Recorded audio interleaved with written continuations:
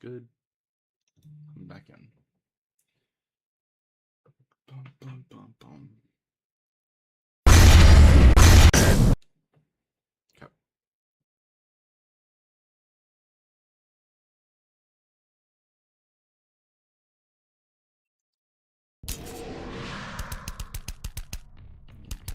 Okay. Load.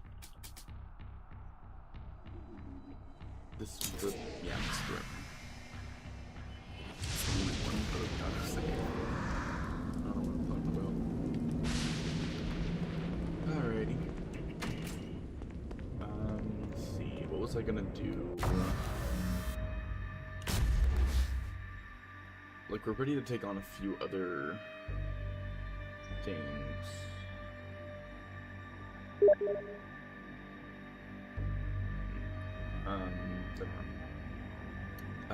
Let's see, what was the other thing? Right. So there was two things I didn't, or no, three things I didn't complete, I guess, before I... Wait, I thought I did some of these. Didn't I complete some of these challenges before I hopped off last time? I feel like I did. Didn't I? Maybe it just didn't save properly, or maybe I forgot to save. I don't know. Or it might have been a cheat thing. It might have just been that the things weren't active. Oh, XVZVCXCXVX. Thank you for the rose. I appreciate it. Thank you.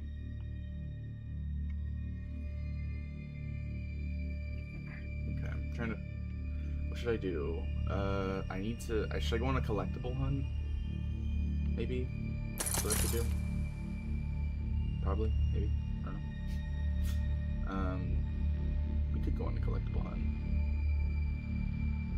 What's my stuff at? Can I get those? I'm pretty sure these are...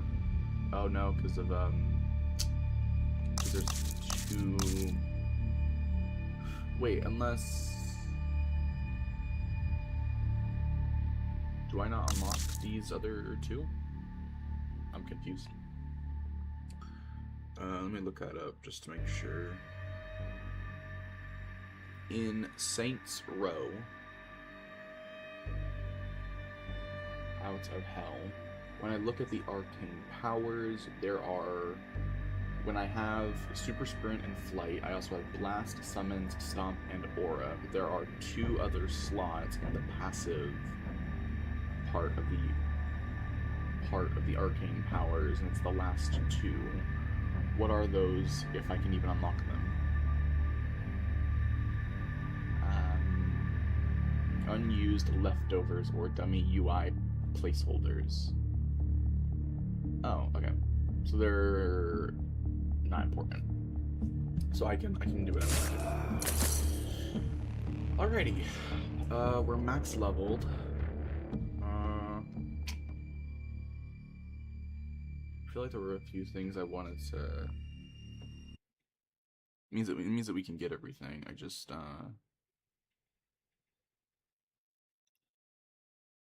let's see. I'm trying to figure out what I'm doing. Okay, we can enable Wiimod for a second just to cap some stuff out.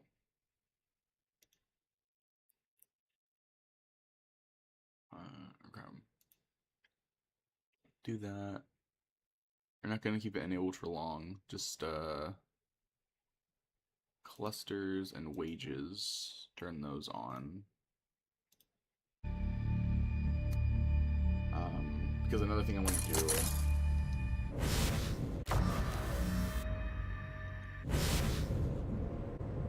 Okay, that's bugging out. There's a UI problem with my monitor. Good? Okay, we're good. Something I want to go ahead and do first off is I want to go to a shop.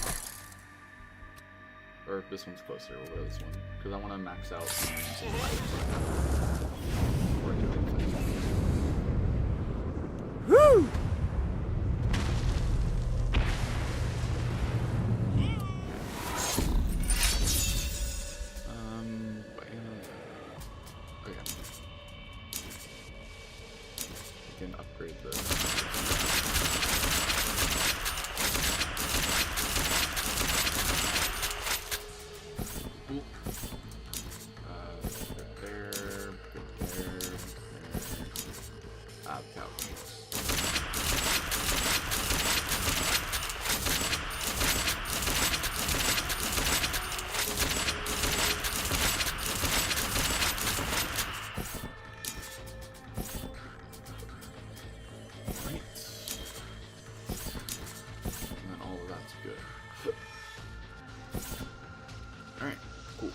then we'll alt tab out, go to WeMod, stop playing so we're not using up too much time. It only took us 2 minutes, so it wasn't bad. Wasn't bad. Alright. And then access collected. I think I would prefer to have the sword. Keep the Uzis. I think I'll...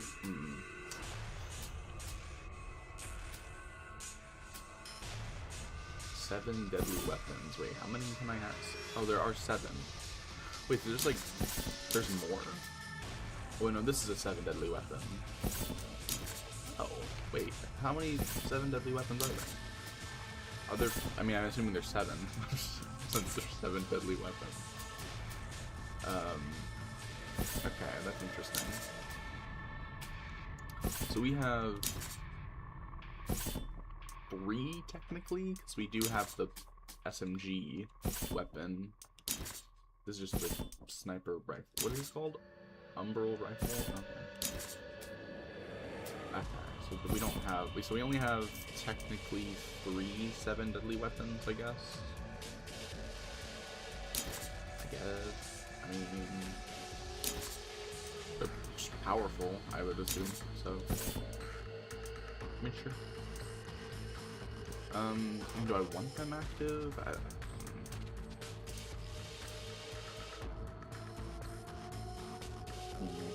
I'm trying to think about how I should do this. I mean, it doesn't matter too much, I guess. It's fine.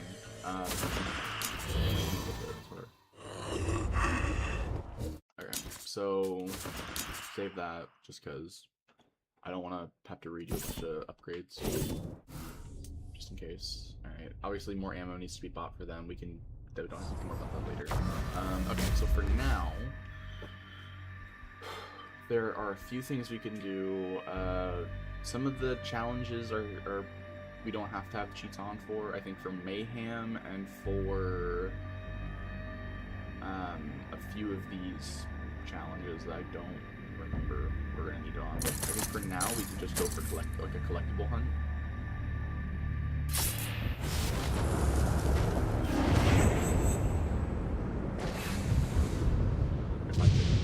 Find it.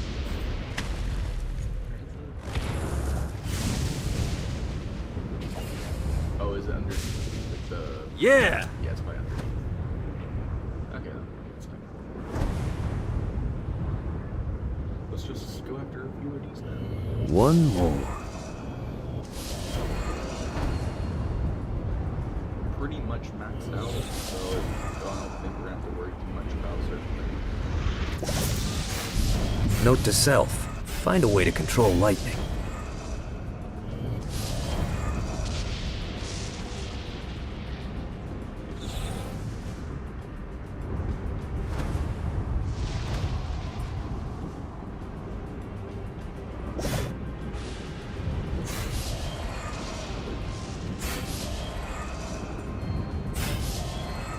This is what I'm talking about.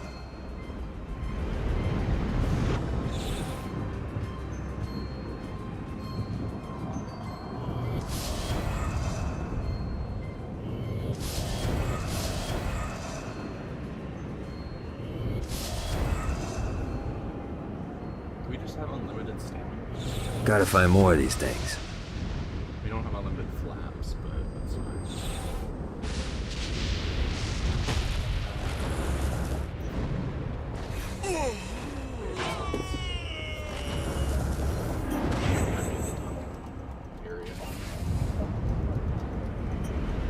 Hey, Wither, what's up? Whoa, why is it getting so... That's weird. God, this feels good. I know your best friend is trapped in hell, and that sucks and all, but I really could use your expertise over here in the Forge.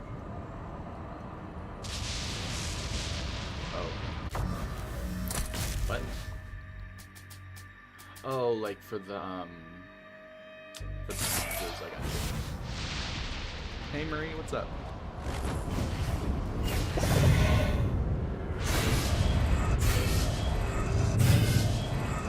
one more. Hello.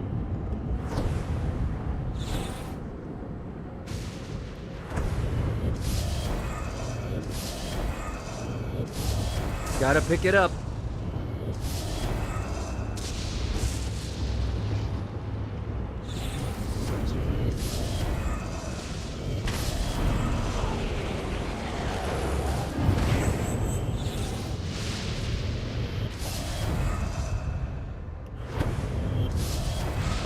Marie, thank you for the heart me.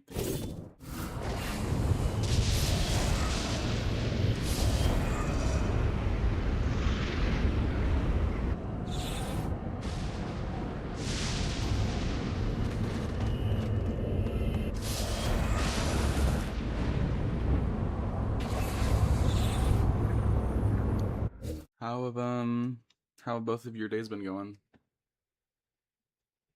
Soulfire.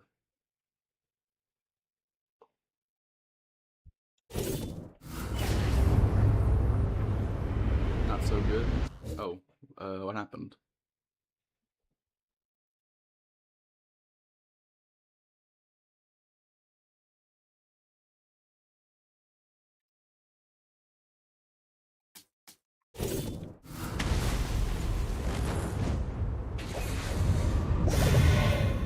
Let's see what these things can do.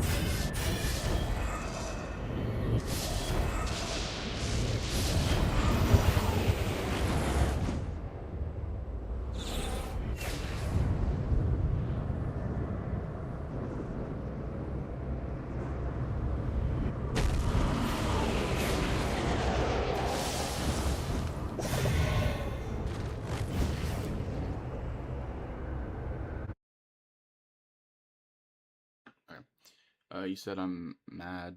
Oh, what are you mad about?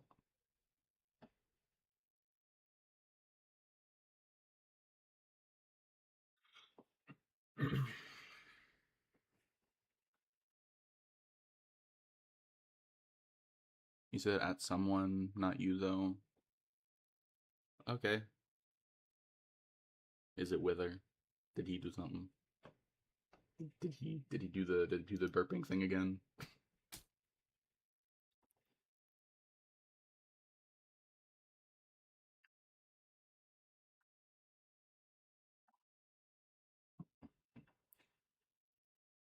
He said something. Oh, as a question. You're saying as a question. No, he didn't say anything. I was just asking because I don't know. Said you're mad at someone, and I was like, oh, if it's Wither, it's probably because he did the burping or something. But I don't know. I don't know. It was a dumb thing that just popped in my head. I'm sorry. Anyways, is it someone at work or something? Is it that one guy? Is it that one guy that you said was a creep? I think you said he was a creep. I don't remember. I think that's what you said.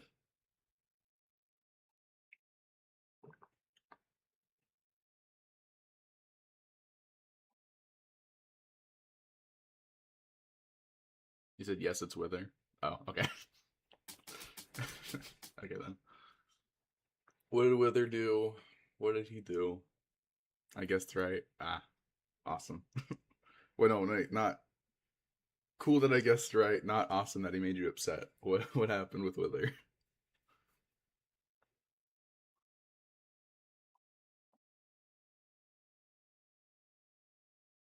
I have so many. I keep getting like so many notifications, and it's really annoying. So many notifications.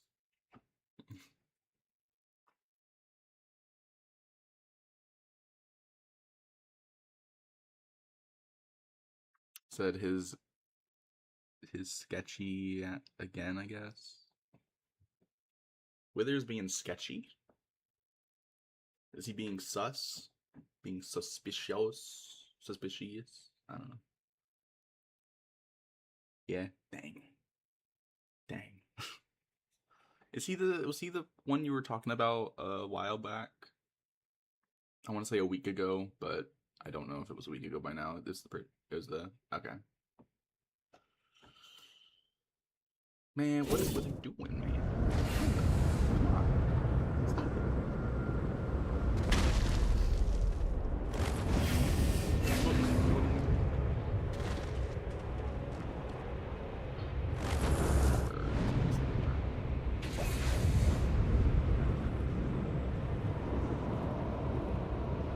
Gotta pick it up.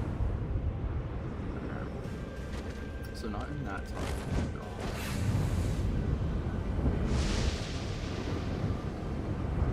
Gotta say, the wings and the flying aspect, my favorite traversal in the Saints Row games. Obviously, but like probably my favorite.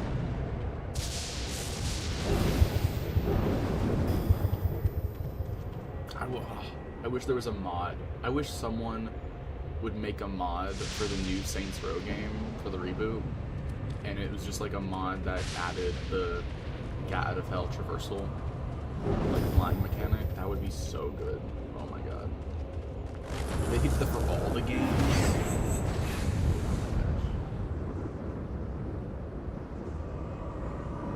I mean, if you don't want to say it in like chat, you can message me on Discord if you want to talk about it. Just so you know.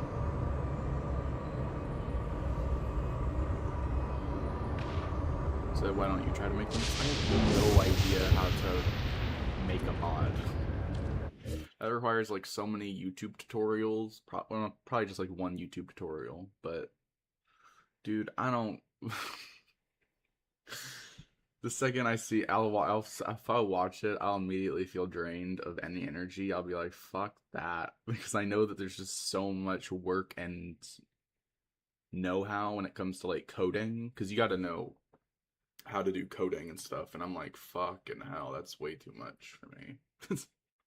I can't. So maybe with enough tutorials you can do it. You said stop being lazy. It's not about being lazy. It's just about the fact that I'm just like trying to learn something new. I'm just kind of like, please don't. Please no. My brain starts to cry.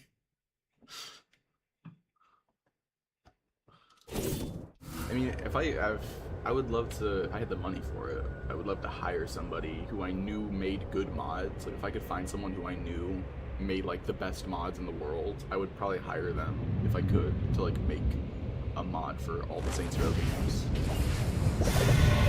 Yeah!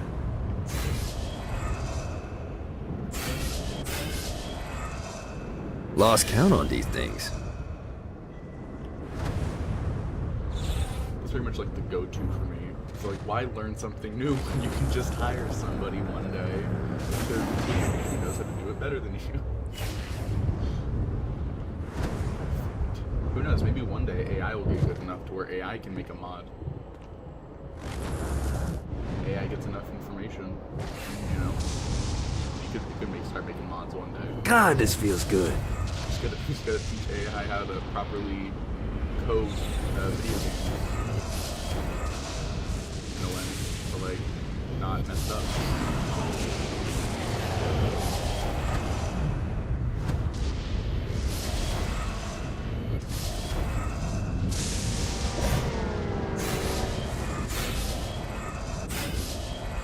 Fucking collectibles. That's probably how I'll do the animation plans that I have for like Warframe and stuff. Like, when AI gets good enough, I'm gonna predict by, let's say, 2035, maybe is when AI will be good enough. And then it can start making actual like videos that are like that seem like professionally made. Woo! Then I can start making my mini-series. Anyways, you said, oh, I forgot to ask, how was your day? You know, it was alright. I slept pretty much the entire day. There were plans to hang out with friends, but other people, I was actually thankful other people canceled. Like, people had other stuff going on today, because I was like, I already slept in. And I was like, I don't want to get up and then go to a thing, and then everyone else canceled. So I was like, cool. And I just slept. Just kept sleeping. Woke up, made some coffee, hopped on this. I actually did it for once. I actually went into editing and I clipped certain parts of Saints Row in the past streams, the ones that I could, and I put them on TikTok. So I did it myself. And then I, did this, starting this now. Cool. Yeah. How was your day? I mean, I know you're saying like, yeah, I've had a good day, because of Wither, I'm guessing. But other than Wither being, I don't know, doing a Wither thing. How was your day other than that? You streamed Alice? Oh. Did you stream at 4? So for a couple of hours? Dang. It. Sorry. You said you think so? Dang. I was definitely asleep by then. I think I woke up maybe at 7.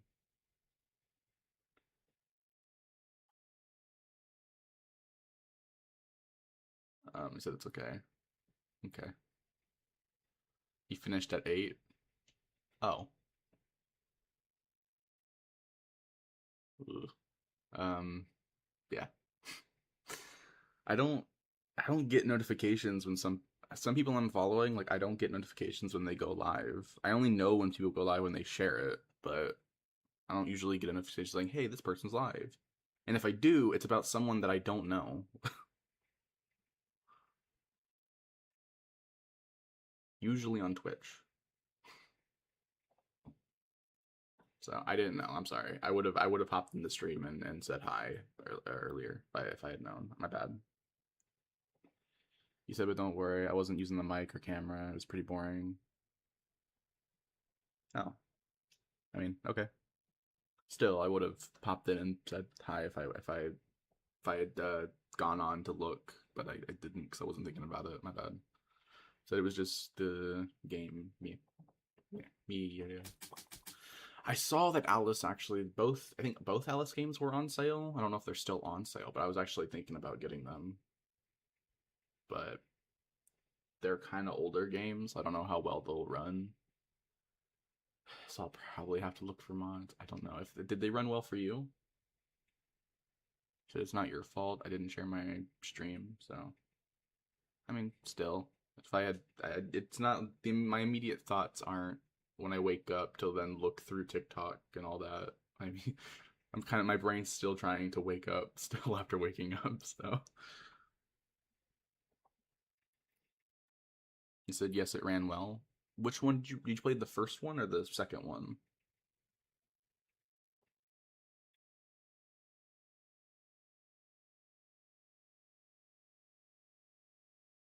Because I think both were on sale. I think. I don't know. Said Alice Madness. I'm guessing Madness Returns. I can actually. I'll just go on Steam. I'll just go on Steam and look. Alice. Because I don't know what the titles are for both. Oh wait, is it only Madness Returns? Oh, I thought both games were on Steam by now. Damn. Okay. Said Madness, yeah, Madness Returns. Okay. Yeah, I swear I remember seeing both the first game and the second game on Steam, so that's why I was asking, but okay, only the second one is on Steam. Okay. Well, you said it ran well, so that's good. I mean, it's only $2? Wait, its base price is 10? Damn, that game's cheap. I might actually get this, because I don't think they're ever going to remake these games. Yeah, I'll get this, actually. $2, that's not bad.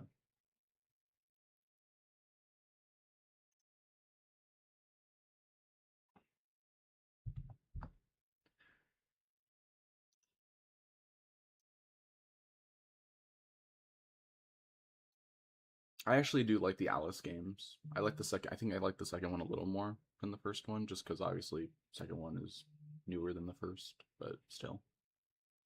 I do like when they go, but like when a game or anything goes back and they're just like, here's a dark version of this like kid story.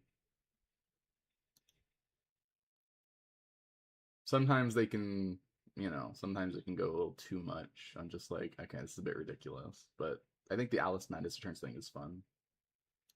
It's leaning into the whole like Alice might be going through like a psychological breakdown, and that's like the reality, but maybe it's all real. And they're like leaning more into that than they are like the fairy tale aspect of it. It's kind of like the Brothers Grimm like version of Alice, I would assume, like a Brothers Grimm version.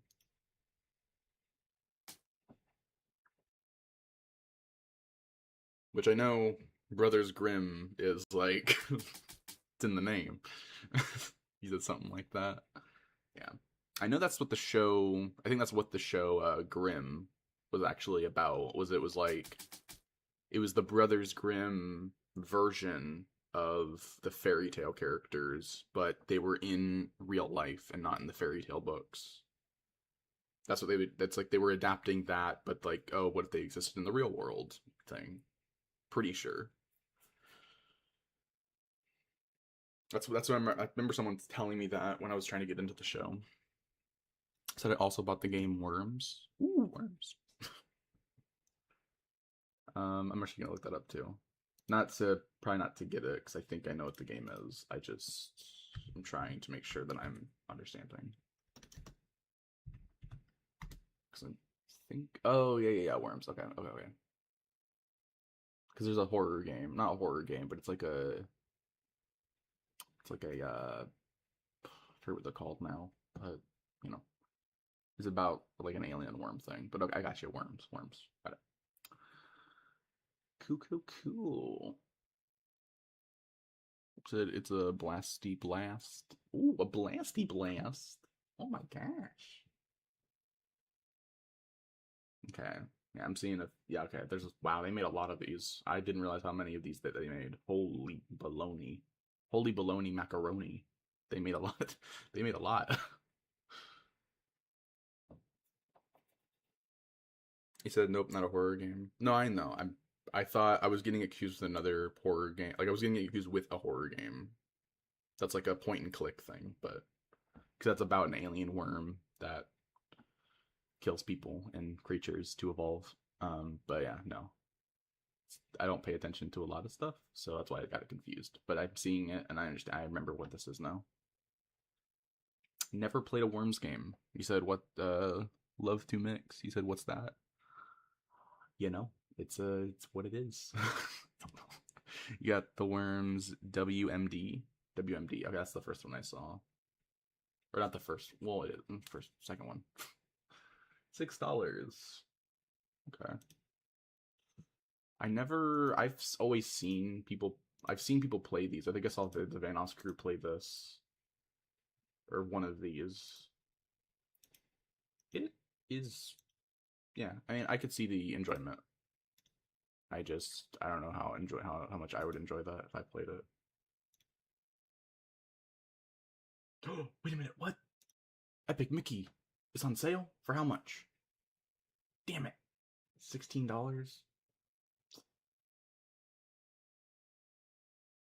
Damn it. I was really hoping it was gonna be more. One day, Epic Mickey will be on sale for more. Maybe winter sale, it'll be 80% off, and then I can get it.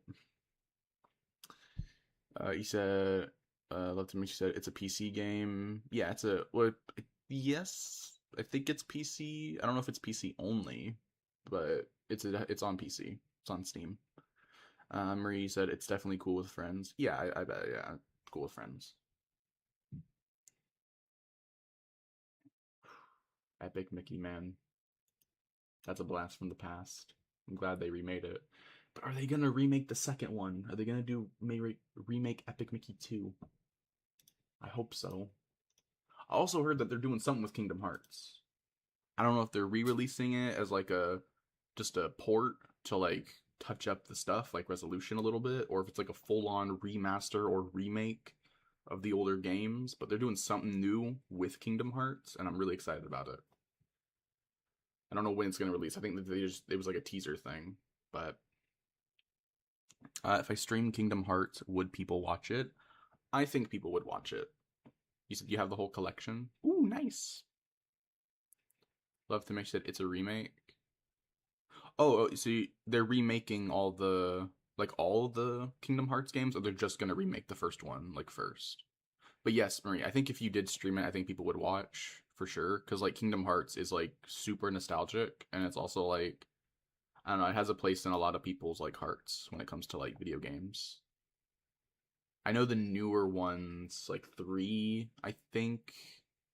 I remember some people saying something about it, that it wasn't like the greatest. I don't think people were saying it was bad. I just think people were saying like it wasn't the best from what I remember hearing, but I don't know. From what I saw, it looks fun.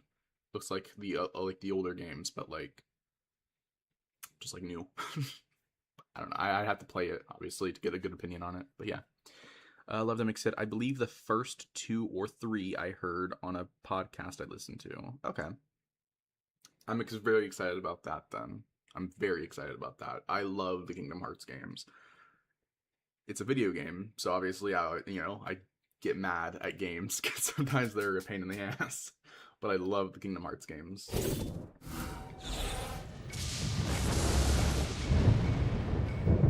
I was thinking about getting them, like the collection, but I heard pretty soon after, like pretty much at the same time I was considering buying them, that they were planning on a like a remake or remaster type of thing, or release of like the collection. This should be like, useful. More stuff. So I kind of was like, okay, maybe I'll wait until then to like play them. If they're going to remake them, it's not worth the headache to try to get the older games to probably work better if they are buggy at all on PC. If they're just going to make newer versions of them that run better. So, figured. You know, I mean, but if I already had them, I'd play them regardless, but I don't, so.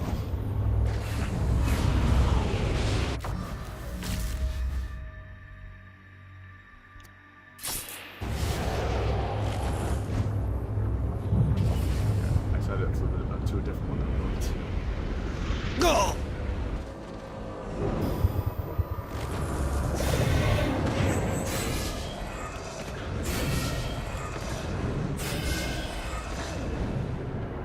Yeah, there's definitely more than 100. God, this feels good.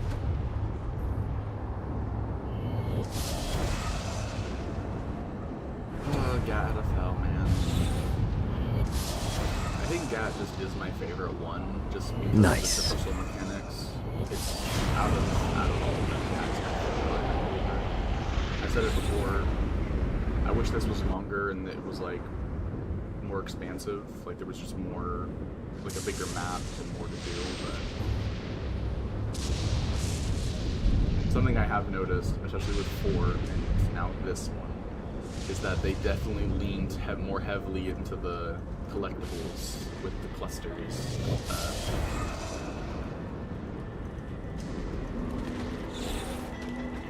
Which, you know, that makes up the majority of the Alright.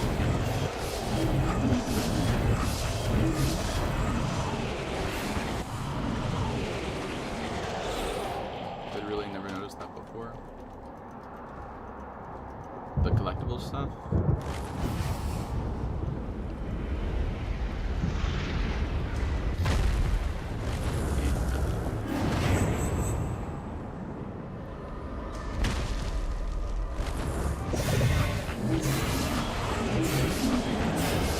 Nice.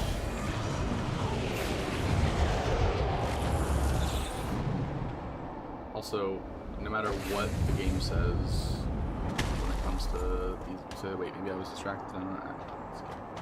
But like, I don't care what the game says. Like when it comes to the 100%ing it stuff, I'm not doing all of the challenges, no matter what. Just do 100% this game. I'll get the collectibles. I'll do all the missions, all that stuff. I'll 100% the map. But there's no way in hell I'm doing all the challenges. Like, I just... Unless someone paid me, like, $1 million to try to do a stream where I just did challenges only, there's no way in hell I'm doing all the challenges. Those are too much of a pain in the ass to just get through.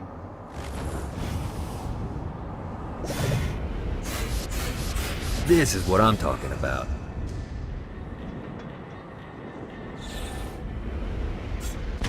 I mean, like, if you don't agree. That was the next one, the remastered version of the second one. That was my favorite Saints Row. Oh, I got you. Yeah. Saints Row 2 was good. Yeah. I liked playing it. It was alright. But no, I'm just saying, like, that's my price point. That's how much I'm willing to do the games for when it comes to the challenges. Only for that amount. So it's pretty much never gonna happen.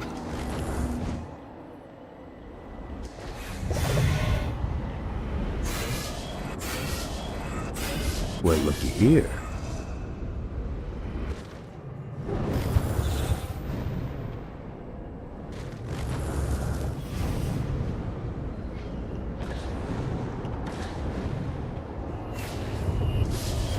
Gotta pick it up.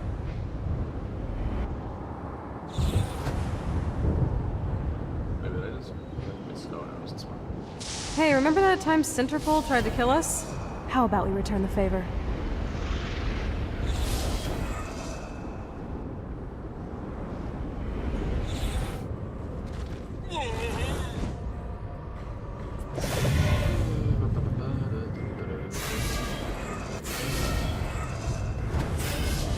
This is what I'm talking about.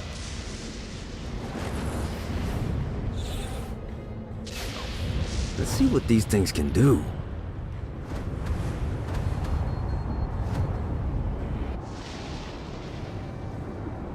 Get my bats back.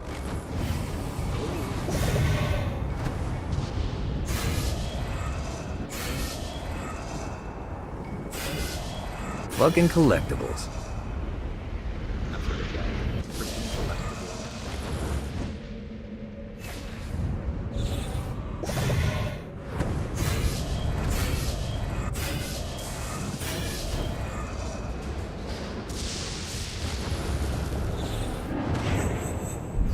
Man,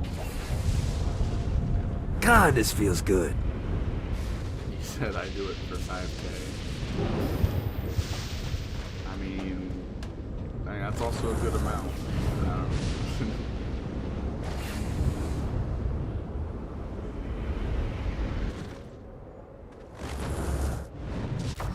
5K can probably afford 1 month's rent and some groceries.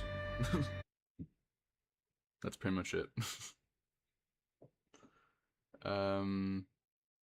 Suspicious activity that may violate our integrity and authenticity policy. Don't know what that could be about, but oh, I appealed, and then my appeal was immediately not approved. Like immediately. Damn. It was just my appeal was not approved the second I appealed. Oh, that's never happened. I don't think it has.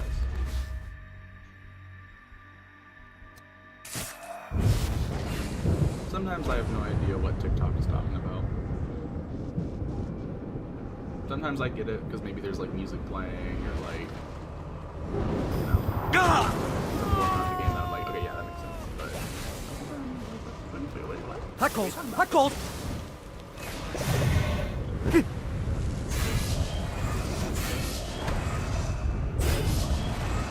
Lost count on these things. Alright, I forgot your guys' rent stuff are twice as expensive there.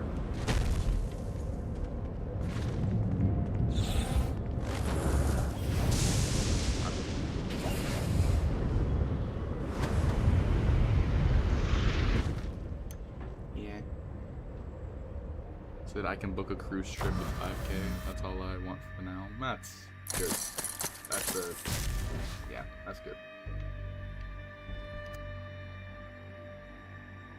Yeah, the apartment I'm living in is trying, because we're only signing a few like a month lease or something, just so we can make it to October. But man, they want to put on like charges on top of charges, like I don't know why.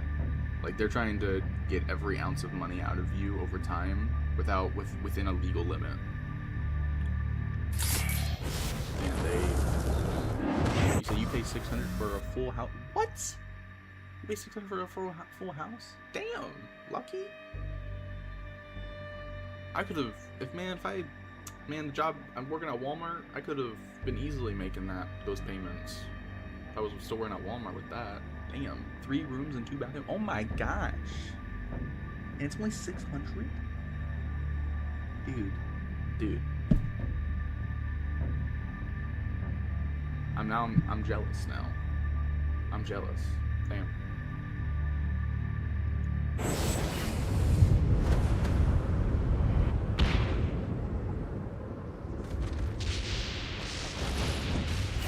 Woo! You too dumb to figure. It said Puerto Rico, and it's a U.S. territory too. Huh. Cool.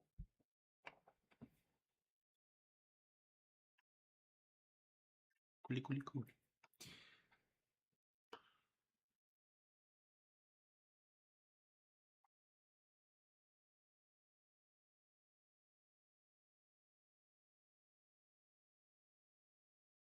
Oh yeah, it does say that. It says Puerto Rico, United States territory.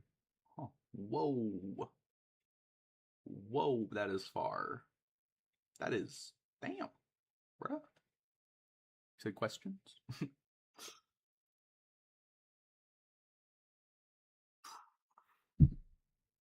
Damn. Said not that far. Let's see. Let's see. From where I'm at to just to Puerto Rico, how far is that? That is an 8-hour flight. There's no way to get there other than a flight. I mean, flight wise, I guess it's not that bad, but so if you're in Florida, it's a 2-hour trip. Not from what Google Maps is telling me. I mean, I'm kind of further in on Florida. I'm not like I'm not like in the Miami area. So from where I'm at to get a flight to for there to be a flight there, it's saying 8 hours, like 8 hours 25. So who knows? But Yeah, you backed the wrong horse. He said, I travel a lot to Florida. Trust me, it's a 2-hour flight. Oh, I mean, okay. I believe you.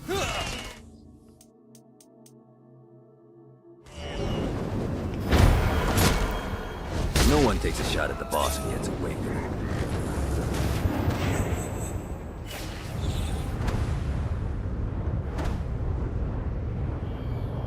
Wait, you travel to Florida a lot? Wait, hold on.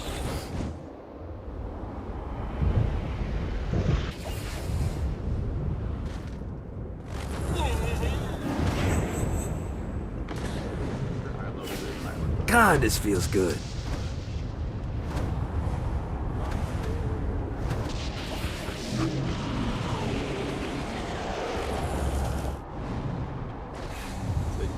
Said my family lives there. Oh.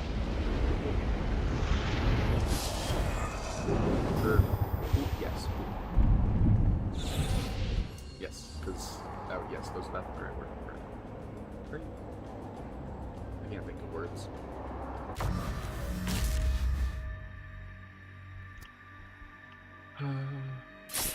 Words are difficult to think of. Deep thoughts with Wicked. Words are difficult.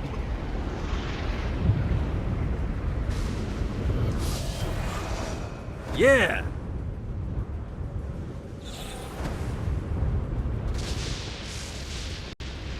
Said, what was that you say? One day what?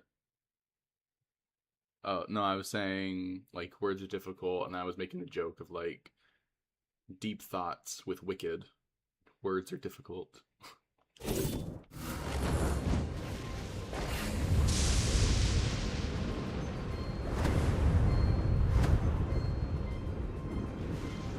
Alright.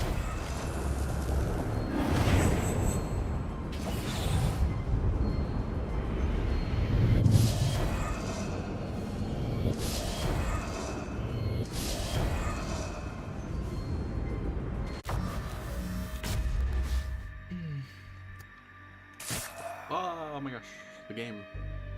It's so random and unexpected when it happens. The game just closes like that. But no, you said that when you were looking at my location.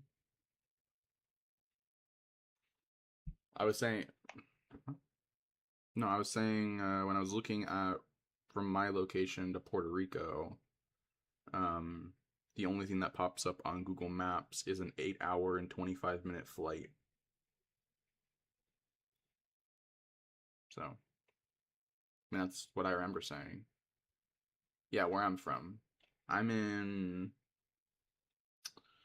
Because I'm sure if I was in, like, the Miami area, it would probably be a shorter thing, but I'm further in when it comes to... I'm more in the, I guess, closer to the Tampa area of Florida. Wait, Walt Disney Resort? That's in Orlando? Oh my god, I didn't know that. I feel like I should have known that. I didn't know that. I didn't know Walt Disney was there. Resort. Walt Disney World. Oh my gosh. Cool. He said, oh, okie dokie. I feel like I wish I was living in the Miami district, or living in the Miami area. I don't know how good the Miami area is, but maybe it's better than Tampa. I don't know. I know somebody who lives in Miami, but you know. He said because my cousin lives in Tampa, I think it was Jacksonville. Oh, okay. Hey, what's up, Zeno?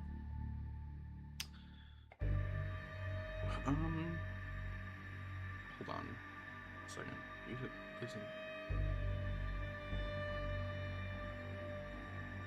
Wait a minute. Wait a second. Is your cousin named Alexis? Alexis?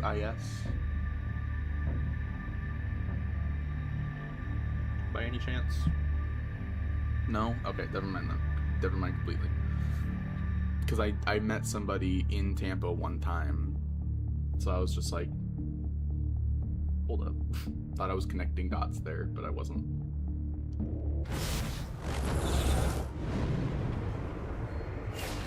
God, this feels good. Also, I feel like I'm saying that name wrong.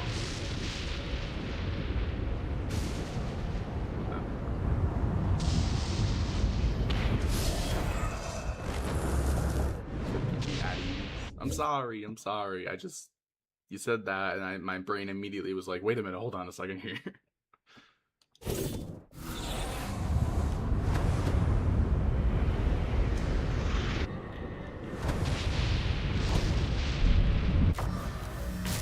Calm down, your mind is going 100 miles per hour. Yeah, it usually is.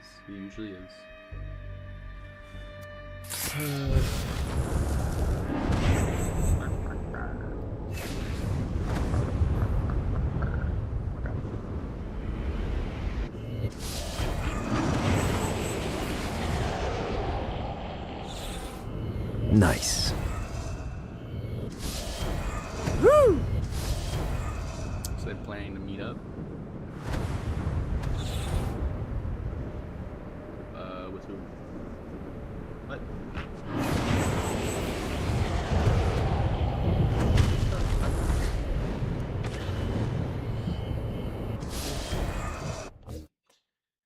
So they're planning to meet up. Do you mean with you?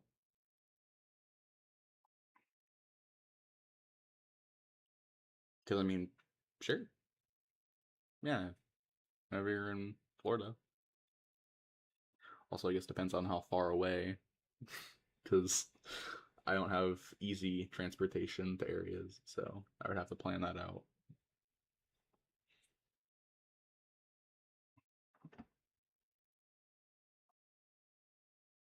Said I'll go there. Oh. Okay. Well, okay, then. I mean, at the very least, then, I mean, if you did visit, or like we did meet up, and you, at least I would be living in a different area than I am now. So, good chance it's, I'll be living in a new place. So, hopefully by then. I don't know. I'm expecting a time frame, but I don't know of an after. My brain needs to slow down. What am I doing?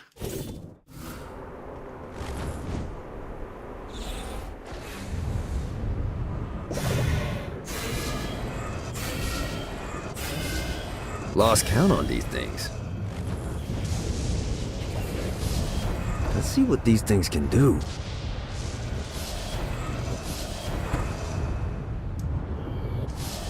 You know, it really sucks. I had I do have cousins that live up in Kentucky, and I called them one time when I got their numbers. And I was like, when they told me that they visited Florida sometimes, or at least the area that I'm usually living in, I did mention to them on one of my walks. I was just like, oh, like, yeah, let me know whenever you guys are doing that, like coming down to Florida so we can like meet up and stuff, because I haven't seen them in like years and years and years. And they said that they were planning like a trip soon, like in a few months. It got closer to a few months. And I called them up and I was like, oh, hey guys, I remember that one time you were saying you were going to visit. Did that ever happen? And they were like, no, we canceled those. We don't know when we're ever going to like visit that area again. We don't know if we're ever going to do that. And I was like, oh, okay. Kind of bummed me out. But I guess kind of it was good, because I'm pretty sure that side of the family hates me. Or at least they hate me by, what's the word I'm looking for? What's that thing? Like, secondhand hate or something. I don't know. They don't like my dad, and I don't know. They don't like my dad, so I think by proxy, they don't like me a little bit, just because they don't like him. That's the word, by proxy, I think. That's what I was trying to think of. Anyways, Marine, you said, I'm planning a trip next summer to take a cruise. Ooh, nice. Hopefully it's fun. Zini, you said second generation hate. Yeah, a little bit. I mean, when I was born, there was a time where they genuinely didn't think I was his son, because I didn't resemble him when I was born. So they just didn't want anything to do with me. Eventually they came around to it, but still, you know, I'm pretty sure they expect the same terrible outcome with him, with me. Which, I mean, fair. I am pretty much a fuck up, so I mean, I'm following at least a tiny bit in his footsteps when it comes to fucking up. So it would make sense for them not to really want to much to do with me. Sins of the father and all that stuff. Marie, you said maybe we can meet before I go. Yeah, maybe we can meet.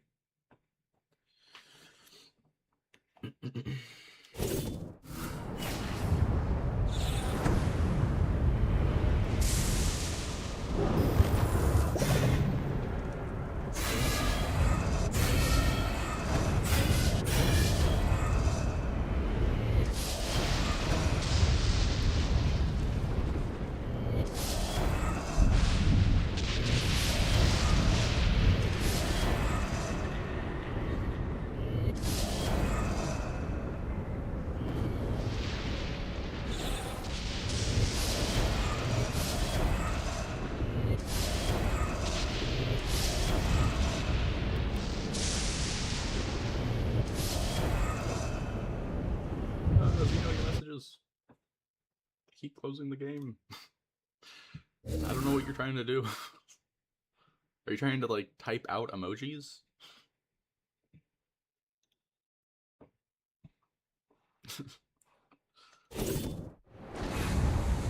Yeah! Fucking collectibles.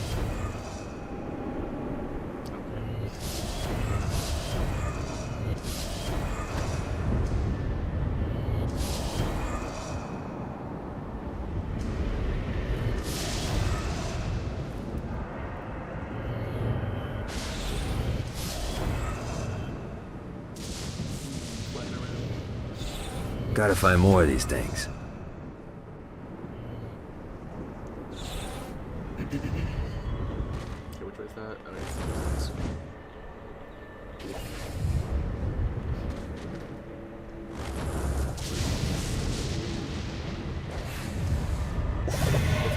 I'm only just now realizing. Gotta pick it up. I just bought out. One more. That's setting in now. I just bought that.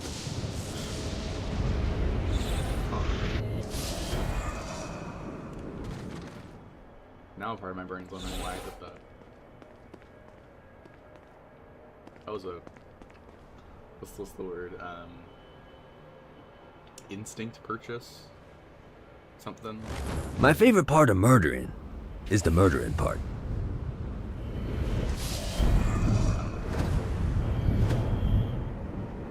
That was an impulse purchase. That's what it was. Instead of setting it now. Alright. Yeah!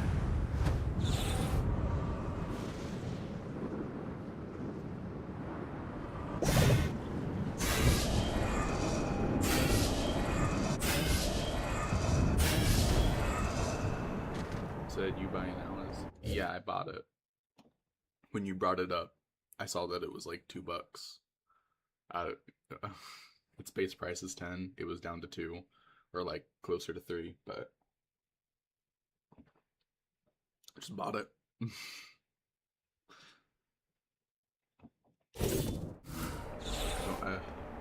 Okay, I guess I'm gonna have to play that now. So I think it was a good idea to do so. Hopefully. I don't think that game's too dependent on you playing the first one. So that should be fine. Zeno said I don't want to say that because that doesn't sound like something I should say. I don't know. Okay. Gotta pick it up. Gotta find more of these things. So don't read it? Okay.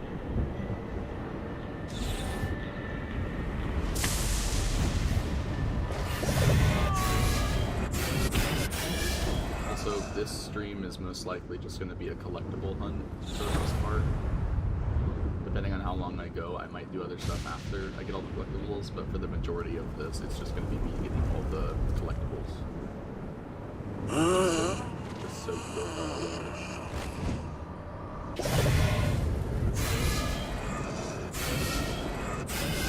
Let's see what these things can do.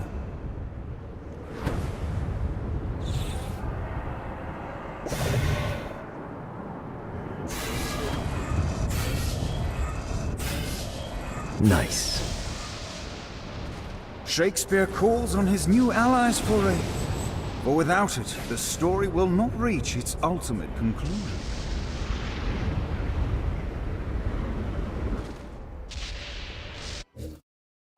Said it's a government hidden mission enclosed into a sentence for spreading a secret plan.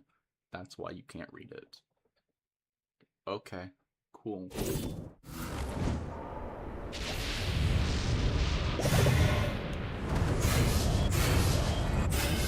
Alright. Gotta pick it up.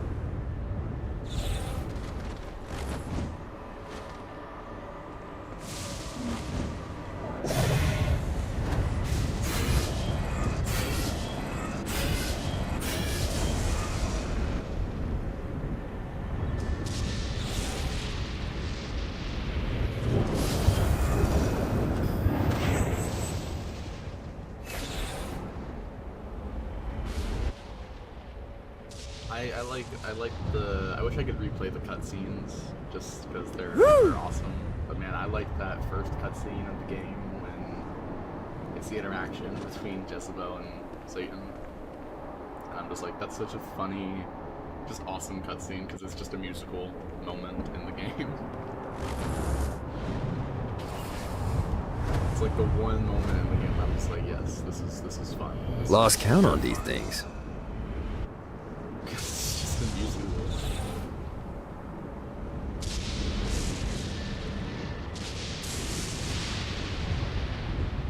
Do I have any more around the book? Yes, 2 on the edge. God, this feels good.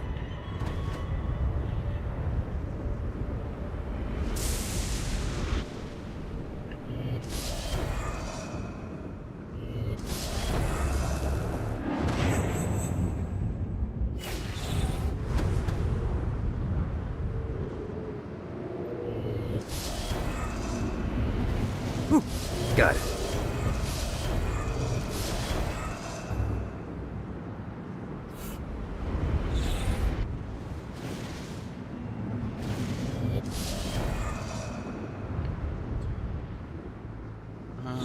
Marisa, okay, what's up with the spamming tonight? I don't know. I don't know why he's doing that. That not spamming, just typing. Right, but you're doing it very consecutively, and with things that I can't reiterate. Gotta find more of these things. I don't know what you're saying.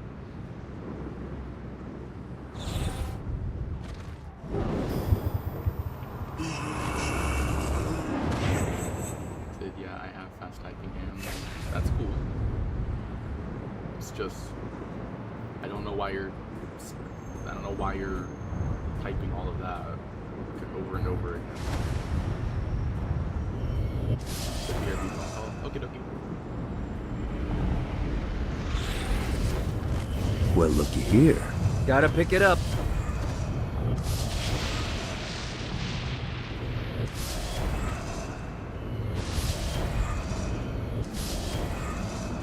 You said no, it's different things every time.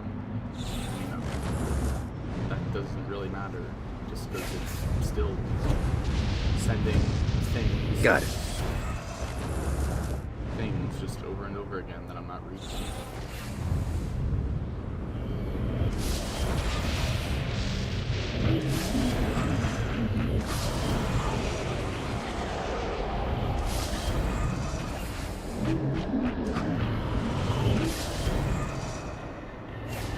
Lost count on these things. You're saying I can't read them? Yeah, I can't read them because what you're doing is you're just typing out emojis, basically. Or something.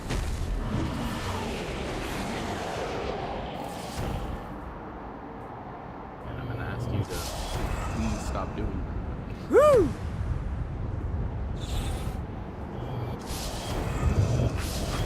Well, looky here.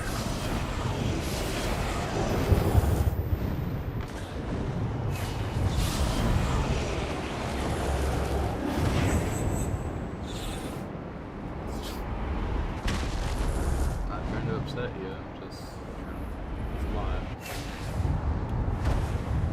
So how's my day? It's, you know, it's fine. How was your day?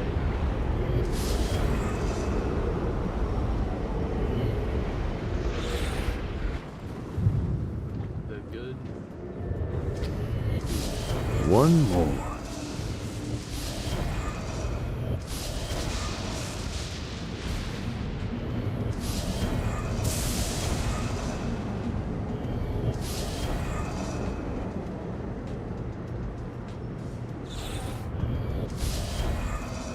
Good. You slept, ate, exercised, played Warframe.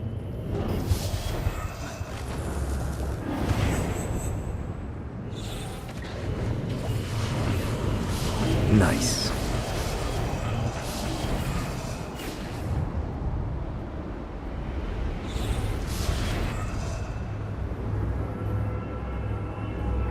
God, this feels good.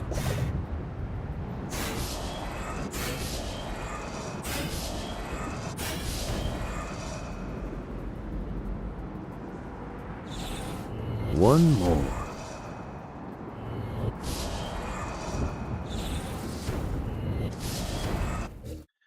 You said, and I'm trying to max out a Mirror Romance so I can play Fables and Frontiers. Next update it comes out. Oh.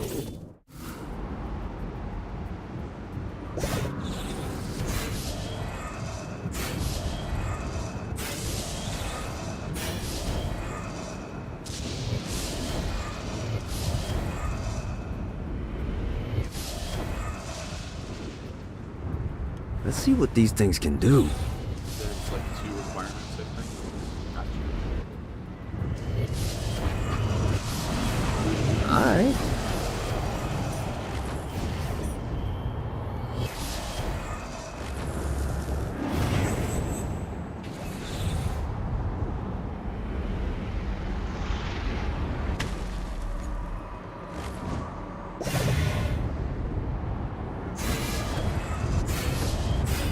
How many of these things are there?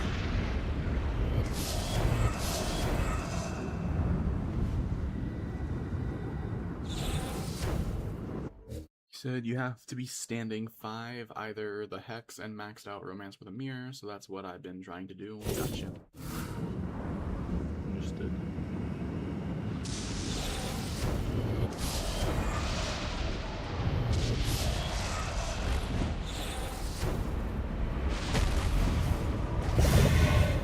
Gotta pick it up. Akuji's gotta be here to certify more of these things.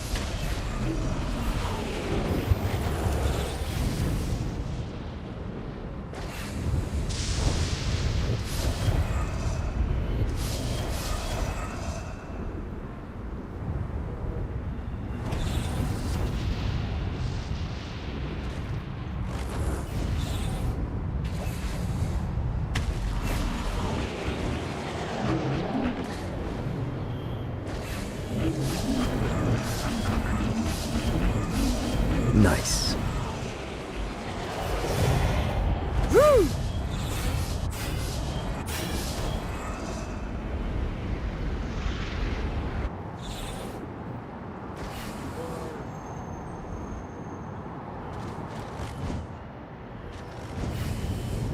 One more.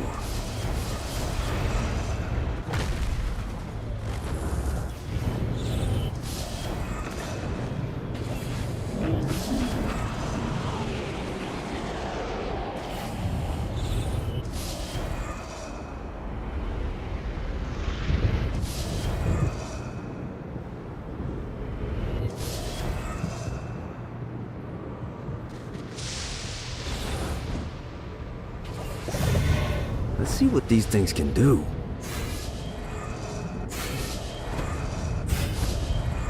Alright.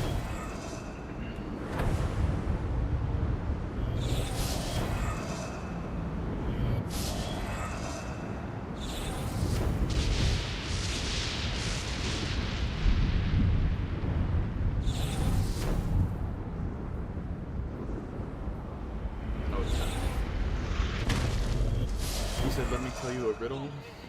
Alright, what's the riddle?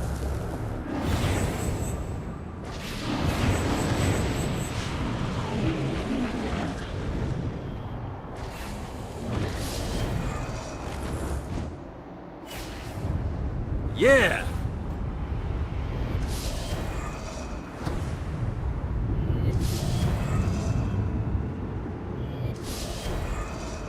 One more.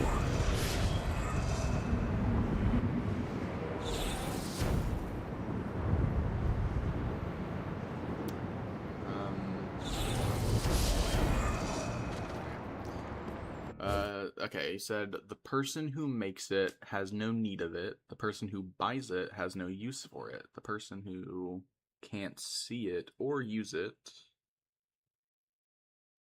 Oh, wait, the person who uses can't see or use it. So wait, the person who makes it has no need of it. So, okay, they make it, but they don't need it. But the person who buys it doesn't really got a use for it either. So someone will make it, but they don't use it. Someone will buy it, but they don't use it. But the person who uses it, they can't see it or use it. So when you buy it, you can't even see it or use it.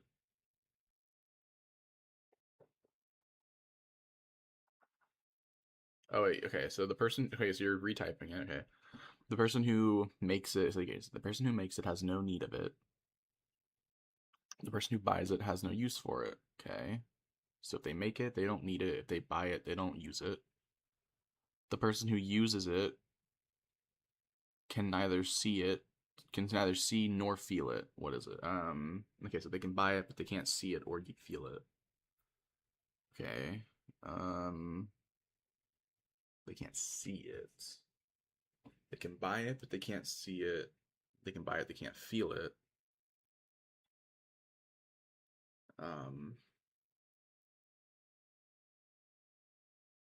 You can feel now. The first thing that pops into my head is air, but I'm like, can't buy air. Well, no, you can. Actually, no, you can buy air. But you can feel air, so that's probably not it. Yeah. So it's something that you can't see or feel, but you can still buy it. You can't see it and you can't feel it, but you can buy it, basically, is what I'm getting. He said it's something used for someone else, but they can't use it. It's something used for someone else, but they can't see it.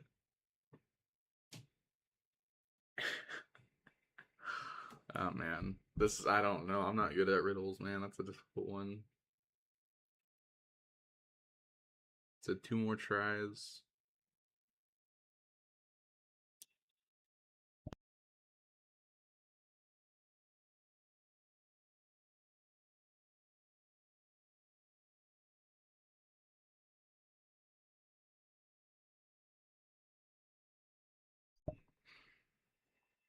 Said, nah, you gotta look it up. I'm trying to think. Oh wait, the person, okay, so the person that uses it. Wait, I've heard this one before. Haven't I? Yes, this was, didn't the Riddler? This was a Riddler thing, wasn't it? Or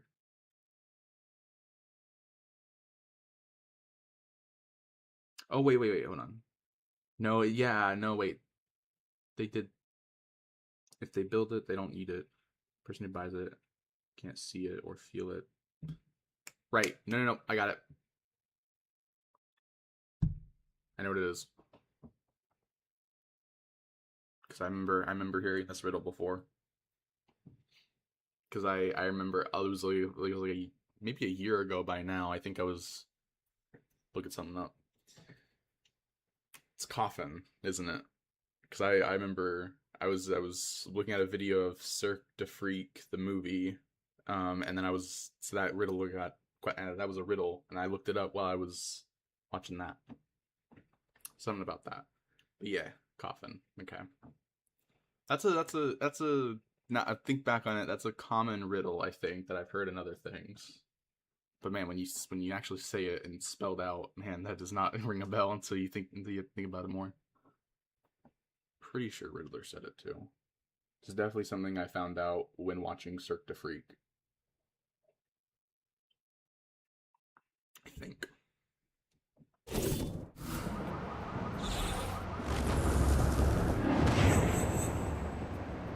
Said, how many Friday the 13th can there be in one calendar year? 1 to 10? Oh god, okay. How many Friday the 13th can there be in one calendar year? Okay. In one calendar year? I'm gonna say 7. I'm gonna say, if it's 1 to 10, I'm gonna say 7. Because it feels like Friday the 13th is... No, it's not 7. Is it higher or lower? Give me that hint at least. Is it higher than lower 7?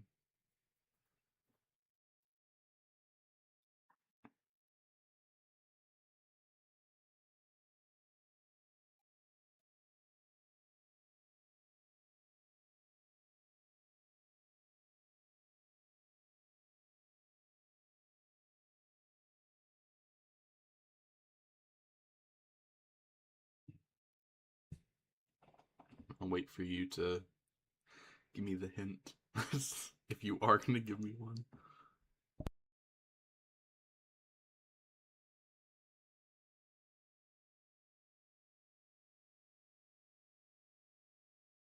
Oh god, my mic. Oh, okay, we're good. I said under? Alright.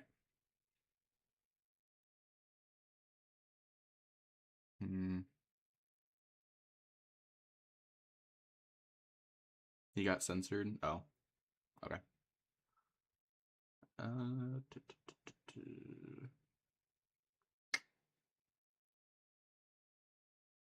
3?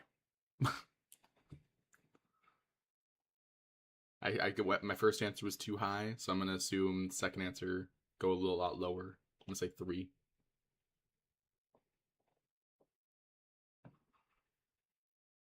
Oh wait, no, if I should have said 8 the first time, because then 3, that would have been 2 off from 1, then 8 would have been 2 off from 10. I didn't match those right. Should have said 8 the first time. Still. Said how you know? I just went for lower. But I'm realizing now I misdid the numbering there. Because if I said 8 the first time, then I had said 3, then both numbers would have been 2 off from the 1 to 10. One was either going to be too high or too low, and then I was going to find out if it was like middle or something. But okay. You're saying, wait, so I did get it right? 3? He said, what can go up a chimney? Wait, what can go up a chimney down, but can't go down a chimney up? So what can go up a chimney down, but can't go down a chimney up?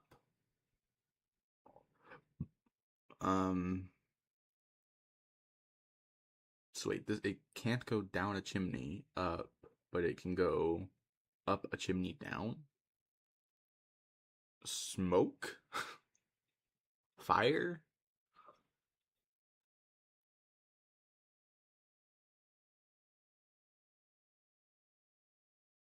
Santa? Wait, no, he can go both ways. Never mind.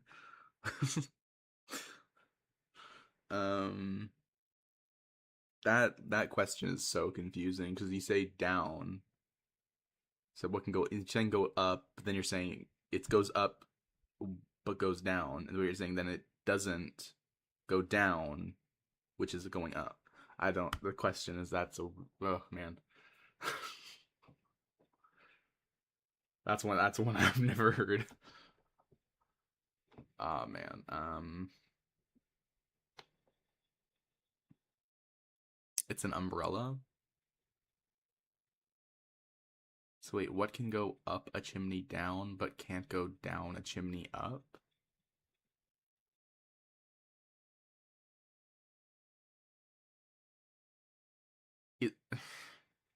So it's going up a chimney but facing down, and then it's going but it can't go down a chimney facing up. Is that what you mean? Like facing wise?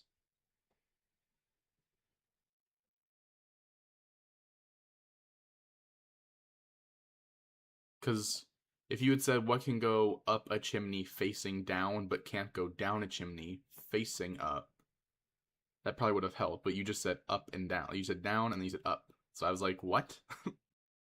Those last words confused the hell out of me. But okay, because yeah, I guess if a umbrella, if you're trying to go up a chimney, but it's facing downward, it's not gonna be able to go up. But if it's, well, that's depending on if the umbrella is opened or closed. Because if it's facing either direction, it's just gonna fall downward. If it's open, then it can only go up if it's facing up, because the umbrella is open that way, and the air's gonna push it up. But that question is dependent on if the umbrella is opened or closed. Because if it's closed, it's going down no matter what. It's only going up if it's open and facing up.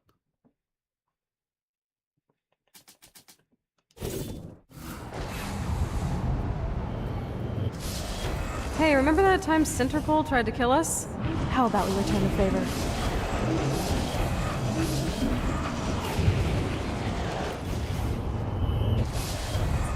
God, this feels good. You said I got it from the website? No. Okay. Did you get all the riddles from our website? So don't dig into it that much. You kind of... He said, dang, am I that big? Well, wait, what? You're lagging the stream? You are? You messing up my stream? You making it lag? What are you doing? Why? It doesn't matter. But I mean, you said don't think about it too much, but you do kind of have to think about the riddles, and that riddle is dependent on if something is opened or closed. So the first one, I didn't. Oh, the first one you didn't? Oh, okay. Because the first one is definitely a Riddler question. The calendar one was a Calendar Man like question, and that last one was not a good question. because you have to be more specific on what's, like, if it's opened or something. Like, if some, like, I don't know. Then you, I think, preference it with facing at that last bit, like facing up, facing down. That at least helps a little bit.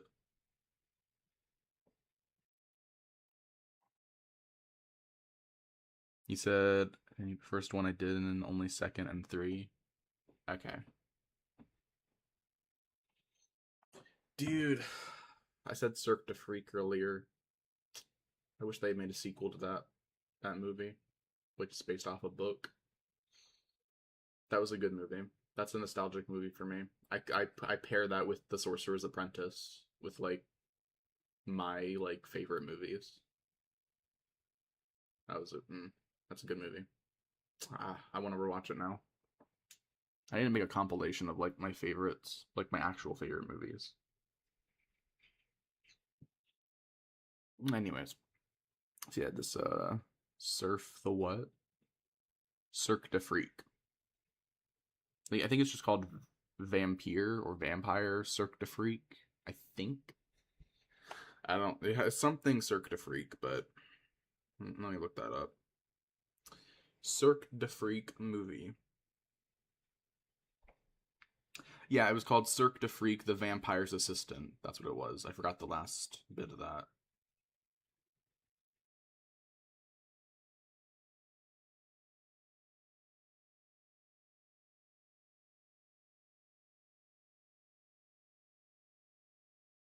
It's a good movie, man.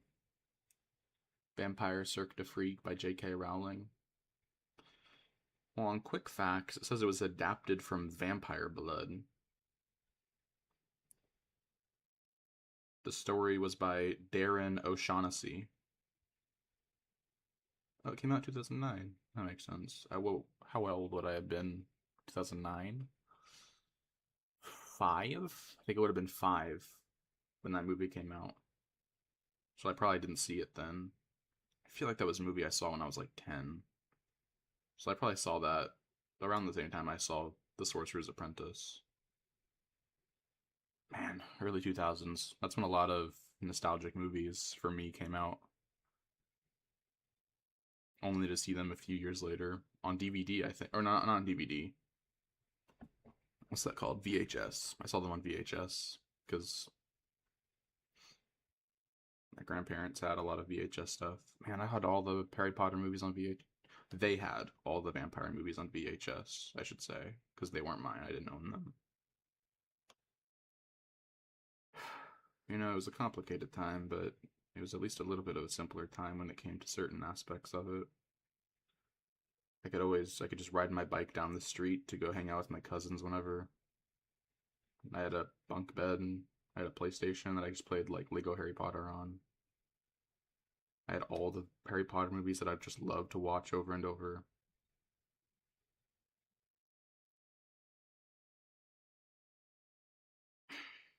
And now here I am, in today. Today. Here I am.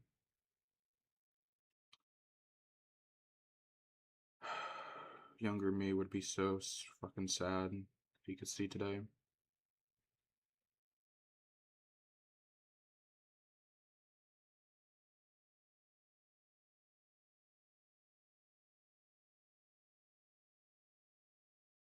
All those joys and funny moments and stuff that he was able to go through just to end up here. If younger me knew where he ends up.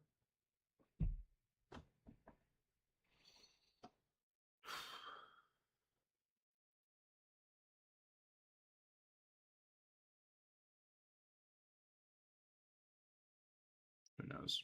Maybe I never would have left and moved in with my other relatives if younger me would have known. I don't know.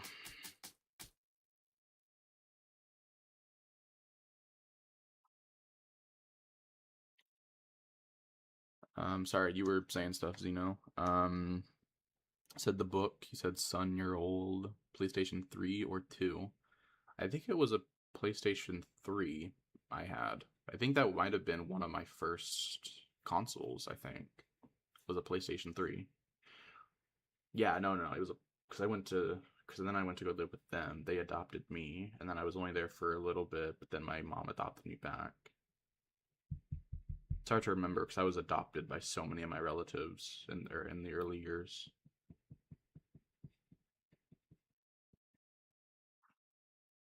Yeah, no, I would have lived with them first. Well, not first, but I lived with them before I lived with the others. Then my mom came and got me, and that's where everything just kind of genuinely went to shit after that.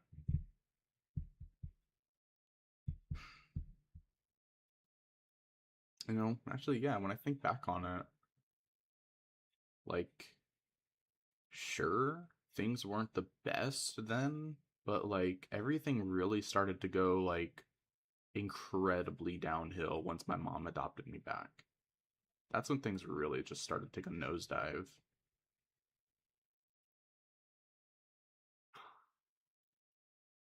Huh.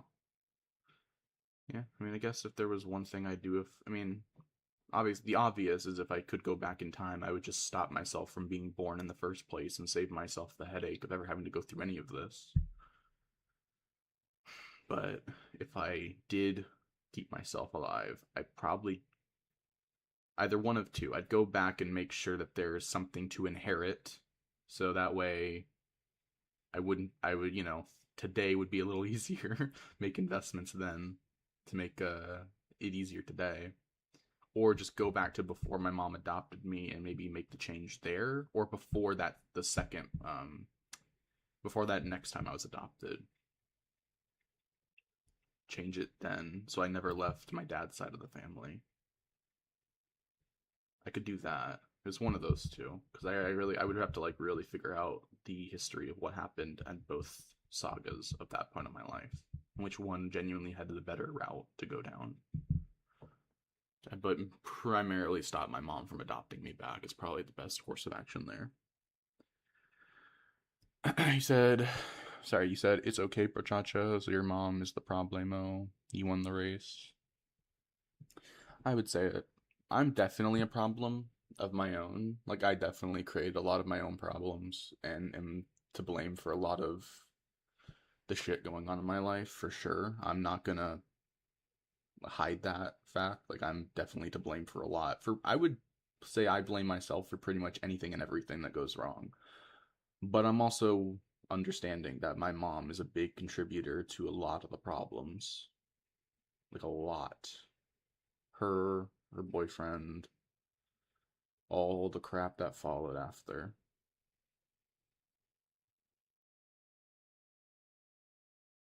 He said, okay, but what did you do? I was just an idiot. I just didn't make good choices.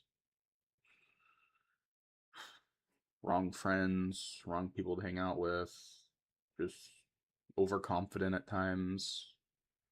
I didn't think certain things through. The dumbest decision I made. It was so fucking dumb.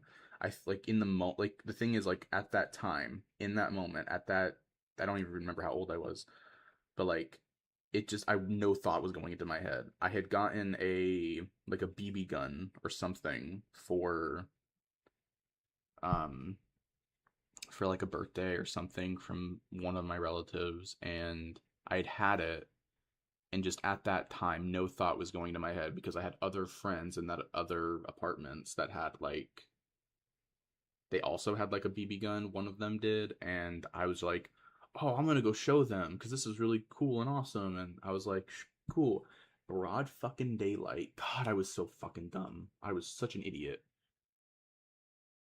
It makes me want to punch myself more than I do now when I think back at my younger self being such a moronic dumbass. But I walked out with holding it. I don't think it was loaded, with any BBs or anything, but I held it. And I walked to the playground with it to show everybody because I was so cool. They didn't react in a negative way. They also thought it was so cool. And then one of them pointed out they also had one. So that night, or one of the following nights, me and my other friend walked to the the entrance to the apartment, and we were like crouched down and we aimed at like a stop sign or like a sign that was in there, and we just shot at the sign. And I walked back that night and I was reprimanded for that shit. Like, and I deservingly so. That was so stupid of me. I got it, that thing was taken away from me immediately. And I'm like, thinking back on it now, I'm like, god damn, younger me was, I feel like younger me was a bigger dumbass than I am now, and today I'm a real big dumbass. So younger me must have been a fucking brain dead idiot. Holy shit. And that was after my mom had adopted me back. That was around her time. That was around the era of that. Belief. Said unless it was out of your control, you can't blame yourself. It's, yeah, Nerf guns are way more trustworthy. Okay, but like, how did they find out? Because I walked back with it. Because, like, I think, actually, I traded it with my friend. Like, I gave them mine, they gave me theirs, or something. I don't remember if we traded it or I kept mine, but I walked back that night into the apartment, and I told my mom what happened. I was like, oh yeah, I was just out with my friend, and we were shooting that sign. And then they, god, she got pissed. Her and her boyfriend just got pissed at me, and then they took it away. They're like, you're not allowed to use this ever again. Said, bro, number one rule, never tell them. I know. That's why a lot of the times I don't confide in any of my family, because I just don't like telling them stuff. I hate confiding in them, because the second I do in anything, like trying to tell them my ideas or just something that I think is cool, I get a lecture of some kind, or I get like them trying to say, oh, well, actually, it should be done this way, or blah, blah, blah, blah, blah. And I just feel like a piece of shit afterwards, because I'm just like, you fucking assholes, and I don't like talking to them about things. Because it's always a lecture or something. It's like, you can't ever just be like, oh, I think that's a good idea. It's always like, nope, they gotta insert some other random bullshit about it. And I'm like, fucking hell, I'm just trying to tell you an idea. So it's on the amount of things I don't tell my parents go crazy. Same, yeah. God, younger me at that time. I mean, I've always been an idiot, but it was definitely after my mom adopted me back that I was like, my stupidity reached a new level once she adopted me back.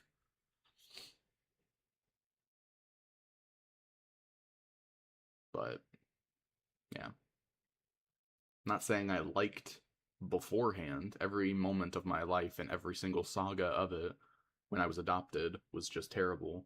But I reached a new level of stupidity once I reached her saga of time. Said I always get into an argument with my dad over my little cousins. Once one of my cousins hits me and I hit him back and I got yelled at. Yeah, fucking, that's so true, man. Like, you're allowed, everyone else is allowed to be pissed at you for anything, and they can yell at you, hit you, all of that stuff. They're so allowed to do it, but the second you also do the same thing, you get in trouble for fighting back. It's just like, so like, mind you, he should know better. It irritated my living soul. Yeah, same something that also happened with my cousins, which was also so fucking annoying, was the one time, my uncle, with on my cousin's family, all that stuff. Obviously, that's my dad's side of the family at the time. Obviously, they just generally didn't like me. Like, they were like, you can hang around. Like, you can hang out at our house. You can hit, like, you're allowed to do that. We're not gonna, like, kick you out. I mean, aside from, like, maybe once or twice they did it because they just didn't want people over or something was happening, but, like, they generally just didn't like me. Like, they tolerated me. I was okay to be around, but, like, when it came to, like, personal stuff, they just didn't want me to be present ever. Because I'm my dad's son, so naturally they just don't trust me. Because because I'm my dad's son, and two, because they genuinely, sometimes they don't think I'm even related to them. So, but there was one time my cousins, I think it was for a holiday or for a birthday or something, but that my uncle, because I'm only like maybe a year younger, or like I'm actually a few months younger than my oldest cousin. And because like their birthday is like a month or so before mine, or yeah, so like they'll turn, like if I turn 23, like they're gonna be 23 just before I turn 23, then we'll be 23 at the same time. But they, for their birthday or for a holiday, I don't remember what it was specifically, but they got these like what are they called? As like four-wheelers. They all got four-wheelers. Like both my cousins got, I have three, but they both of them because they were older. But because we were all kind of the same age, me and my two other cousins, they got four-wheelers and they were allowed to drive around the backyard with them. And I was like, oh, that looks so much fun. Like, that looks so cool. I was there at the time when they got them. And I really wanted to try it out. And I'll remind you, I'm only like maybe a few months younger than my oldest cousin. And they were allowed on a four-wheeler. And when they were done on their four-wheelers, I looked at my uncle and I was like, oh, hey, can I give it a try? Can I, like, try it out? I want to, like, drive around on it for just, like, a little bit, if that's okay. And he just told me straight up, no, you're not allowed on those. You're not allowed to drive one. He said something, he might have worded it differently, but that's generally the gist of what happened. And I was upset. Obviously, I'm even at the time, even now, I understand, like, obviously, that those aren't mine. I know that they're not mine to use whenever. That's theirs. But I was at the time. I was like, but I think I even said it. It's just like, but why? Like, why am I not allowed to do that? I think, and if I remember correctly, he said something like, "You're not old enough," or it's like too dangerous or whatever. And I was like, "Are you fucking serious?" Because you're allowing one of my cousins, who's like maybe at the time just a few months older than me, until I'm like basically the same age, and I had another cousin who's actually younger than me who was on the four-wheeler, and it's just, and I was just like, I think I didn't bawl my eyes out or anything, but I did start to tear up a little bit, and I got fucking pissed because when I was younger, my rage was a lot more prevalent. When I was younger, it was much easier to piss me off then. But it was at that point that I started to really feel the effect of just like, I'm not wanted by pretty much anybody. Nobody really wants me around. And to a certain degree, I get it. Because like, I wouldn't want me around, sure. But damn, at that time when I wasn't like thinking about how much people don't like me all the time, and to have that moment happen, and that's like kind of a starting point for me when I started to just constantly think about how people just don't want me around, like people don't like me. That's kind of when that's like kind of started around that time. It was definitely a point of origin. It wasn't the thing, but it was a point. And man, I just felt so like, just like I didn't want to do anything. I just wanted to, I think I might have left that day or something, or I don't know, but it was a lot. I think one time, and this is also a memory that I can't think of, but it was also the time when I was young, my cousin got a trampoline, and that was so much fun. I love doing like front flips on the trampoline, because I was like, when I learned how to do it, I just kept doing it over and over. It was so fun. But my cousin invited one of their friends over, and we all three of us were jumping on the trampoline, and then we got off the trampoline, and this is where the memory's a little fuzzy on it because I just can't remember all that well, but like something happened, and I don't remember if I actually did do something or if it was an accident of any kind. Like, I don't remember the specifics. All I remember is that we all got off the trampoline. My cousin and his friend both told my grandpa that I hit the friend, or like I did something and I was really mean and I hit him, and then he punished me pretty harshly for it, and I kept telling him the whole time I didn't do it. I don't know, like I was iterating it so many fucking times, and I got punished for it quite harshly. And it's just so much problems.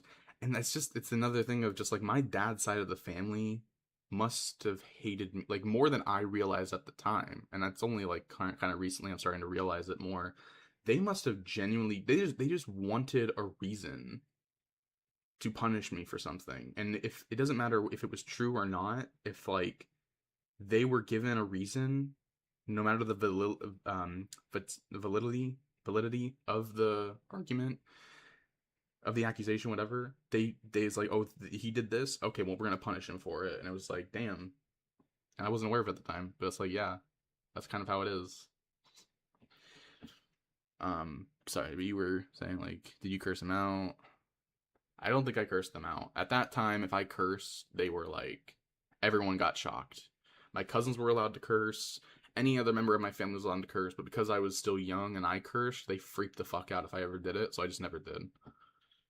There's like a few slip-ups later in life that I did, and they all, like, it was like a large gasp, like, oh my gosh, I can't believe you just said that, and it's just like, bro. And other moments of just, like, me getting pissed off. You said, I hate trampolines, they scare me, so they lied. Yeah, I'm pretty sure they lied. Like I said, my memory at the time was a little fuzzy, so I don't know if something did happen that I just genuinely don't remember.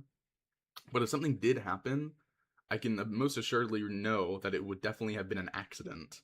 Because at that time, there was no reason for me to, like, act out, like, in a way that, like, would have definitely gotten me punished, because I was so afraid of getting punished.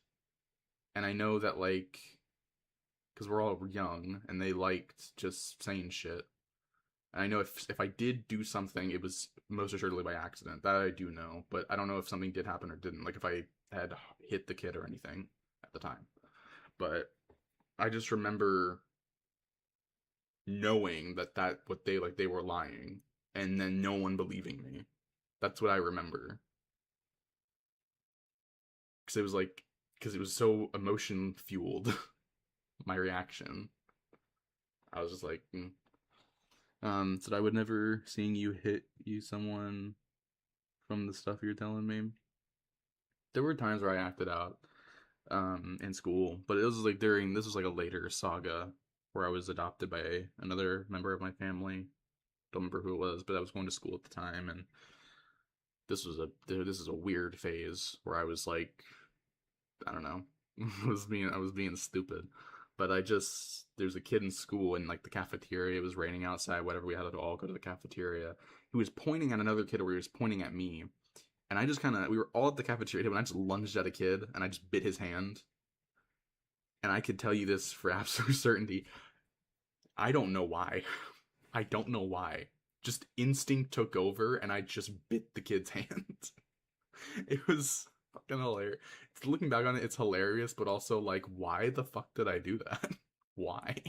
What was the actual point of me at that time doing that? Nothing comes to mind. So no, me too in school. I stopped getting in trouble in, like, 5th. Yeah, you told me, like, genuinely what was going on in your head. I don't know. I think I was sitting there, I was being quiet, everybody was in the cafeteria, and I just saw the kid pointing right across from me. I just saw him pointing, and I just was like, I'm gonna bite his hand. And I just bit his hand. I don't even think the thought of biting his hand was in my head. I just saw his hand, I saw him pointing, I was like, I'm gonna bite him. He might have been laughing at something, and I wasn't finding it funny. Like, he was a joke was made about me or something. Or he just was someone I found generally annoying. But my mind was just like, do it. And I just like, okay. He said Zombies High School 5. But yeah. I got in trouble for that one too. Lot of moments. But yeah. Funny, but also have no memory of why that happened. Just instinct of just do it. Intrusive thoughts. My intrusive thought won in that moment. Just do it. But yeah. I don't know.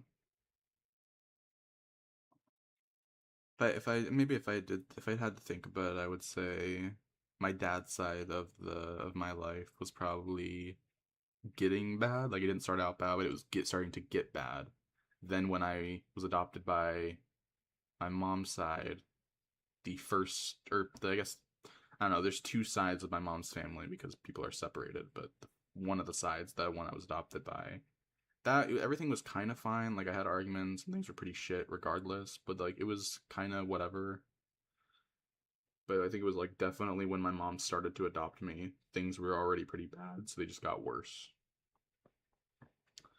Honestly, I might go back and just stop myself from ever living with my dad's side of the family. Because before them, it was the second side of my mom's family. Because my mom wasn't around at that time and was, doing stuff. So maybe I just would have stuck with them. Maybe I just would never have left that. I don't know. I don't remember why I even left that. I don't know why I went to go live with my dad's side. I don't remember the reasons for any of it. Like, that's where it starts to get a blur. Because I'm like, how did I end up there? Was I always there and then eventually came back? Or was it like was I constantly getting tossed around? I don't know. A lot of stuff. Said, don't worry, from 4 through 5 I got in a lot of trouble, never stopped, almost got expelled. Was she running the streets? No, just on a lot of drugs. Lot. But yeah.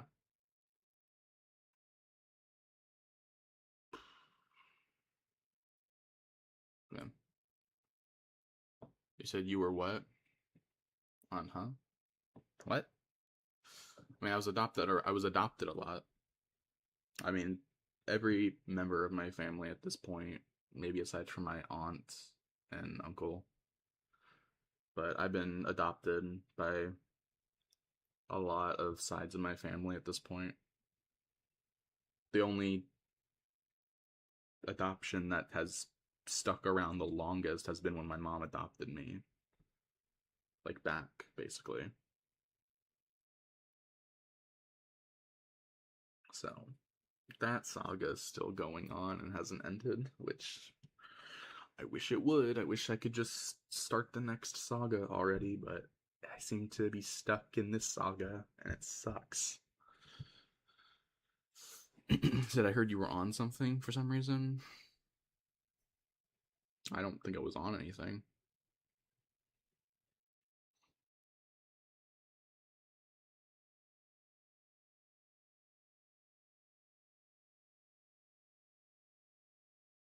But yeah, just so much shit.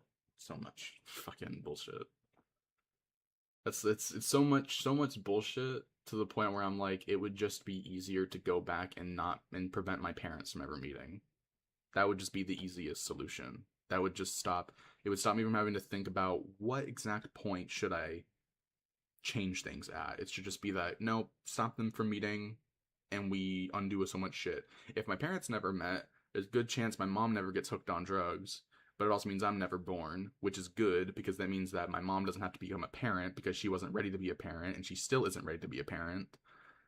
And it means that I don't have to go through any of the headache of living a life where people don't like me generally. And yeah. So don't worry, you should live with me. I'll keep you in the closet. Okay.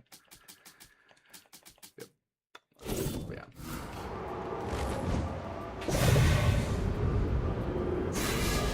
But if I did have to be born, I'd probably just, if I did change it, it'd probably just be like, the thing I would change was I'm adopted by a completely different people. I'm just put up for adoption. Then I think things would have been maybe fine. If I had to have been born, then at the very least I would change that. So it's very big. There's some maps. Okay. Mother! I'm gonna prove I'm the better saint. Got it.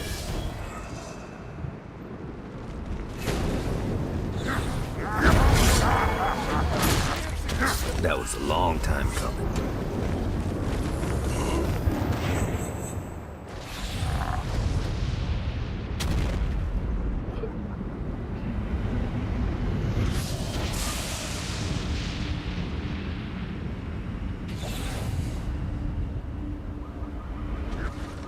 Low-key, I would think you would be a great conversation started. Because on some things you relate. God, this feels good. Gotta find more of these things. With a lot of people, but at the same time, my problems are so inconsequential compared to other people's problems. Like, my problems are not like as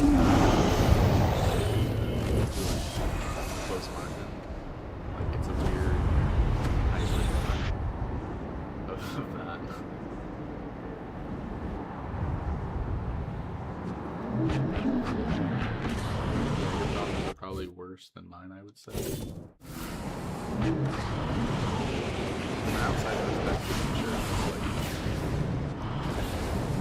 not as bad. I'd say it could be. That's usually it could be worse.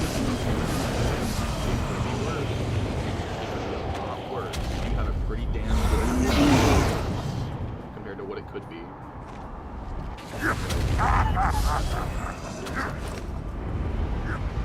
I didn't know that. Crazy. You're telling me things can get worse. No way.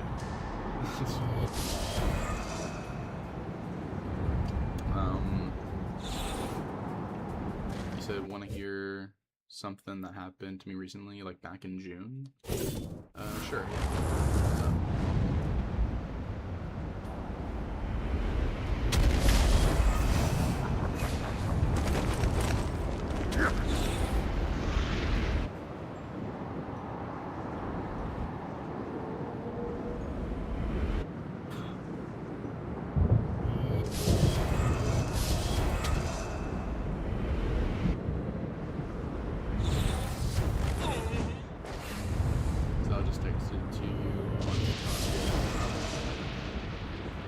Yeah!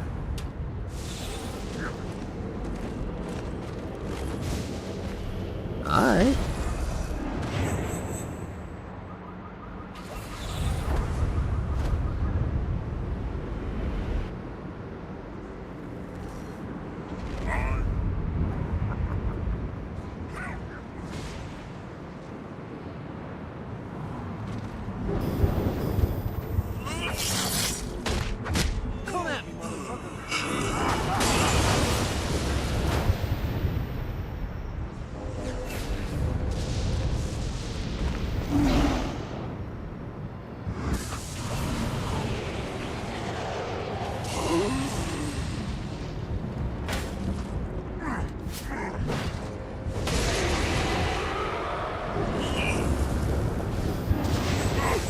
See what these things can do.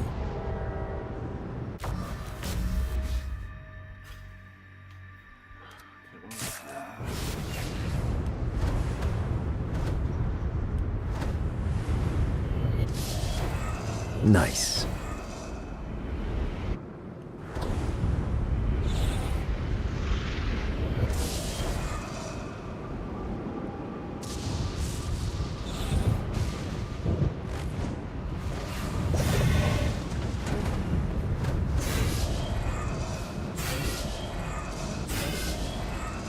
This is what I'm talking about. Gotta pick it up.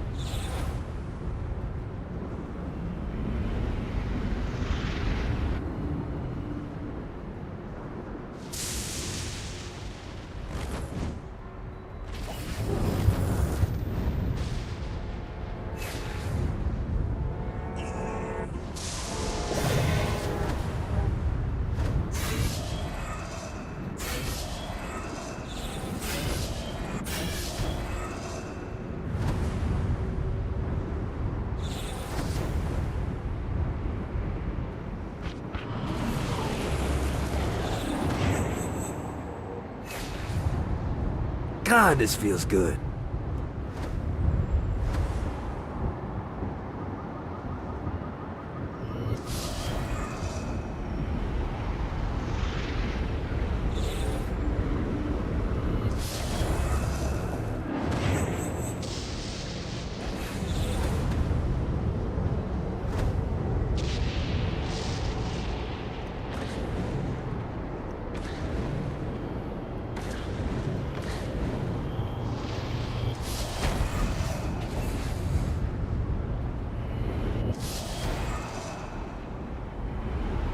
Got it.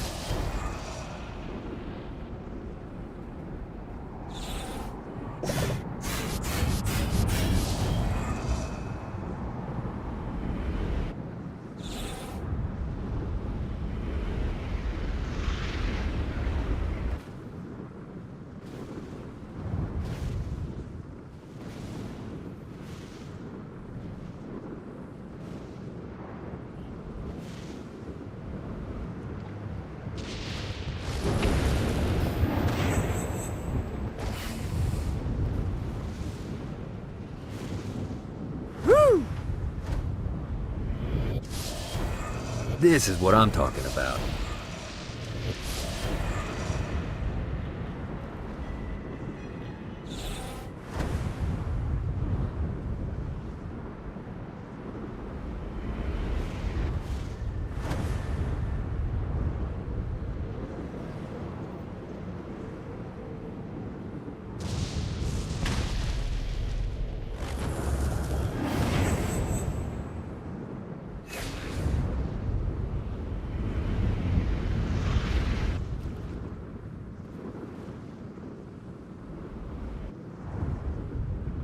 One more.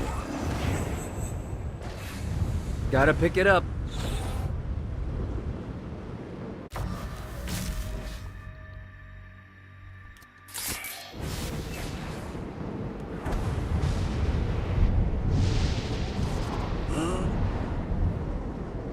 You know, this should be an annual thing. Like a fishing vacation, where you kill the shit out of people. Alright.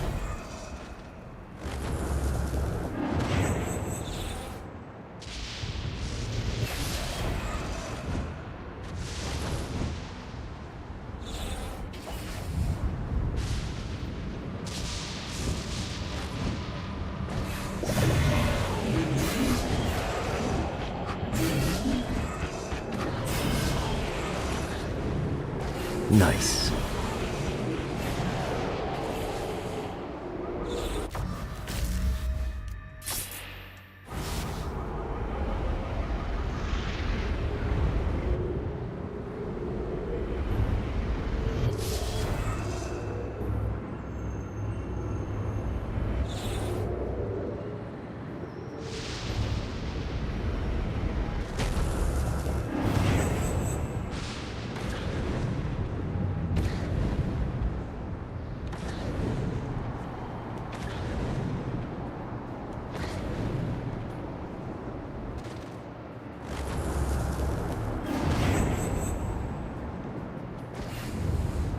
Let's see what these things can do.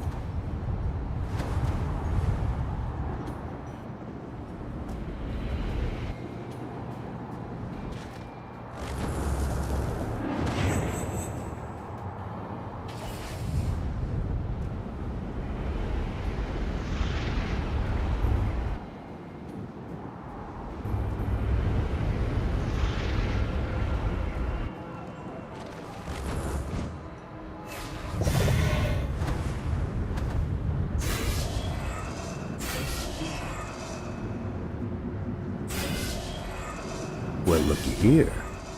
Woo!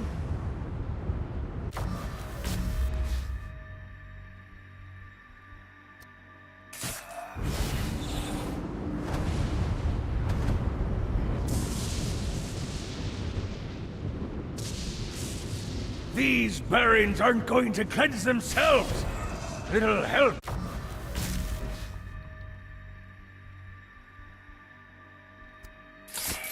If you please.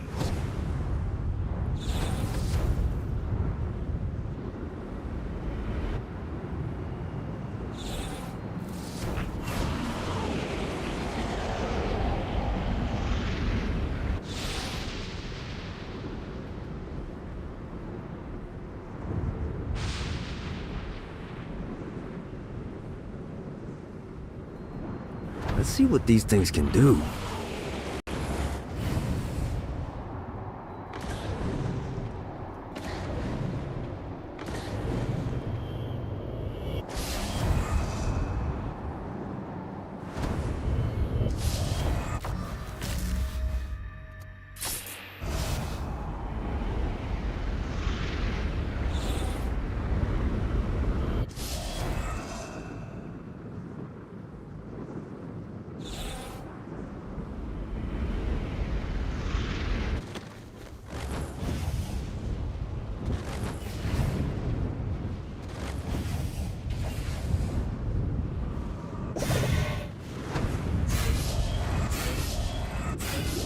One more. Woo!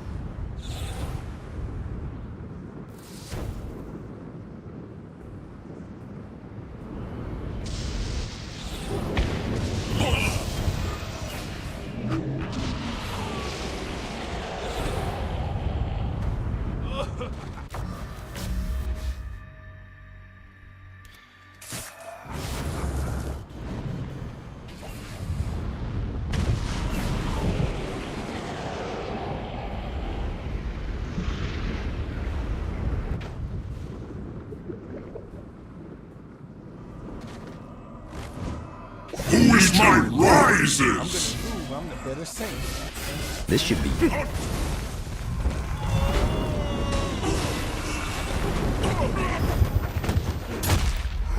Johnny Gat. For decades, the denizens of Hell have cursed you for being the man responsible for sending them to their eternal torment. And with every tale of your brutality, my interest was piqued. My name is Gallows Dodger, and it is an honor to be a gun wielded by an artist such as yourself. I must say, the murder of Shogo Akuji was particularly inspired. We're gonna get along just fine. Exquisite.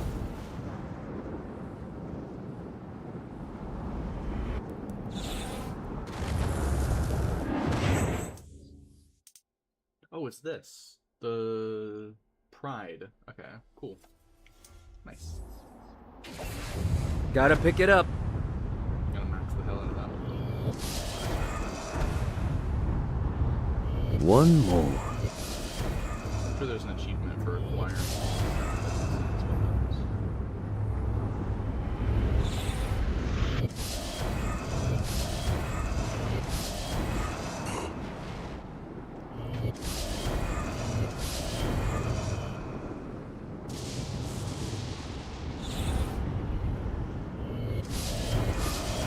Got it.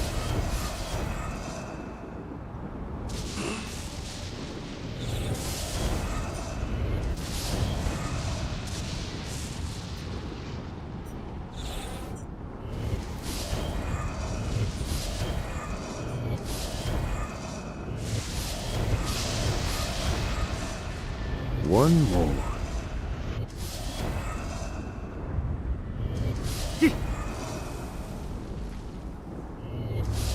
God, this feels good. Ah, they gotta be running out of these things.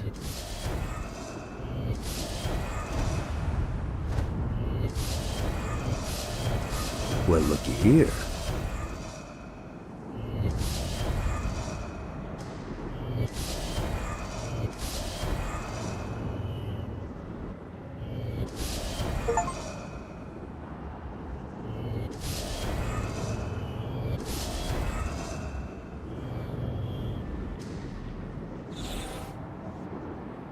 Hey Slick, what's up? This is what I'm talking about.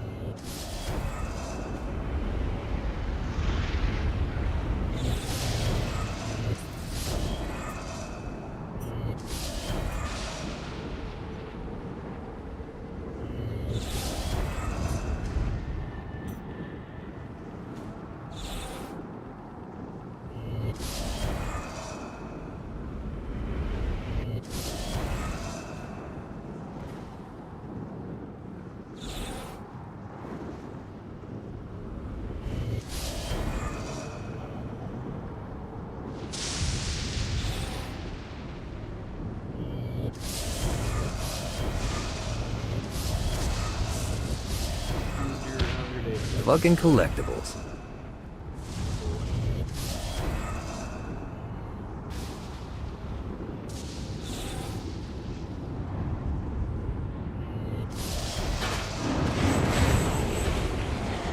Yeah!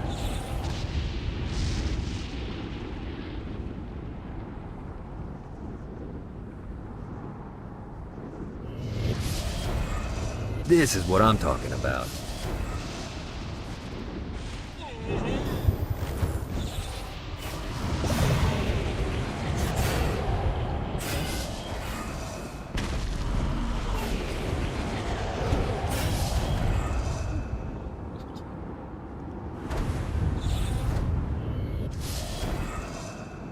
Gotta find more of these things. Let's see what these things can do.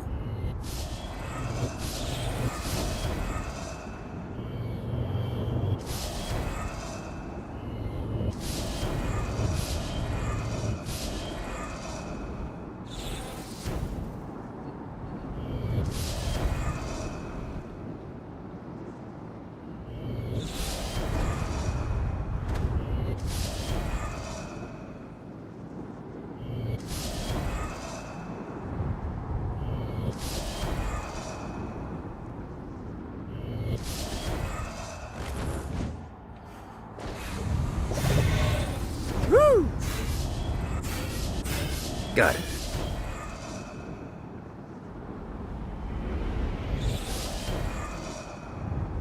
Hey, Marine, welcome back.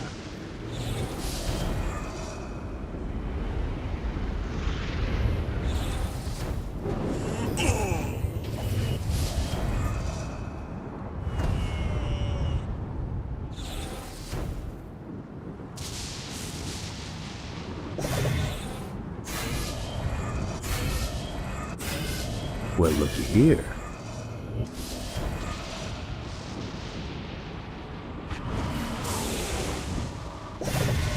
Let's see what these things can do.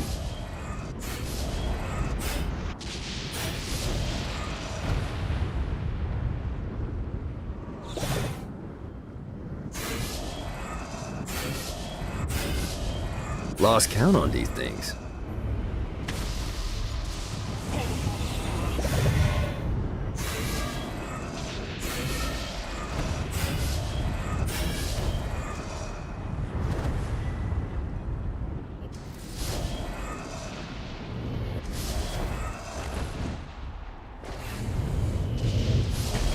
One more. I had a question about, whenever I sign up for some of those TikTok events, sometimes it says that, like, you get, like, 1,000 points or something for just signing up. I have no idea what they mean by that. Yeah! Is that limited to the event? Gotta find more of these things. Or do I just, is that added to something that I'm unaware of? I got no.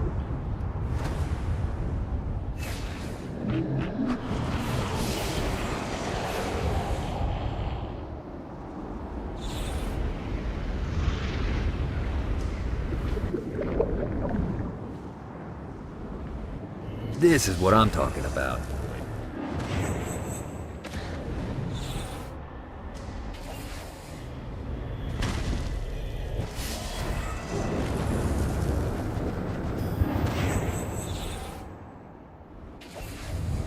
Gotta pick it up.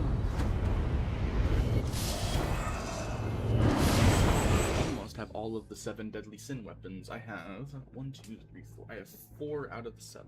Should I only need 3 more? 3 more 7 deadly sin weapons to go. Heck yeah.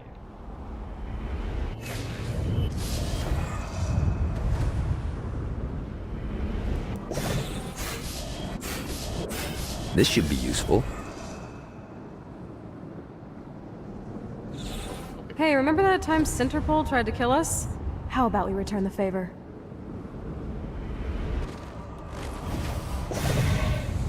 Yeah! Gotta find more of these. You know, you said K, I sent them? Oh my. That took a while.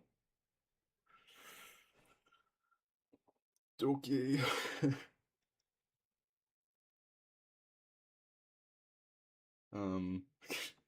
Oh my god. He sent it in 2 chapters. So-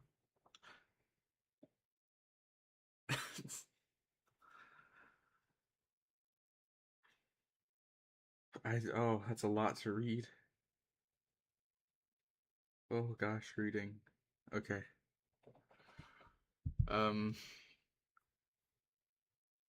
Alright. So this is Zeno, what you said. Okay, so you said.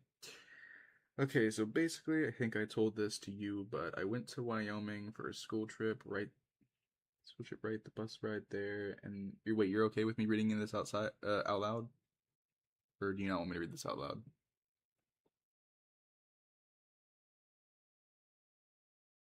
You don't care? Okay.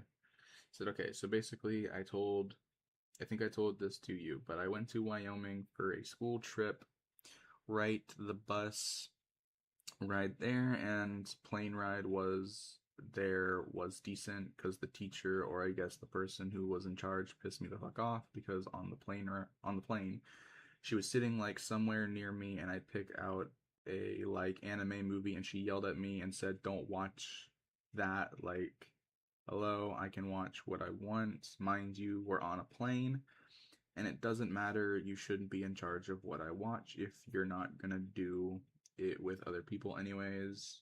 Whatever. We get to the camp. I meet my tent mates. Oh, by the way, I didn't have my phone. They took it away. They took it at the airport. Okay, back to the story. On the first night, I was basically beating up my pillow mates with the pillows for fun, anyways. And the 2-day, they have a talk with me about, oh, I kept my fence mates up for a while with my flashlights, and annoying, that's on me. But like I said, on the second day, one of the junior counselors I sit next to and show her what's in my journal. Mind you, this journal has some, let's say, dark stuff in there. Basically, I was showing her some stuff about the crushes I had on guys. And anyway, like on the third day, they have a talk with me and ask me because the JC said she saw some stuff about suicide. Mind you, I never show her anything about it. I legit never did. I told about it. Well, I kind of did, but I said it was old. I'm fine now. She took that as I'm still suicidal and told the counselor I was trying to kill myself. Mind you, I have the dates on every single page. Is it sorry about my grammar? Yeah, it's fine. Okay, so that's okay. So they read that, and they just assumed that, oh, you're still like that, even though you wouldn't be. I had a situation like that at work, and just generally in life. But yeah, that's pretty shitty of them. I'm sorry about that. So it irritated me. Yeah. Alright, and part 2 of this. Okay, so somehow she said she saw some bad stuff and told them about it. Mind you, I put my trust into this girl, and I will probably never will again. And showed her my journal anyways. After that, like the morning after, they bring me into like this hut and talked to me about it, and I was like, this was about the beating up my tent mates with pillow stuff, whatever. Anyways, they tell me to stop being weird about the JC. Mind you, they said get away from the adults. And I could tell they didn't like me because I scared a JC once, and another girl did it, and she didn't get yelled at for it, and this fucking pissed me off. Pissed me the fuck off. Clean, like, hello, so if they do it and it's fine, why can't I anyways? Why can't I? Anyways, time skip after the trip, the person who was taking care of us for the trip was... Oh, heck. Oh, wait, sorry. For the trip was, oh, check his camera. All I did was take pictures of my tent mates, all of them. Then I deleted it. My mom never found out about this, by the way. I deleted the message because she chased us down. But, like, she never caught up. We were too far away. Anyways, another time skip after the inconvenience, I get home right... My mom sits you down for a bit anyways. She tells me the lady that was taking care of us, she's from our school, by the way, called the principal and told her about everything so that she could call my mom about it. Mind you, she had my mom's phone number. Whatever, we sit and talk. They were talking about some stuff like of your son did this and that, saying I did some crazy shit when I didn't, and crazy shit when I didn't. And basically, they were asking to go through my journal. My mom said no, but there's the thing, I hid it under my mattress. But here's the thing, I hid it under my mattress, so they wouldn't find it. I was conscious anyways about it, so yeah, they called the principal, blah blah, and I'm like, hello. She's saying I was the only being. She says I was the one being weird, making shit up. Anyways, my mom's like, okay, whatever, because they thought I got some like counseling or whatever. Anyways, my principal said it's fine and didn't want to get into it that much, but dropped it. Mind you, the lady that takes care of us goes to my school, so now I have to see that nasty hoe for the whole school year. Okay, damn. That's the most reading I've done on stream.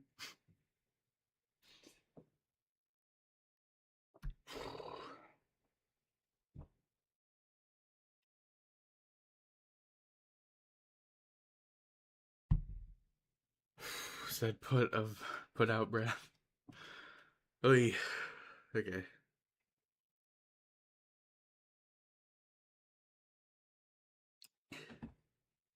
Jeez. Sorry that happened. I'm lightheaded. I did not. Oh.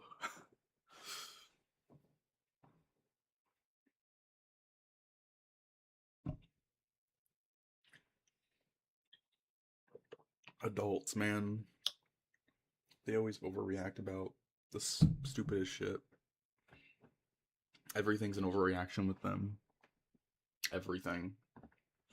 Said one thing about me is that I can type for super long. I don't know why. You typed all that out, or did you say all that out? Because if you typed that out, oh my god. Typed? Oh my god.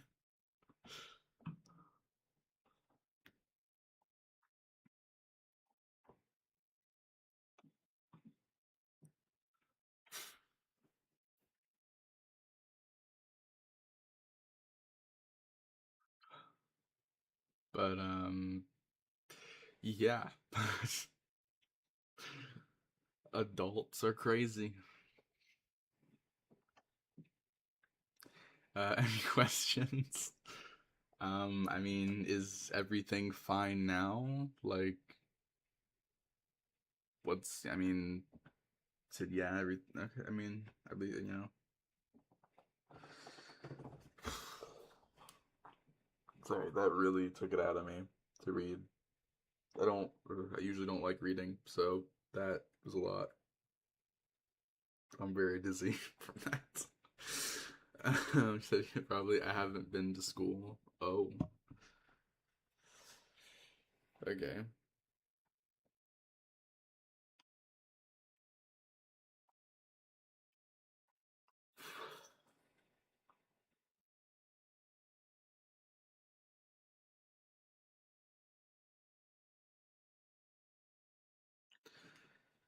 He said, but I would assume it's fine for now. They haven't said anything about it.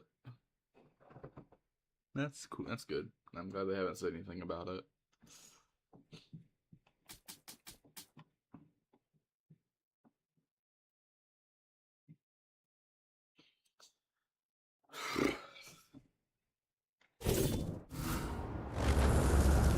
Out of breath from that. I am. I don't do a lot of reading. And so that was a lot of reading.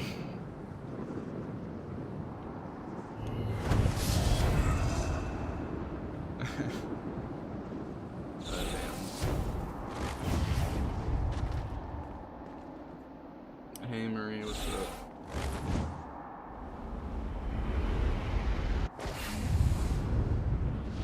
God, this feels good. Is there an under thing? Yeah, I don't know.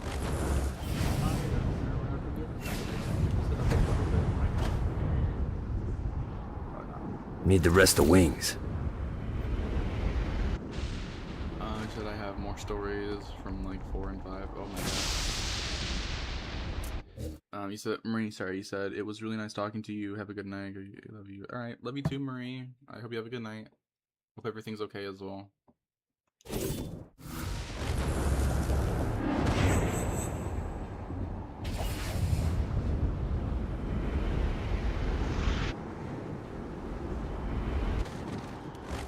What's up, Zeno?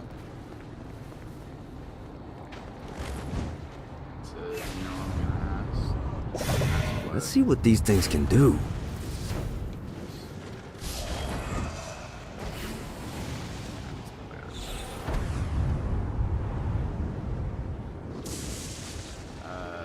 said you got a crush.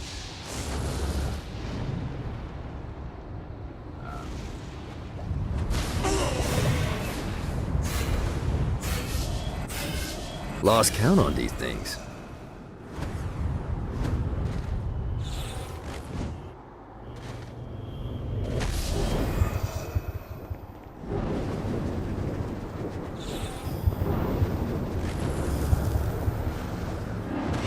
It's okay though. Yeah!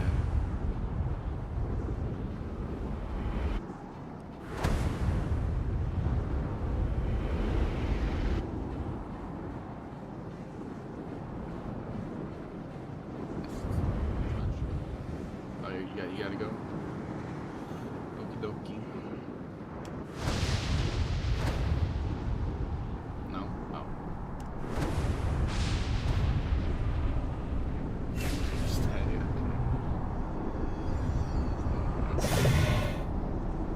Woo! Alright.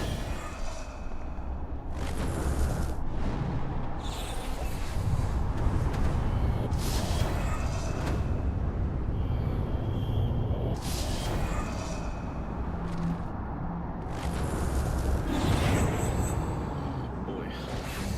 To collect so many collectibles. Crazy.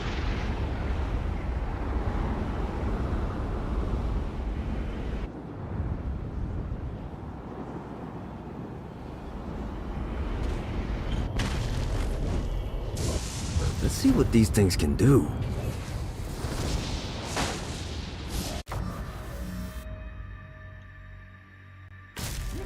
Did I get any money from that? Oh my gosh, I have collected some nice.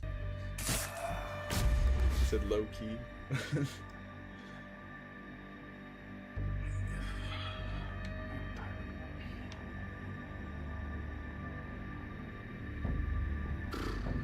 many collectibles. Why is there so many collectibles? There's so many of them.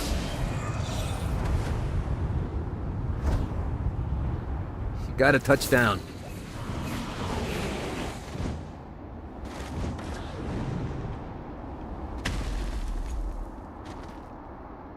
It's on top of the building.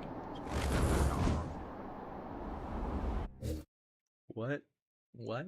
I don't even know what that emoji is.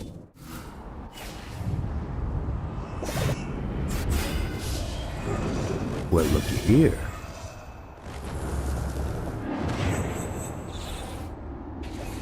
God, this feels good.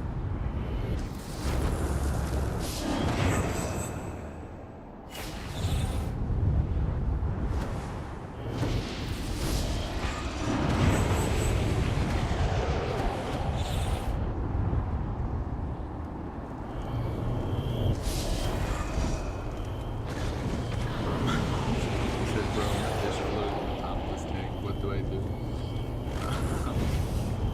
Fucking collectibles. And then put a bit of food in, I guess.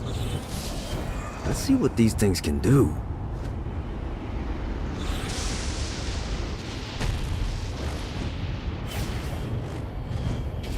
Your fish?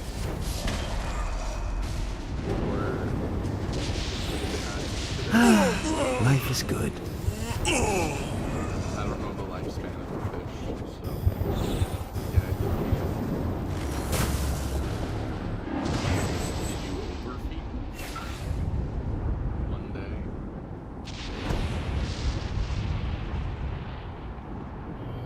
Well, looky here.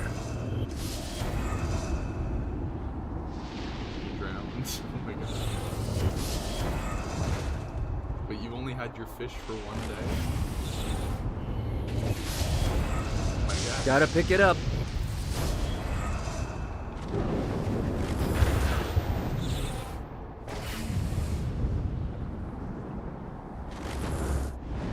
Bubble guppy. Bubble guppy.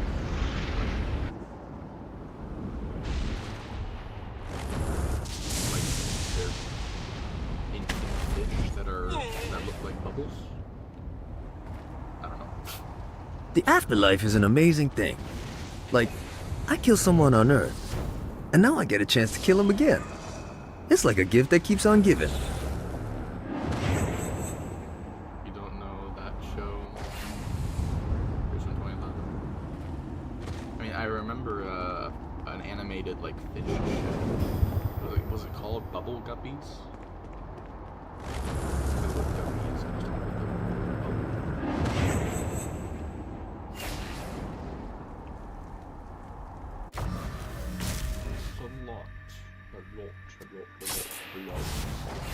Woo!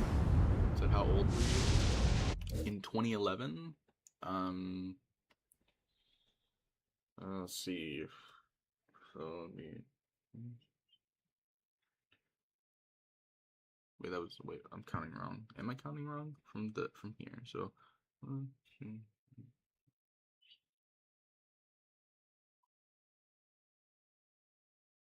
I might have been 7? No, that doesn't sound right. Would I have been 7? Yeah, no, I think I would have been 7, because I was 5 I would have been 5 in 2009, 2 years later, 2010, 2011, so yeah, I would have been 7.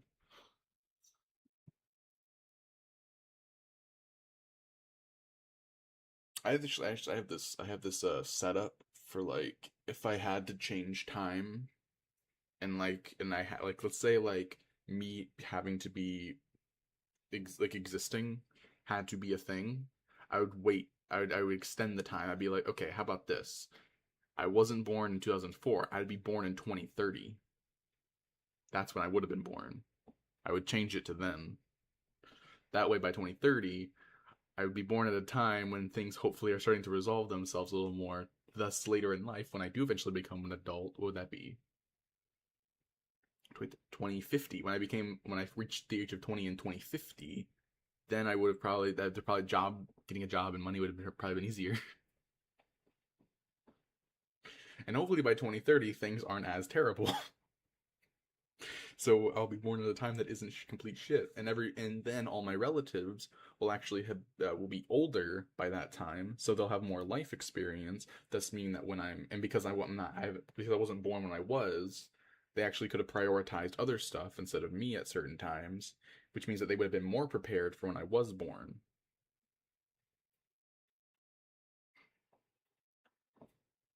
So I might have had a better upbringing.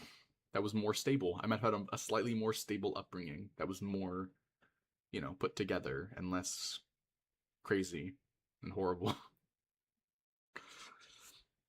He said, okay, understand this. You have to understand the different places. Think that it's different years. So they all don't think it's 2026.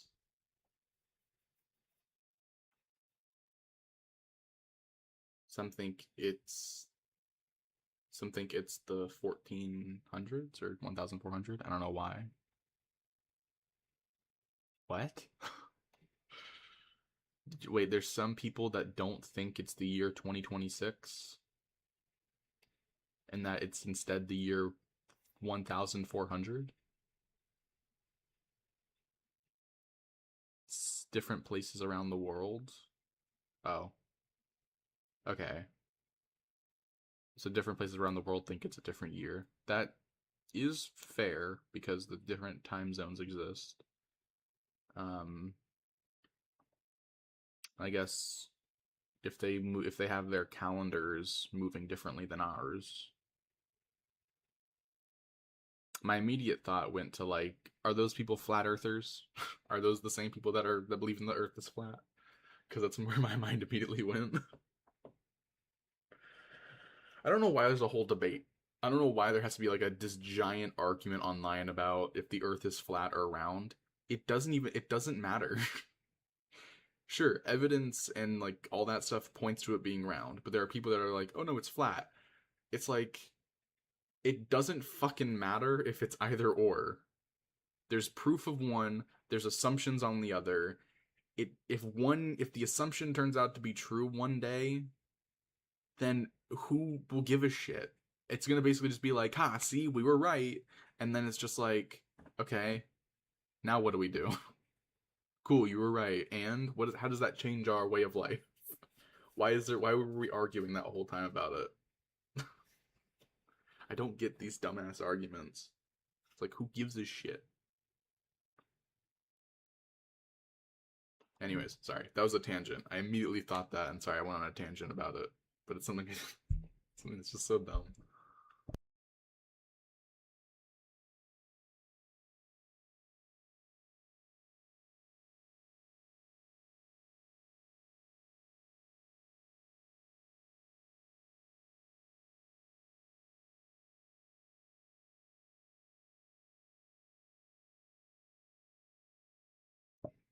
You said if the Earth was flat, then the moon is a square.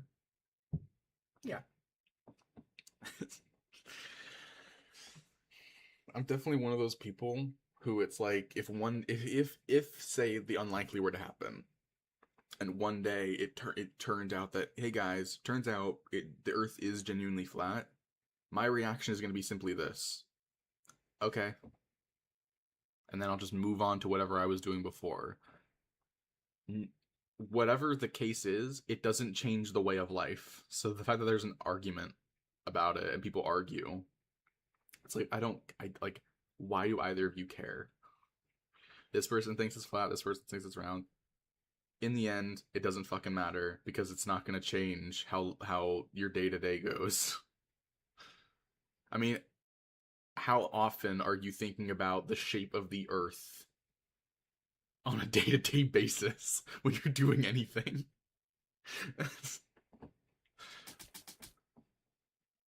Because it gets to the point where people even point out, it's just like, why would they hide that? Why would they tell us it's round only for it to be flat? You know what I mean? Like, there are people that say that, and I'm like, and I agree, because it's just like, yeah, why would they hide that? What do they genuinely think is what would they genuinely think is gonna change in our lives if they one day revealed to us that the Earth is actually flat and they were lying about it being round? What's that gonna change? How is that gonna have an impact on people's lives? It's not. You reveal to us that, like, oh, we've actually come in contact with other life forms on other planets. Like, yeah, that's a big fucking thing, because that's like a whole other species. But like, you tell us the shape of the planet, it's just like, okay, and does me now knowing that the Earth is this shape mean that I can't go to work tomorrow, or mean that I don't get this amount of money every day, or I can't sleep? Like, it doesn't. So why does it should it affect me? Why is it gonna matter at all? I just don't get the arguments. It's like, who gives a fuck? Anyways. He said if the Earth is flat, then why does NASA take photos of it to show us? It's not. Yeah.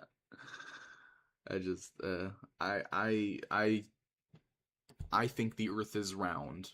So I guess now I'm gonna be attacked by other people. I don't know. Because I don't know, I guess. Because for some reason it's important that I think it's flat instead for some people. I don't know why.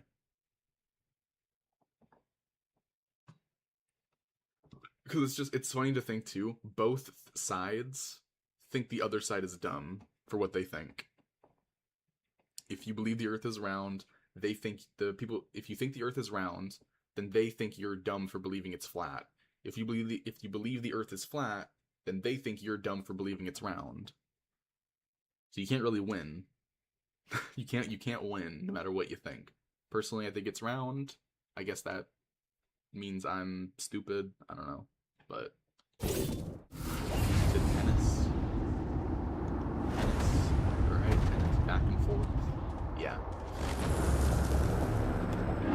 Ping pong. Yeah.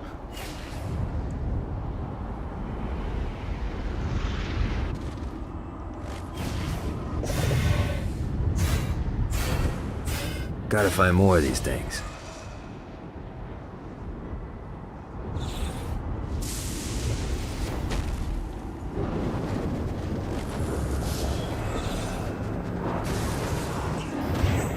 I know where you are and who you are. You can't hide. What the... Yeah!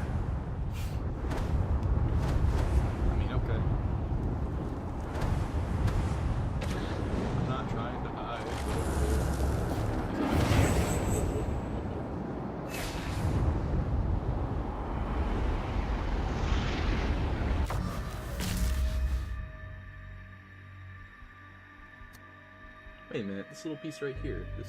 Oh wait, no, there's other pieces. They did not do the map right. they left some grayed out spots. That's funny.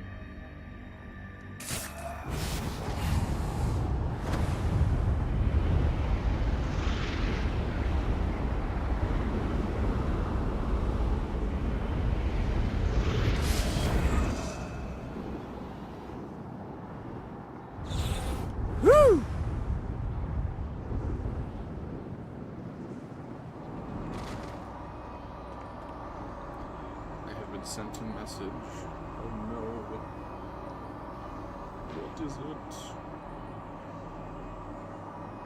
Oh god. Oh.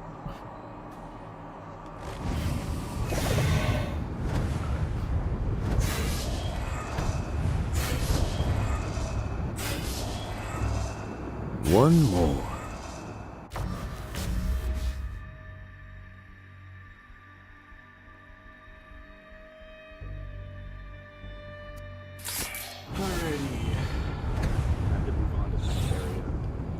Let's save, so I don't have to re-get all of those. Hey, 71%! The collectibles are adding a lot of, a lot of progress to this. I was at 64. I started this with getting the collectibles. Now I'm at 71, which means the collectibles so far have added a total of, what would that be? 7% of my total progress so far. Of the ones I've collected, not the ones I did before last time. So, you know, oh my gosh, I don't know why you're sending me all this stuff, man. God, this feels good. I don't have any more flaps. Dang it, I can't flap my wings. Ramp. Did I hit the ground? Doesn't move like that. I mean, you know what? Touche, I guess.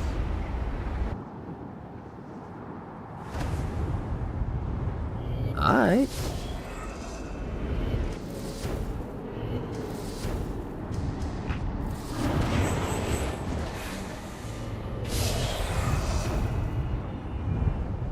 You too dumb to figure it out, Gat? You backed the wrong horse. No one betrays the saints. Up to 10 kills. Nice. Woo! That's pretty like rounded out.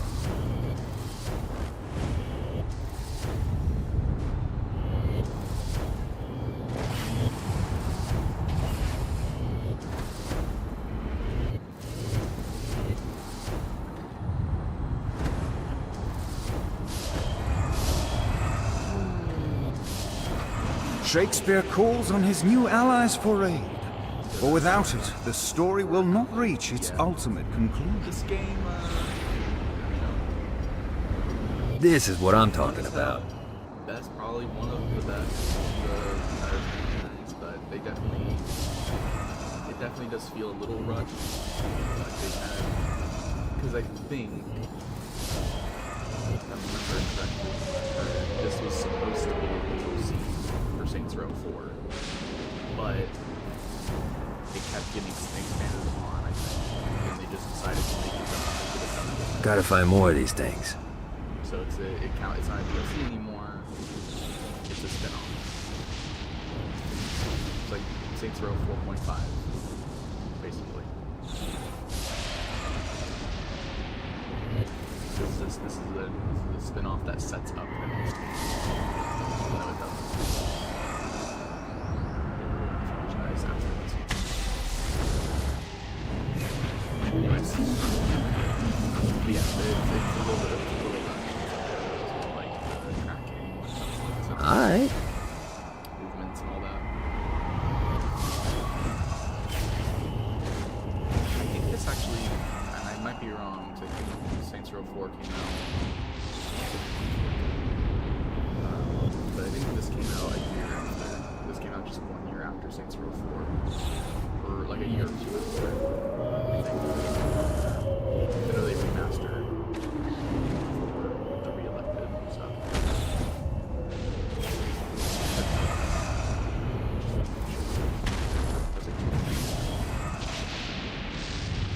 This should be useful.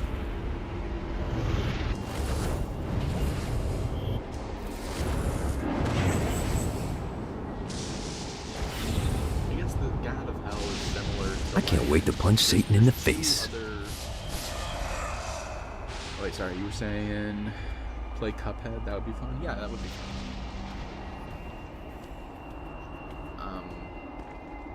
This is like, this is the type of game, it's in the same category as like Spider-Man Miles Morales, and there's another game that I thought of, Spider-Man Miles Morales, and some other game, but it's a spin-off game that is considered a half game comparatively, but it's a spin-off that sets up the sequel to the main stuff. So you had Saints Row 4, but Saints Row God of Hell is a spin-off that sets up Saints Row 5. Just like how Spider-Man Miles Morales is a spin-off half game that sets up Spider-Man. Because it expands on a character that's introduced. It expands on a character that you can play as, and introduces elements that set up the next mainline game. SR5. Yeah, Saints Row 5. Saints Row 4.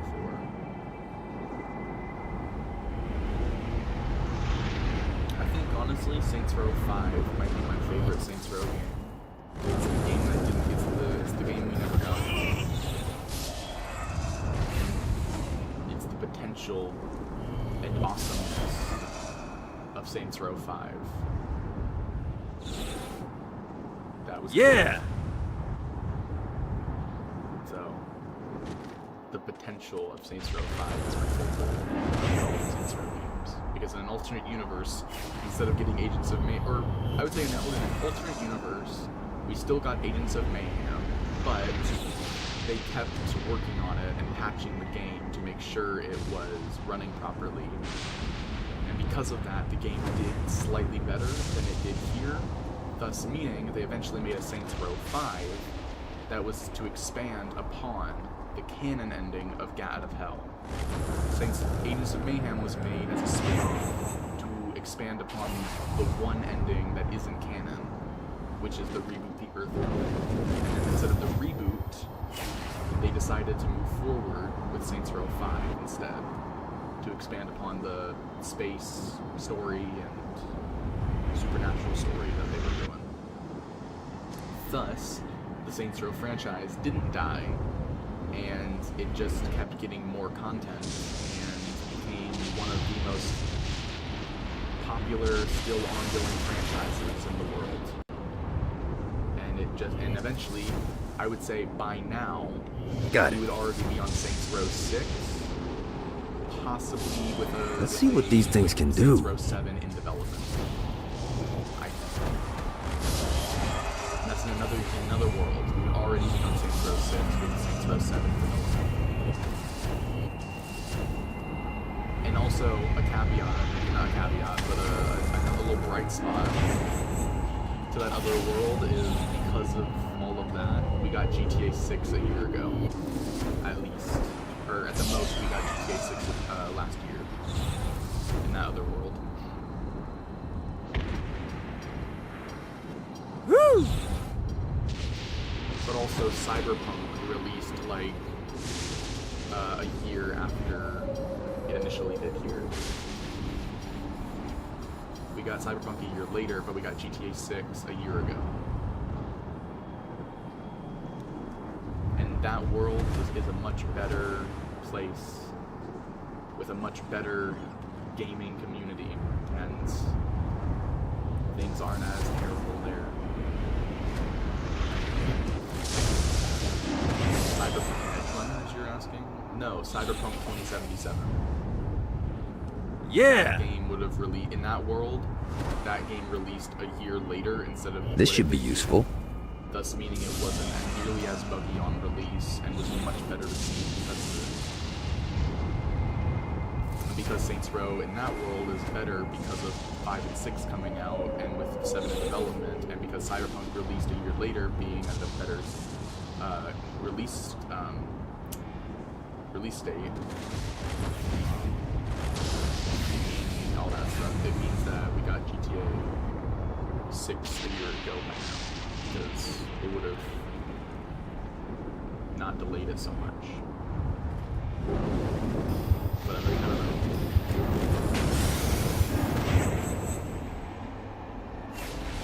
GTA 6 and we would have already had GTA Online by now.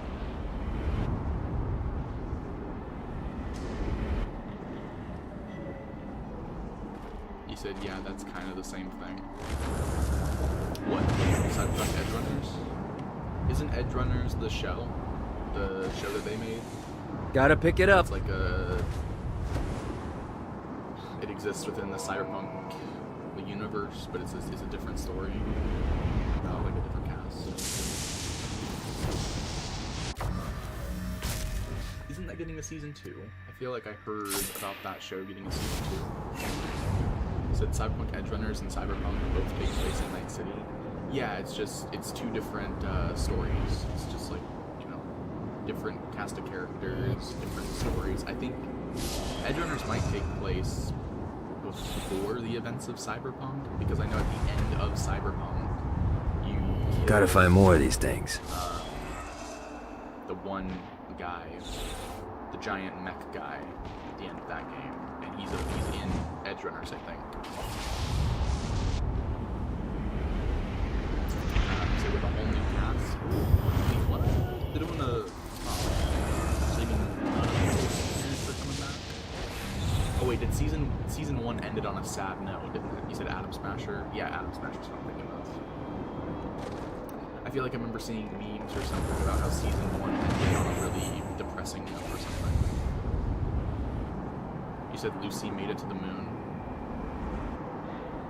Okay. Woo! Is that the like really pale character?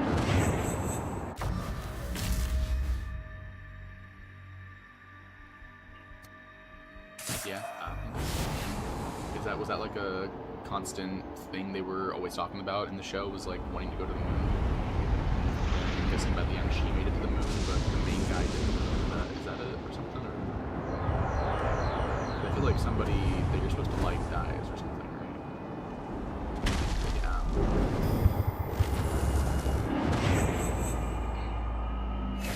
See, I want to watch Cyberpunk. This should be useful. I'm also like, I really don't. Just Yeah! because if it's gonna have a sad ending where the main character just fucking dies and everyone's depressed and sad, even though they lived out a dream or something, I don't want to get invested and attached to characters, even if I know what's gonna happen, only to see them get killed or something or die. I don't like shows like that. I really don't. Hey, remember that time Centerpol tried to kill us? How about we return the favor? It makes me more depressed than I already am. And I don't need more depression.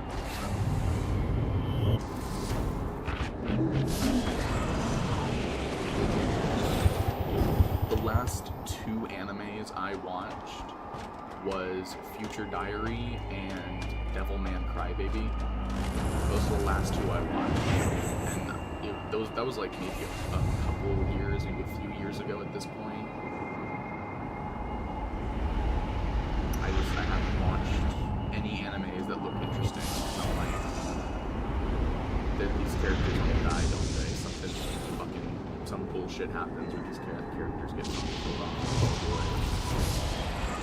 And I know that they're gonna make me invested in these characters and see them die in a horrible way. So I never watched it, but I know some things about it. Future Diary. Yeah. I know they did like an anime movie where it was like a crossover between Devilman Crybaby and like some other anime character. But it's like not canon to the show because of the way the show ends. I didn't watch that movie because not only did I not watch the anime that's about the other character, but I also just, knowing the ending of the show, I'm just like, there's no point. It's all just pointless bullshit. Gotta pick it up. I don't know why anime is like majority of animes have to have such a depressing, horrible, sad ending. It's like, was the point of this show to make me want to die? Because that's all I want to do after that. I just watched like an entire season or two of these characters that I want to see be triumphant and have a happy life, only to see them go off. You know, this should be an annual thing. Like a fishing vacation, where you kill the shit out of people. I've lost hope in the world, and I think everything is worthless now, more than I did just before I watched this. To the point now where I don't watch other animes. I don't want them because of that. They've lost me as a viewer because of the way that they treat certain characters. You're a neurotic completionist. I found all the soul clusters, yay! So if you have never watched those, okay, but not all of them are sad. Sure, maybe not all of them, not the majority, not all. So I understand that. A lot of them aren't, but there's just too many that are. So it puts me off from watching certain animes. The only animes that I'm willing to watch are ones that I know are still ongoing and that I've seen at least I've been exposed to for enough time to know that they're like mainstream animes, like One Piece, Dragon Ball, Naruto. I know Naruto hits you in the feels with a lot of bullshit, but it's not nearly as bad when it comes to what it does. That I think you might like Raren Beyond Journey's End. I mean, never heard of it. Maybe I'd like it. I don't know. I feel like so I know the thing about the show Future Diary was that the main show ended on a very horrible, just depressing ass note that I fucking hated.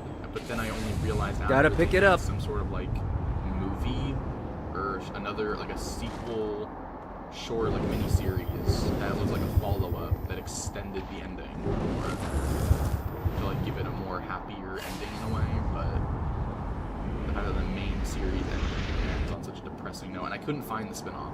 I don't know where that extended like mini-series is. But then like obviously like Devilman Crybaby was like the worst because they set up, they were like, it was like classic, they set up a really cool like ending where everyone's gonna be in like the final confrontation. They made you like really attached to all the characters, gave certain characters redemption arcs, and I was like, this is cool, I want to see this. And then like that last episode hits you. It's like that last episode, everybody fucking dies. Everybody dies. Even the main character loses, and the world is sent into just complete and utter darkness, and everything you watched leading up to that didn't matter. It's like the reason for watching those types of things is so you can see like the characters prevail in the end and save everything. But if all the characters just fucking lose and die, and there isn't any way for them to come back anyway, like they're just fucking dead, and the point is that you're supposed to be sad. It's like, okay, they lose. So what was the point of watching? Like, what was the point of watching any of that? Just to see them all lose and everyone die and everything go to shit. You know what I mean? Like, I don't know. It pisses me off. I know there's a few other animes. There was a few animes that I was interested in seeing. There was one called, it's like something Neverland, Forgotten Neverland or something like that. I heard about it, and I saw like where it was available, and I was like, oh, some people talk about this. Looks like something. But the more I kept seeing clips about it, and people talk about it, even one of my friends told me, yeah, don't watch that. At least watch season 1, don't watch season 2. And I was like, oh. And they explained a little bit of why. And I was like, oh, well then fuck that. I'm not watching it.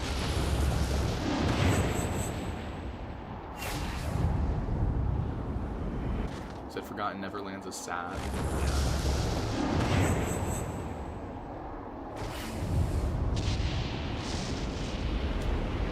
There's like, there's like caveats to things where I'm like, you know, what's the word thing I'm thinking of?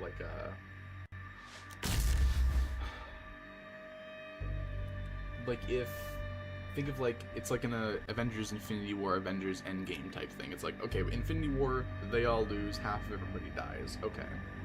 But then it's like, we already know beforehand there's a sequel to it. There's a, like, this is only part one of like the full story. So this is like, Infinity War is the halfway point. The end of Infinity War is like half of the full story. So we're seeing half of the movie, and then an Endgame is the second half of that movie, of like the same thing. So it's like, I can forgive that. But like, when you watch the show, usually that's not the case in the shows, and they don't like make a big thing of like an official sequel or thing that's gonna, you know, give you the good ending that the show didn't give you. And it's just like, they don't announce those, they don't like make those public, or like they don't make a big deal out of it like movies usually do. Another clue. So I wouldn't know about it, and then I have no way of knowing how to access those I got word from Blackbeard that every island has a treasure chest hidden on it. What's in the chest? I don't know. I'm not a fucking pirate. What I do know is that if you want to get that thing open, you have to find 3 corresponding glyphs. Look on the bright side. Nothing's trying to kill you. You said The Promised Neverlands? Oh, the show's called The Promised Neverlands? Oh, yeah, okay. So, what is it? Play HSR Amphiorus?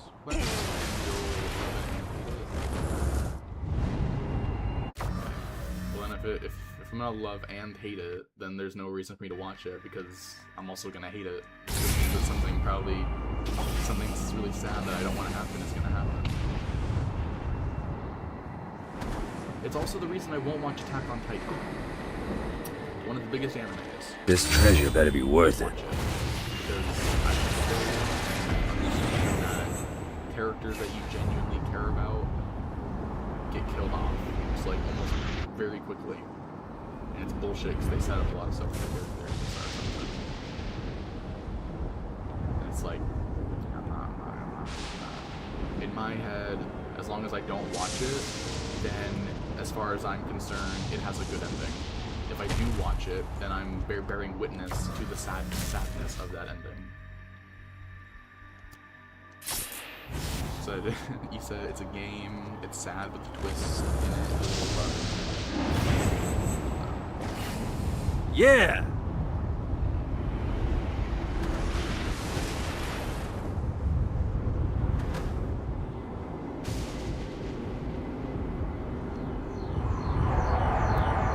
Thing of why I'll, one of my friends, they really want me to watch it. They want all of us to watch it. And that's the last one. Time to open that chest. They're wanting us to watch it because they said it's really good. And I went with them and to my other friends to the movie to watch the Reze movie. And that ending, man, I was willing to give it a shot because they were really happy about it, and I wanted, you know, I was happy that they were happy about it, so I went to go see it with them and my friends. But I saw that ending, I was like, but if this ending of this movie is indicative of the actual series as a whole, then I'm not. Let's see what these things can do. Kind of is. And I'm like, fuck that. I'm sorry, but I'm not watching it. I know you really like, you know, you want us all to, but I'm not doing that.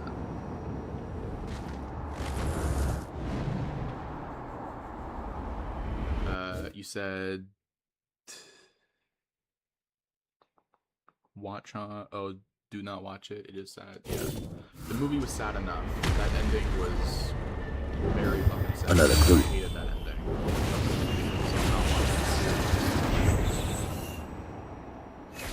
Makima keeps her alive.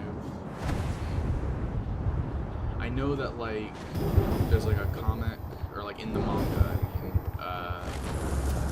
That Reze comes back or something, but in the actual show they don't have that yet. trust and to read the whole manga, she does. Yeah. Yeah! I even said this, like, until there's like the show itself officially brings that character back, and I understand, I see online that character is alive, and there's like a nice happy resolution with that. This treasure better be worth it. Maybe then I'll watch it. But until then, I'm not putting myself through something that could easily be canceled and never get a conclusion of.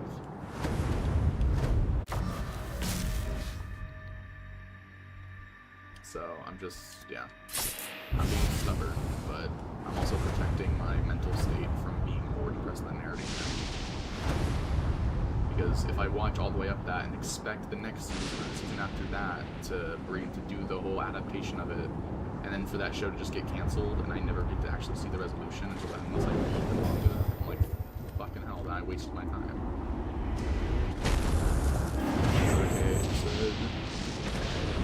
Okay, okay, but the main cast kind of dies, so I would not recommend the next season. So yeah, I'm not recommending. Yeah, until I see that show has a really like a happy ending, like the manga gets a happy ending and the show gets a happy ending. Until then, I'm good.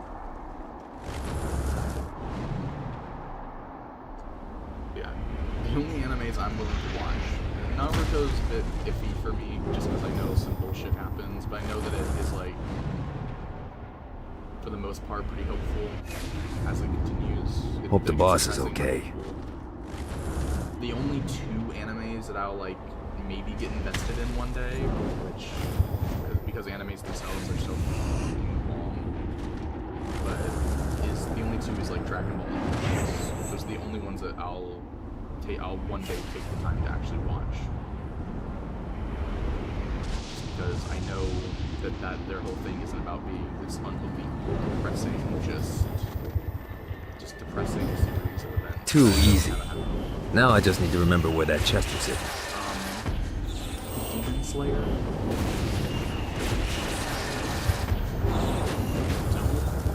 That sounds familiar. I don't think I've watched it. I think I tried watching Seven Deadly Sins. I tried watching that. I got through maybe the first 2 episodes, and then I just could not find the energy to keep watching it, so I don't know how that concludes. I might have only watched the first episode. I don't know if I watched the first 2, but yeah. Also, I completely forgot about the chests. I've been collecting these, but I did not open them. I need to go back here.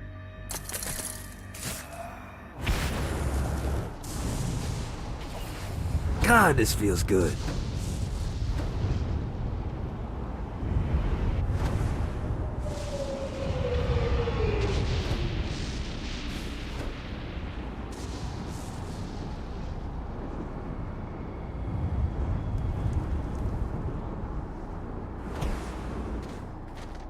Please be guns. Please be guns. Oh wait, because I have all the clusters now, or the souls, whatever. I'm gonna buy the wages for clusters. I should have waited. Oh wait, no. Should have waited. Just in general for all these, because I bought this one before I should have, but it's fine. So I think that's everything bought too. Pretty sure. A lot of money spent. It's fine. I'm gonna use the happiest spend anyways. Weapons. Oh, we can get these. Right! I forgot about these. Shotgun. Right, real low on it. That's what I was. Yeah, forgot about these. Okay, so the only thing is special unlimited, and then instant reload for the explosives. I think that's it. Those are the last 2 upgrades I think I'm gonna be able to get. And then I completed all the activities, so that's good. Yeah. How should I do this?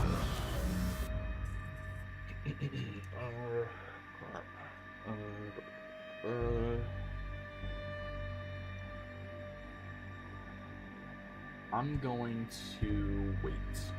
No, I shouldn't. I need to get there. I need to have. Sure.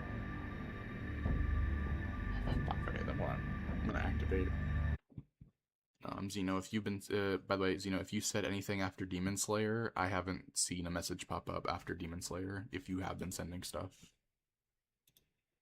Just so you know, and just in case.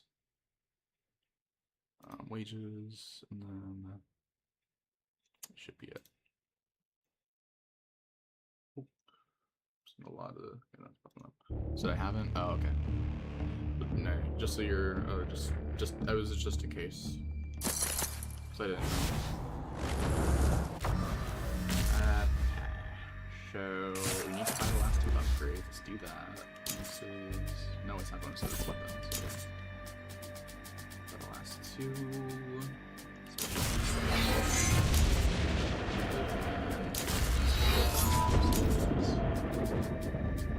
that should be good. Let's set it for the gun shop. Yeah!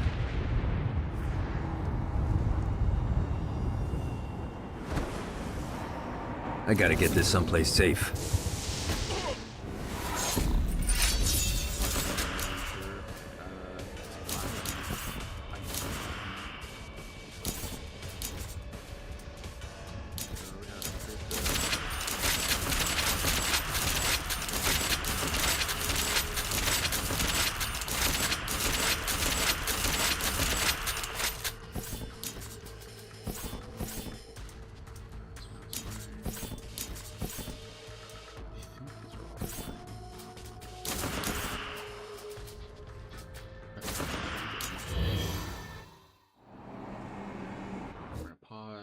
Save game.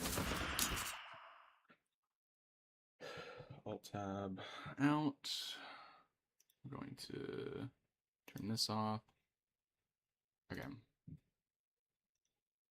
I'm only going to be using Wiimote briefly because if I'm playing long enough and I actually do get to I complete the final boss and I get all the endings, I'm just going to wait till then so I can actually make the ending easier for me to get through. I don't want to use up all my 2 hours on Wiimote.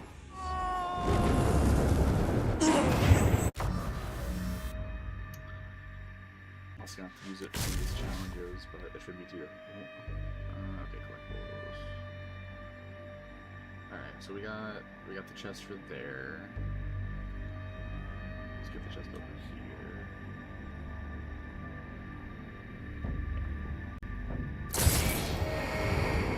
God, this feels good. Now we don't have to spend any more money on upgrades. So our powers are maxed out and we have all the upgrades. So now we can just kind of build up money. And then how many more deadly weapons do I need? 7 deadly sin weapons? 3 more? So okay, yeah, we're gonna be building up enough money. Probably get the last 3 7 deadly sin weapons, and then I'll spend as much as I can on those. If I run low, then I'll just use the cheat, get myself maxed, purchase the rest of the upgrades for them, and then continue from there and hopefully build up a little more money. But by the time we get the 7 deadly sin weapons, there won't be any reason to spend money, just because at that point every weapon in the game will be maxed out. So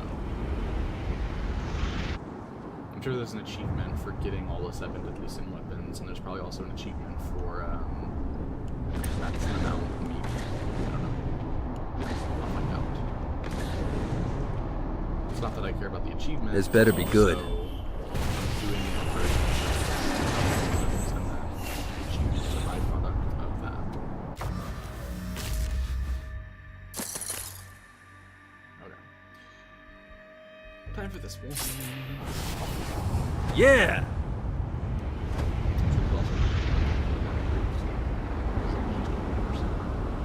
Want everything to be at its maximum for it. The first ending I'm going to do is the Earth ending, by the way. That's the first one I'm doing, since it's the only one that leads to the spin-off. I'm going to knock out one. I'm going to do the canon ending last, all the other endings that aren't to be with the Earth ending lead into the one. I'm going to try to Another clue. the right order. The order I think makes the most sense.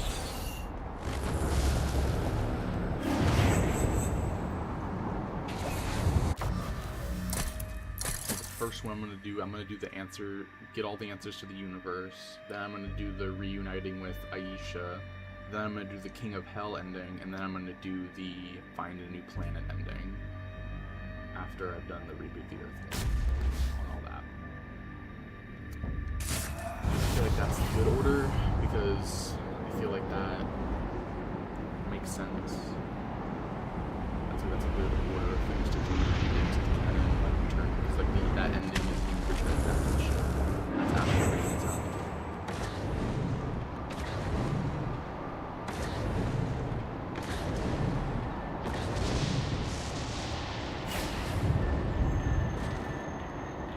This treasure better be worth it.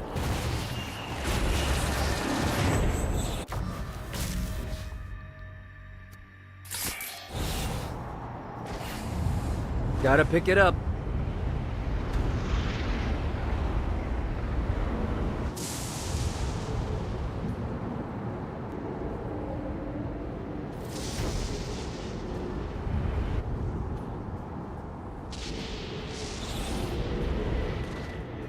And that's the last one. Time to open that chest.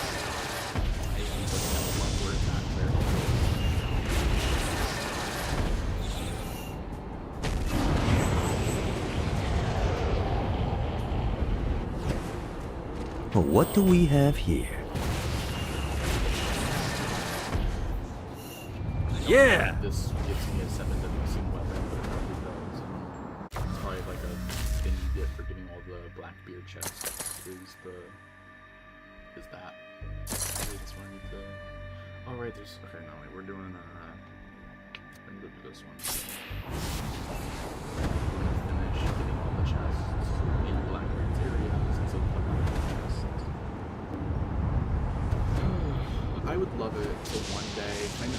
I know it's never gonna happen, and I don't have the skills needed to, which is why I would need to surround myself with people that have the skills to do it better.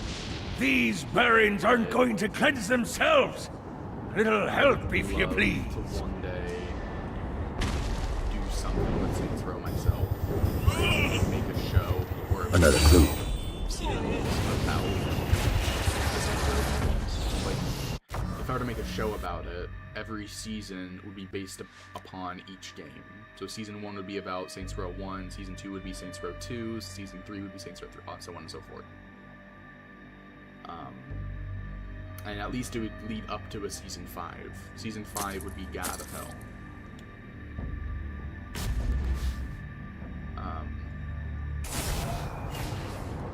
Or maybe I would make like a spin-off like movie about God. Gotta pick it up. 5 would be about Saints Row 5. If Zinyak had a spirit board that could send us to hell, what other toys does he have lying around? This treasure better be worth it. Follows the exact same thing. It would just be a movie into the series. I would make each movie about, like, I would say at minimum, each movie would be like 3 hours. I know the games themselves, like, that's a lot. There's a lot into the games to fit into a 3-hour movie, but if you're like focusing on the story mostly, and like the story beats, and then you're throwing in little bits of like the side content from the games into it. Because the main thing is, it's like, obviously everything's about the main story, but if you do like a quick montage or something of like some of the side stuff, like a certain point in the movie that makes sense, then, you know. Too easy.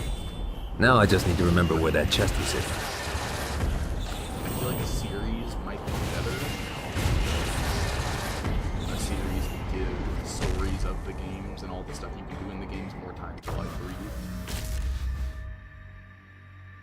That's might be how I do it. I don't know. Love to do it though.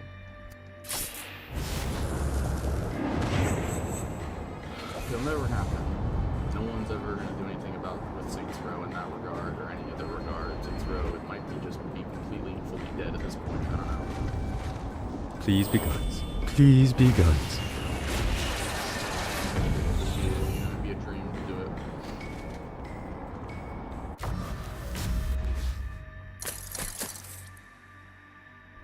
But I would definitely, like I said, I don't have the skills for it, so I'd probably have to surround myself with like people who have done like deep dives into the game series as a whole. People who have done. Let's see what these things can do. Down every single part of like every little intricate thing about the story and know all the, basically know everything about it more than I do.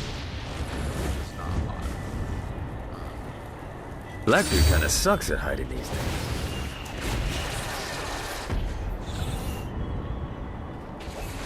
That's what I would do that for sure. This treasure better be worth it.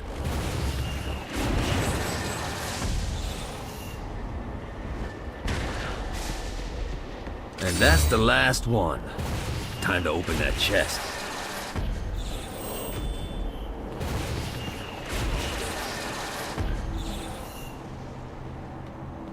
This better be good.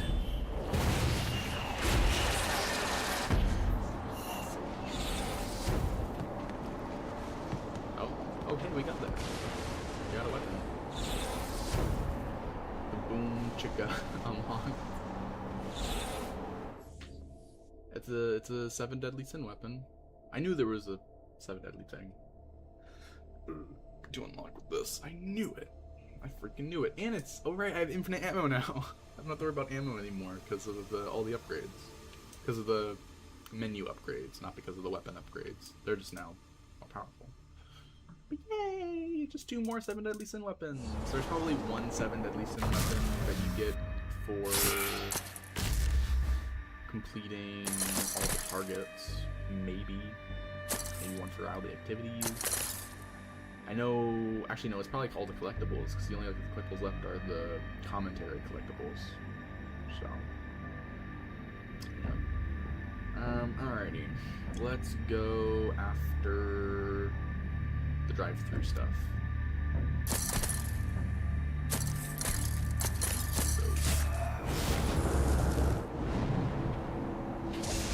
Yeah! Do that, and then go after all the audio. Go district by district. Nice. This is nice. We're already, what, 3 hours and 20 minutes in? I got, it's already 1? Oh my god, it's already 1? Holy shit. I didn't realize that. Yeah, I could keep going. It doesn't matter. I don't really have time to wait. Part of me just like doesn't want to extend the streams for too long, but the other part of me is like, I don't need to worry about it. I don't have a limit for how long we can go. Welcome to Tacos Malos. Can I take your order? Dane? That you? Yes. Now keep your voice down before someone hears you. What the fuck are you doing in there? You think anyone buys fast food in Hell? It's a front.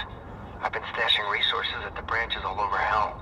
Swing by all 3 and you'll have enough components to build a weapon. Can I still get a taco? You don't want the fucking taco? Now get out of here.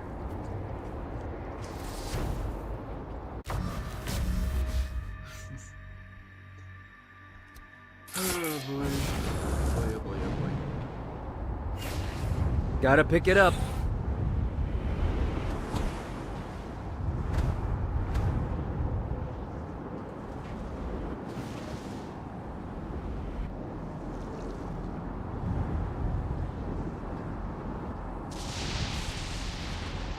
Dane, you there? Took you long enough. Here's the next part.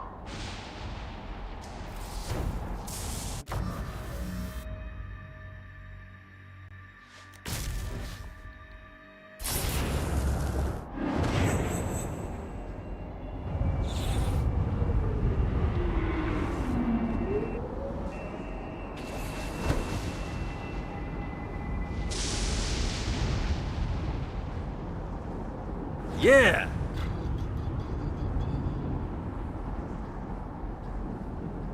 Pretty sure I'm letting everybody down.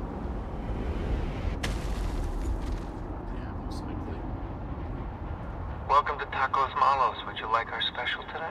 Is that the gun? Jesus Christ, you are terrible at being discreet. Now what made you think I'd be good at it? That's a good point. Enjoy the weapon.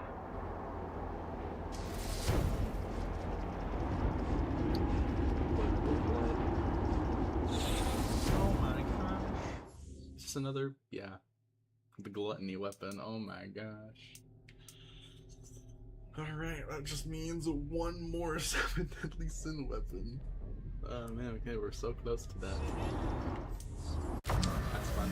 I love it. I love it. I'm almost there. I'm almost done with it. It's crazy. It's cool. Oh my gosh. Alright. Let's start with the commentary. Oh wait, this is commentary. This is an audio tone. What's the difference? What's the freaking difference, bro? Anyways, it doesn't matter. Let's start with over here. Let's do this. Y'all, because I just got this one. And I don't know if I saved with the Blackbeard. Woo! Wait, weapon Last Supper. What? Did I unlock a new weapon? I don't know. It's fine. I'll wait.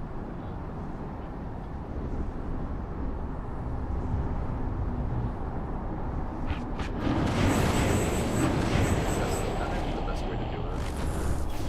Do one season for every game. And like I would say like how many episodes make the most sense for like for a season-based series about all the Saints Row. So each season is all about one of the games.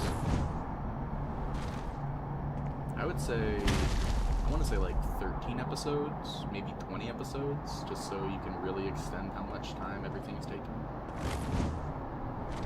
Although I would want to make every episode like kind of, I'd say like maybe like 40-minute episodes.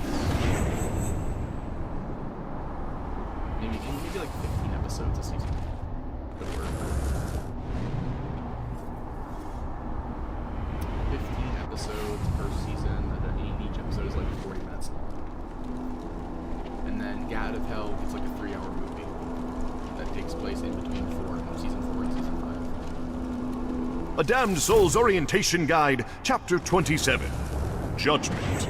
The destruction of Earth has created a massive influx of souls. However, whereas Hell had infrastructure in place to process the souls quickly, Heaven languished under St. Peter's watchful eye. Even now, St. Peter is only finally processing the last batch of humanity. When the war comes, we will be ready, and God will scramble to keep up. I don't want to know what they do to the people locked up in there.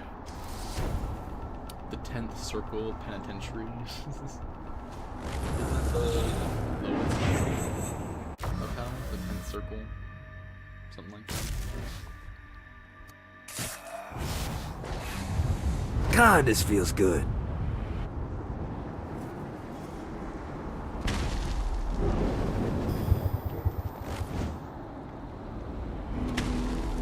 A Damned Souls Orientation Guide, Chapter 5. On Hoarding Sins. Some of the more frugal of the damned take all their worldly possessions with them when they travel, fearful of leaving things behind where they can be taken. Naturally, I've made it incredibly easy for you to spot those individuals, so you may mug them and capture the sins for yourself. When I arrived to Hell, my reputation preceded me, and Satan was quick to court my aid. He promised me a new body, a fiefdom, and a castle in exchange for loyalty. I happily agreed. I trained his army, maintained the peace, and ferreted out Satan's enemies. But all of my loyalty meant nothing when I committed the unforgivable sin of failure. A Damned Souls Orientation Guide, Chapter 22. The Spires. Our aerial defenses are a precious commodity, and are only to be deployed upon angelic threat.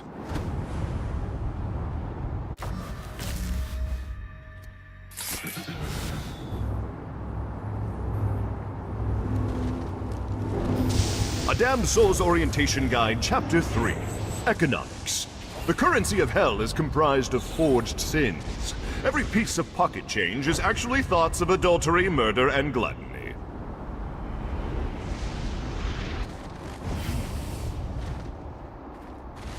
God, I want to throw someone into that lava.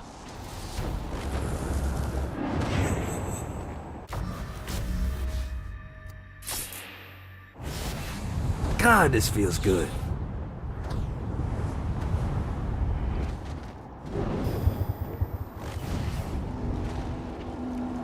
A Damned Souls Orientation Guide, Chapter 39. Legionnaires.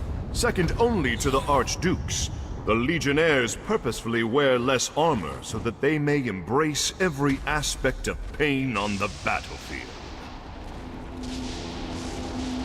A Damned Souls Orientation Guide, Chapter 2.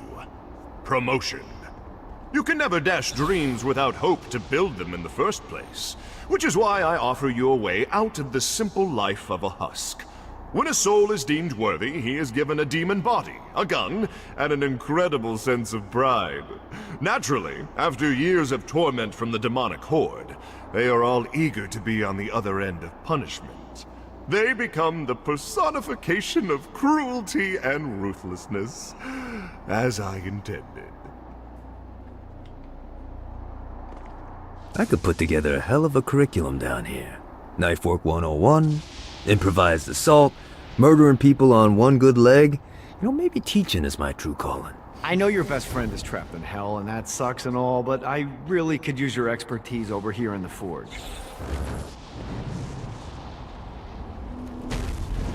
A Damned Souls Orientation Guide, Chapter 28. First Aid. Periodically, you may get injured and seek first aid. You may find this to be problematic, as ambulances in hell get paid a premium to run over people instead of helping them. It looks like someone got to this building before I did.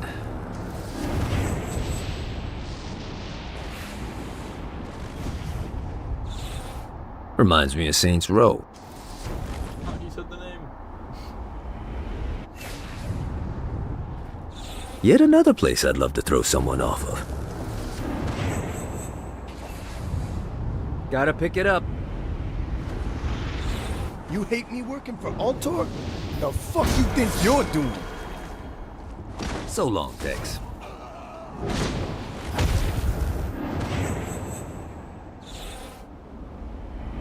A Damned Souls Orientation Guide, Chapter 16. Shantytown. Unless you are particularly enterprising or have powerful friends, you will ultimately find yourself in Shantytown. It's crowded, oppressive, and your neighbors will likely try to murder you to steal whatever paltry wealth you've amassed. Enjoy your eternity. I led Hell's army in the last war. I warned Satan that we didn't have the forces for a prolonged conflict, but Satan demanded action. Ever the soldier, I obeyed. But despite my best efforts, the angelic host decimated my forces, just as I said they would. Satan was outraged and blamed me for his poor judgment, and sentenced me to eternal torture. You know, I wanted a lava moat since I was 4.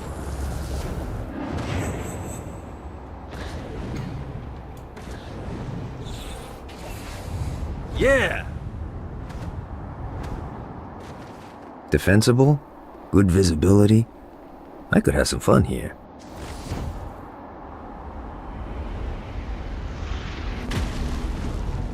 I tried to escape that insidious prison time and time again, but it was useless. The wheels on the bus kept going round and round, round and round, round and round.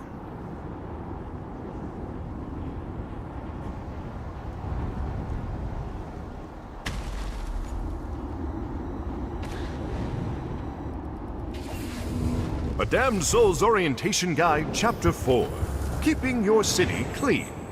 As is imaginable after an influx of souls from an exploding Earth, some souls slip through the cracks. These unrefined souls litter our fair city, and could be a quick source of upward mobility to an individual who finds as many as they can.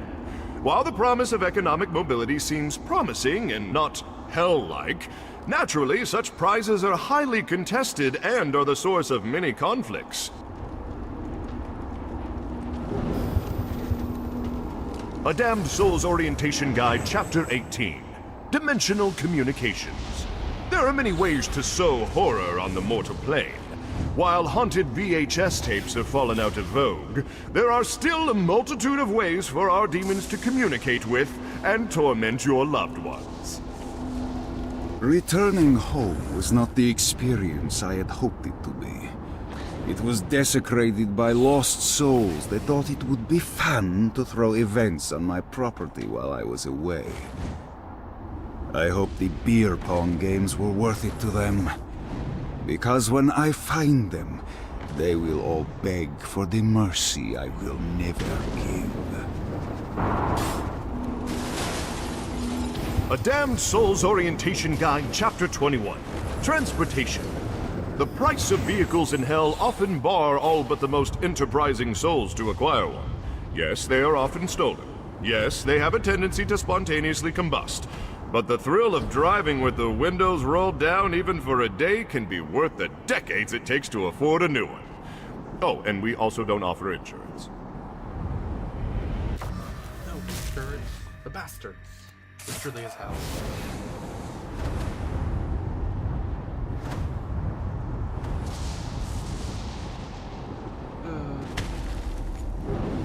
The fiefdom I control has since fallen into disrepair since my incarceration.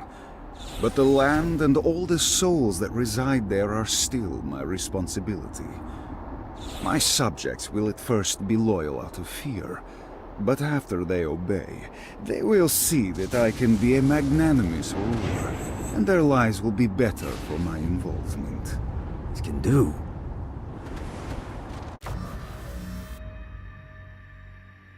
Oh boy. So much to do, so much to see, so much to do, so much to see. Did we get another quest? Oh wait, we probably got a 100%.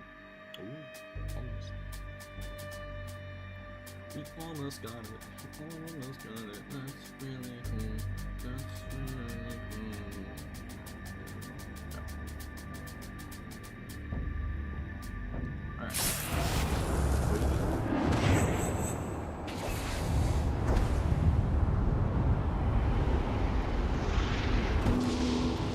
A Damned Souls Orientation Guide, Chapter 30. The Halo. Forged by God himself, my Halo was a repository of great power. I spent millennia harnessing its might, and even then, I barely scratched the surface of what it was capable of. Stay classy, Hell.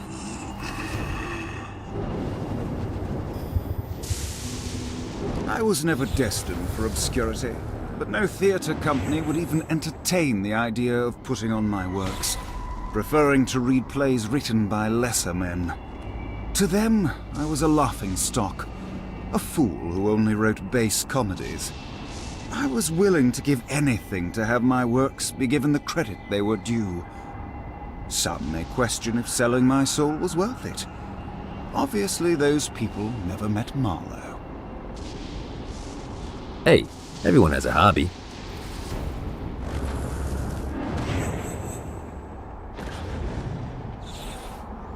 The passion plays I wrote for Satan were simple and formulaic. The context didn't matter so much as ensuring that the action was consistent and exciting. He didn't see those plays for the plot. He saw them for the spectacle of murder. That being said, the comedy about Iago and Aaron the Moor as roommates was a real hoot. Yeah, I don't think I want to know what's happening behind that door.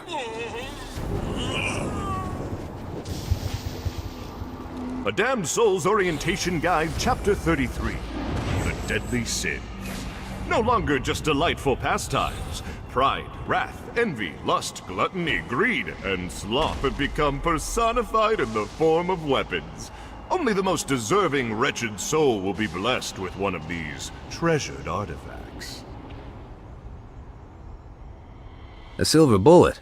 That's the only strip club worth going to.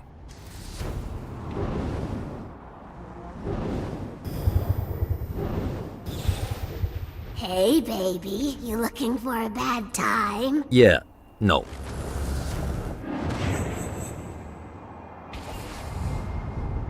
Gotta pick it up. A Damned Soul's Orientation Guide, Chapter 13. The Den of Eternal Suffering. Don't let the official name scare you. This wonderful location serves as our entertainment district. Take in one of Shakespeare's Passion plays, enjoy a septuple way, or maybe just settle down for a sinfully perfect hot cocoa. Here you can find it all. Yes, these delights are oppressively expensive, but is it really that different from San Francisco? Wonder if Julius is in there.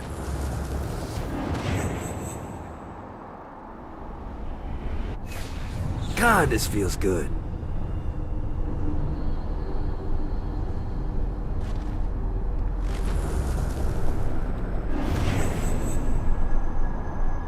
A Damned Soul's Orientation Guide, Chapter 24.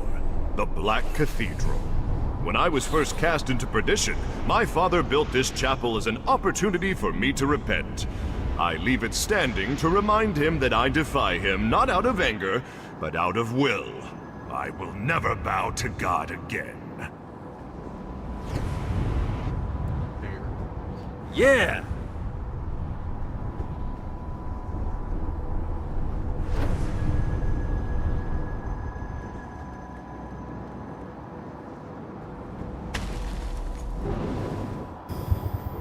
Why would they call it a snowball's chance? There's no snow in hell. You know, someone should fire their marketing guy.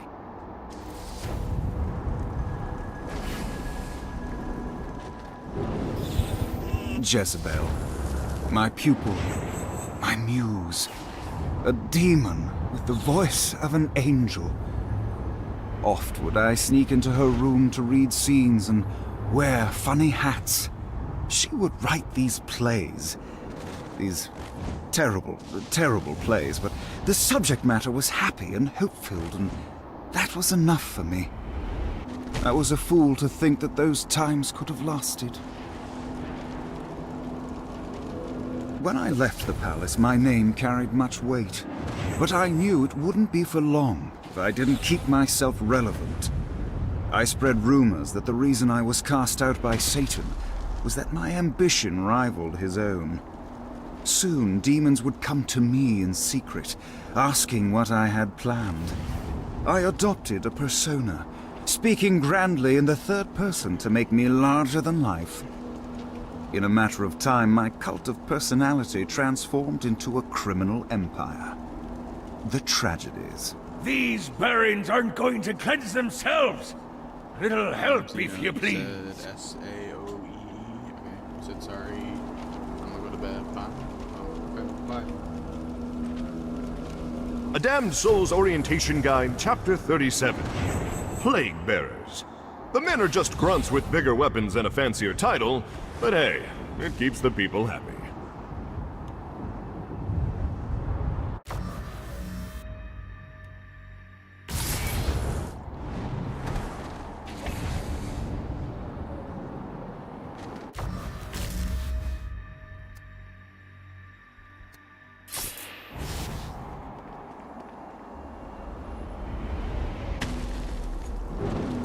Today, my reach is great.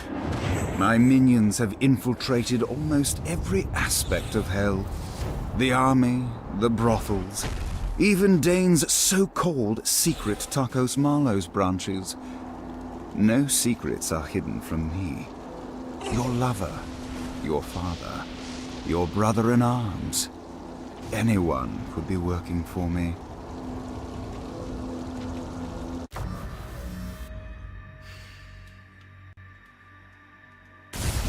A Damned Soul's Orientation Guide, Chapter 36.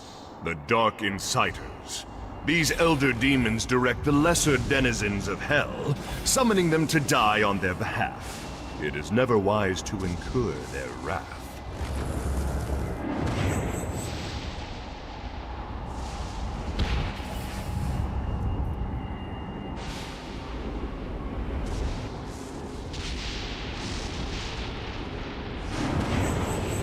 Where's my statue? I kill more guys than this chump.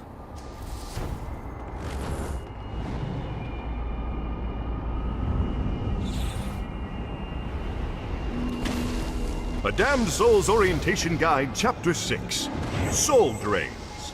Runaway sins are attracted to these drains so that every unclaimed penny can fill my coffers. I also enjoy dancing shows and found the name ironic.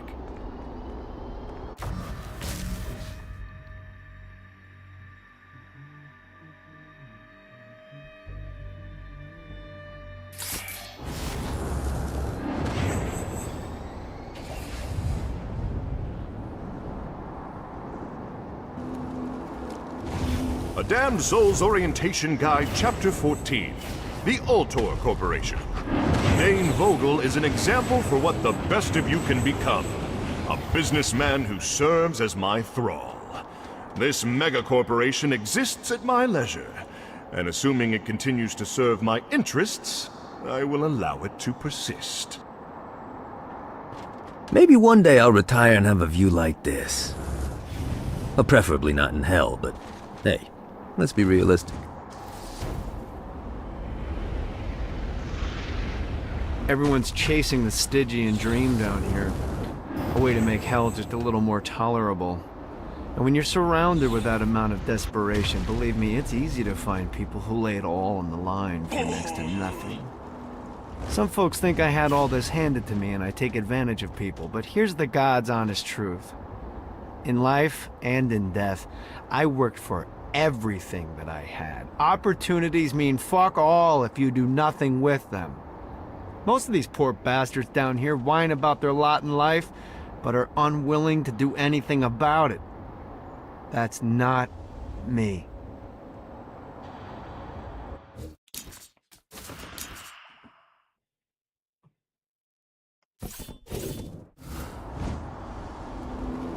A Damned Soul's Orientation Guide, Chapter 1, The Damned. Welcome to hell, O ye of questionable morality. Who you were on Earth no longer matters. When you arrive here, everyone from the mightiest crime lord to the elderly gentleman who takes pens from banks begin the same way, as wretched ghouls wandering the streets. As a shadow of a man, you are stripped of your sins and condemned to a meaningless existence. Eternal playthings for a demonic host who is all too eager to ply its trade. A Damned Soul's Orientation Guide, Chapter 7, The Day to Day. Every day will be terrible. Gotta pick it up.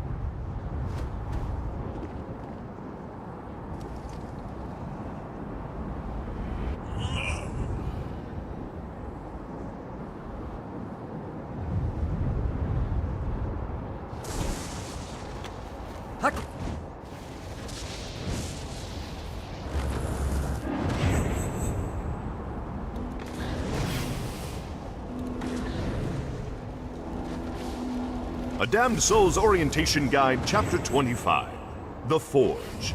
For the time being, mineral rights in Hell have been granted to the Ultor Corporation, and the Forge is where they mine and process the materials that are used to build the very foundations of Hell. Know your limits. It was the best piece of advice my father gave me, and I ignored it because I was a fucking idiot. I was the director of special projects for Ultor, and I pissed it all away because my ambition got the better of me. The reality is that I'm a kingmaker, not a king. I'm not going to make that same mistake twice.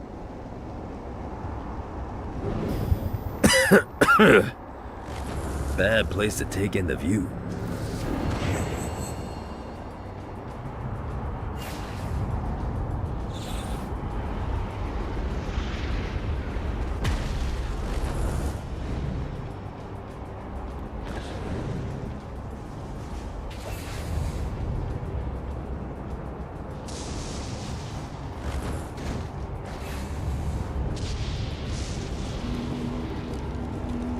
I'd be a liar if I didn't say I got a little pissed when the would-be president shot me in the face. But after a couple years of reflection, I realized something.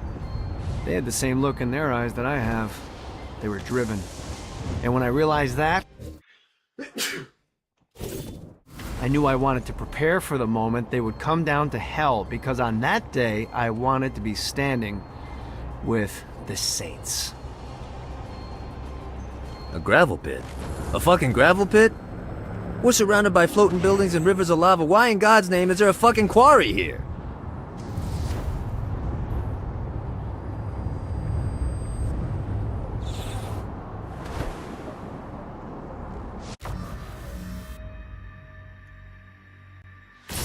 Let's see what these things can do.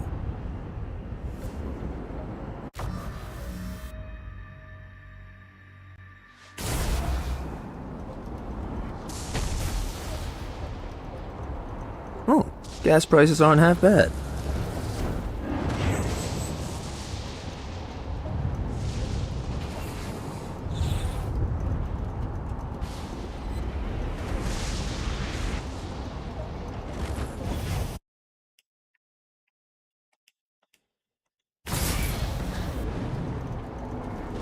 A Damned Souls Orientation Guide, Chapter 40.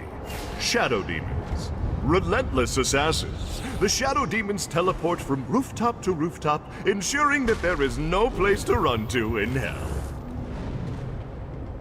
A Damned Souls Orientation Guide, Chapter 11. Eternal Suffering. Often the first instinct a newly damned soul has is to kill himself, hoping that it all gets sorted out the second time around. Well, that's a mistake. The soul explodes into 1,000 pieces and slowly and painfully reforms over the next 100 years. So the next time you see one of those spineless souls running for cover, you'll have a better idea as to why. Why didn't I lead with that tidbit? To punish those who think they can survive without heeding all my words. I knew that when the leader of the Saints came down here, he wasn't going to be interested in hearing what I had to say unless I had a pretty fucking big peace offering. Perfect opportunity came after Blackbeard robbed Satan's palace and stole Lucifer's halo. Blackbeard knew that he had to unload it fast before Sinterpol raided the Barrens, so he was willing to put a price on an otherwise priceless artifact. It cost me a fortune, but it was worth it. Satan would never suspect that I had it, and I could bide my time until the leader of the Saints was hellbound. My plan was solid, but not even I could predict a shotgun wedding. Pawn shop in hell? I'll take my chances making a deal with Dane. Satan forcing Jezebel to marry the president definitely put a wrinkle in things. For one, I wasn't sure if Johnny was going to let me explain the situation before he killed me. For another, I was entrusting the most powerful artifact in the world to someone who had worse impulse control than teens on prom night.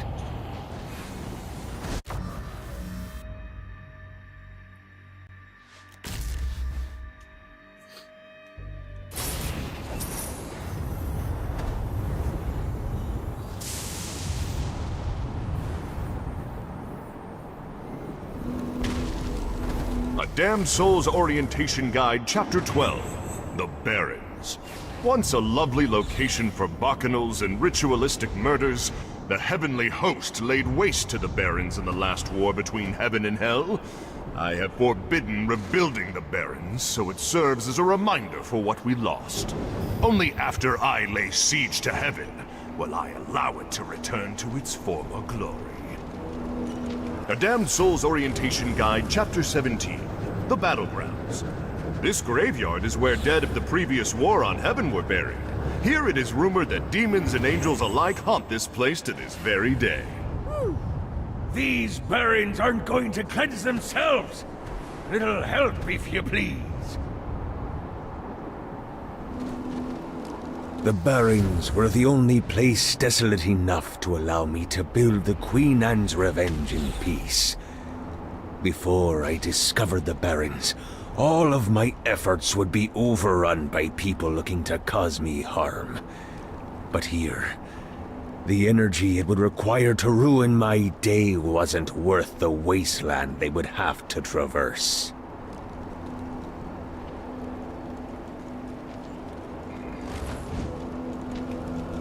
Being a pirate with no water to sail on is like being a pirate with no water to sail on. I tried to build a craft that could weather the lava, but each time the craft and crew would erupt in flames. That's why today, the Queen Anne's Revenge sails on thermal currents and arcane magic. Yes, the arcane magic is doing the heavy lifting, but I'd like to believe the sails are still doing something. The Barrens are as good a home as any pirate could ask for. It's remote, devoid of people, and perilous to get to. Here, I can live as a pirate king for the rest of my eternal days. A Damned Soul's Orientation Guide, Chapter 38. Imps. Little bundles of pure sin. These adorable mischief makers serve as perfect pets or slave labor. Robbing galleons and avoiding the crown was a thrill, but it's nothing compared to robbing the denizens of hell. Life without adventure is no life I'm fit to live. Here, the stakes are beyond simple life and death. Hell is where I'm meant to be.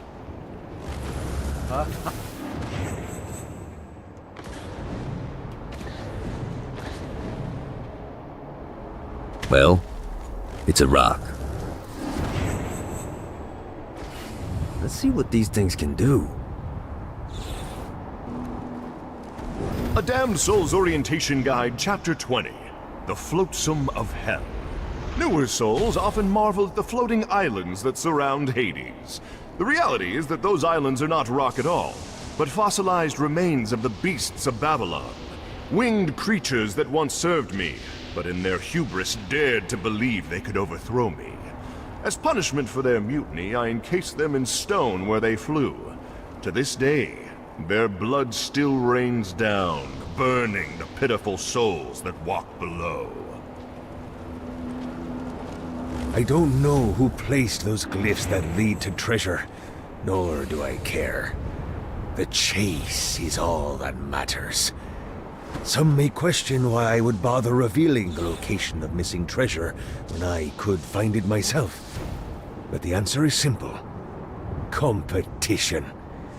With no one else looking for the treasure, there is no incentive for me to find it over robbing other demons.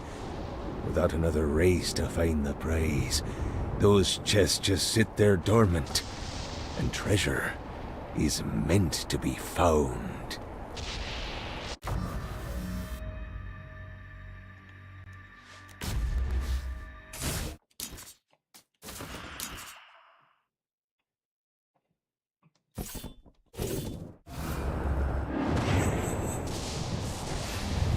Gotta pick it up.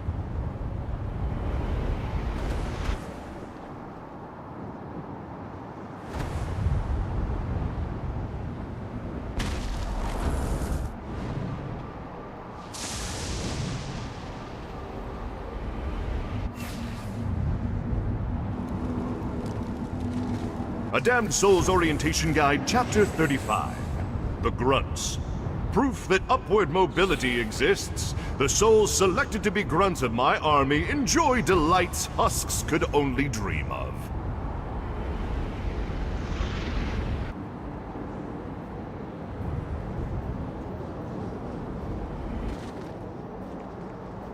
Satan wanted to impress me, he'd have an actual fucking dragon, not just some bullshit statue.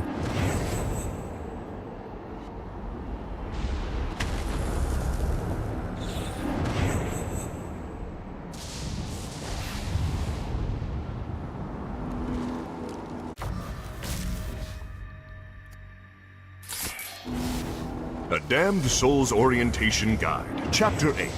The Archdukes.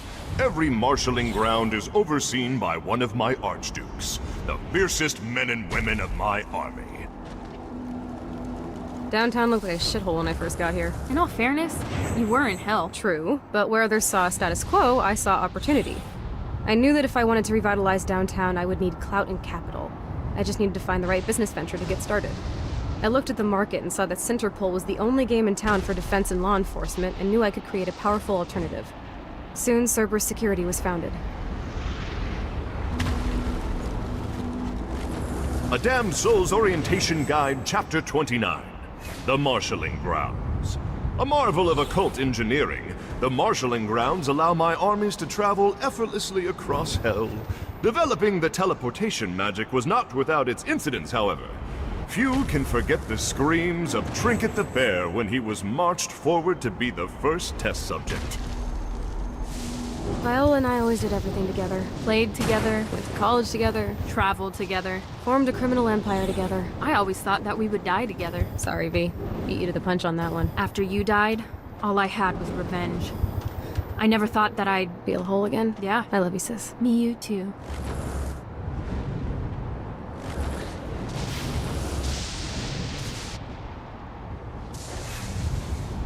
Let's see what these things can do.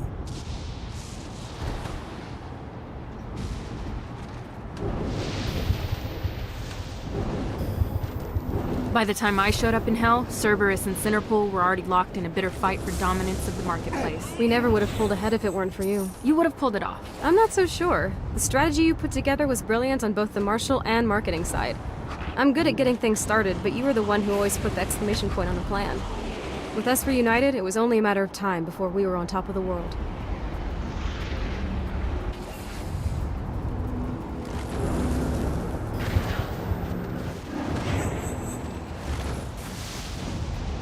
A Damned Souls Orientation Guide, Chapter 19, Downtown. The De Winter sisters have revitalized downtown to make it the destination for high-end debauchery.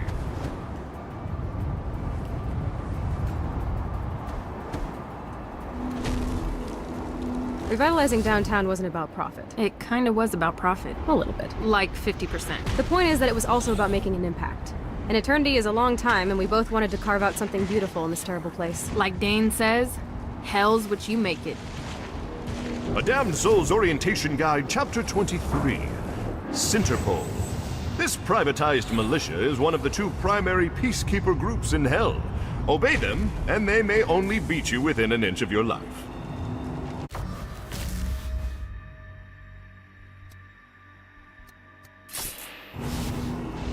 Things are going perfectly. Downtown was rebuilt in our image, the money was rolling in, we had an amazing penthouse. But then something happened. Cinderpool, who was long since relegated to obscurity, came back with a vengeance. They had new gear, new weapons, and new purpose. Destroy Cerberus. Someone is funding them, and we are going to find out who. A Damned Souls Orientation Guide, Chapter 9, The Coming War. The time is coming when the heavenly host and the demonic horde will have their final battle. And while I will personally deal with my father, Hell needs a general that will lead us to victory. Vlad was found wanting. I have my sights on another. I'm coming for you.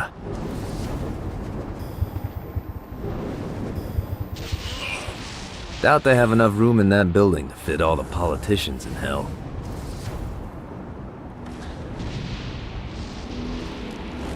A Damned Souls Orientation Guide, Chapter 15, The Powerful. You'll notice a few souls that don't look like the others. These damned citizens have paid enough wages of sin as tithes to transform their appearance into one reminiscent of their former life. Far be it from me to tell the devil how to do his job. But if I was running things, this thing would have guns. Lots and lots of guns.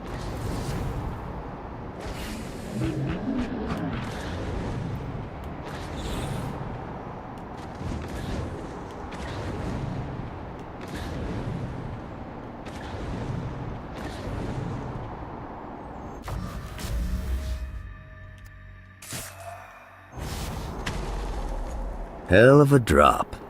Would love to take Dex up here.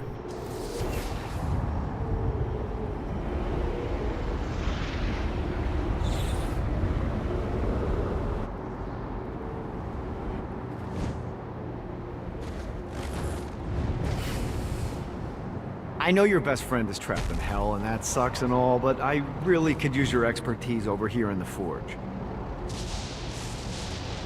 I'll take this over the 405 any day.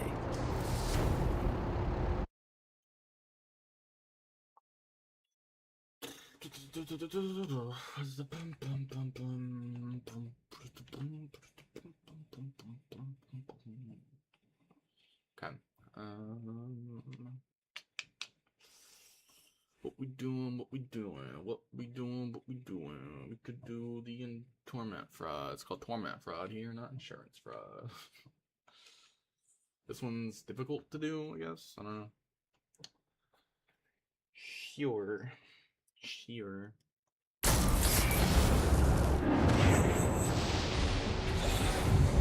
Let's see what these things can do.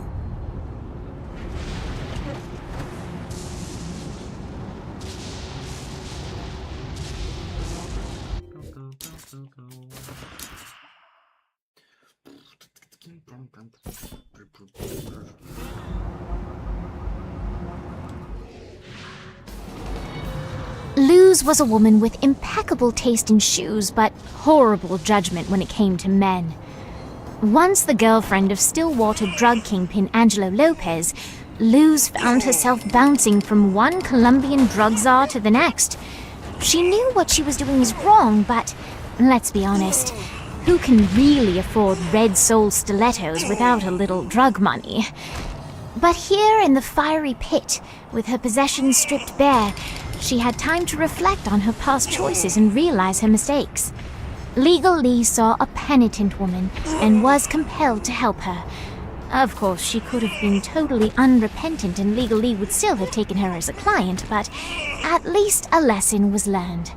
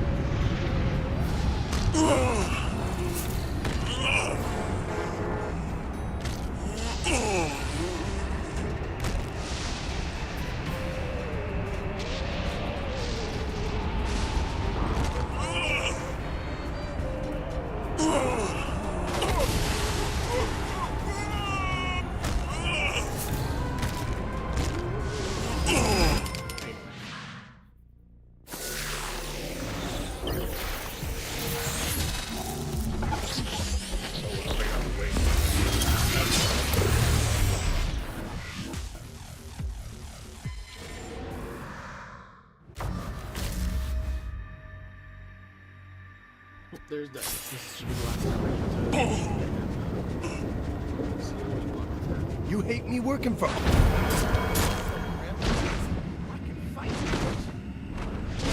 No one takes a shot at the boss and gets away with it. And then, alright, let's do this,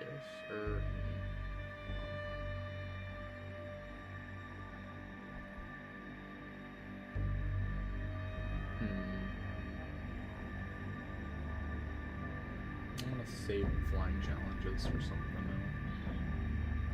I have an idea. Okay, let's do this.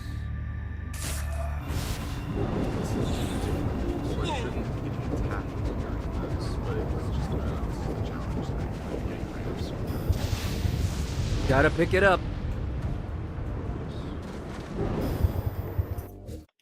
Save 74%.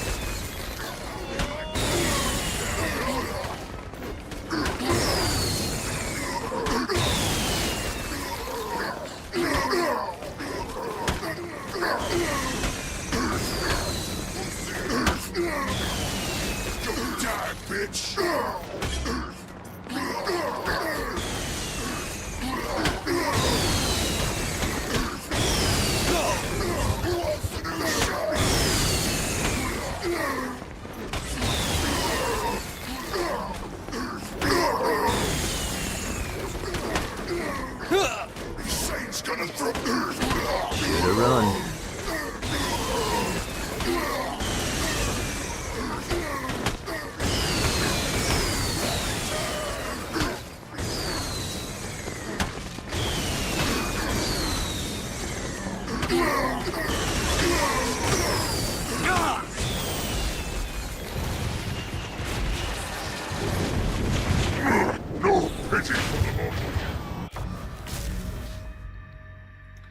That should have been the last, yeah, we did 3 out of 3 on those, okay. So let's see, this one is supposed to be difficult, this one is medium, this one is easy, medium, hard, okay, this one's medium, easy, okay, this one's easy as well.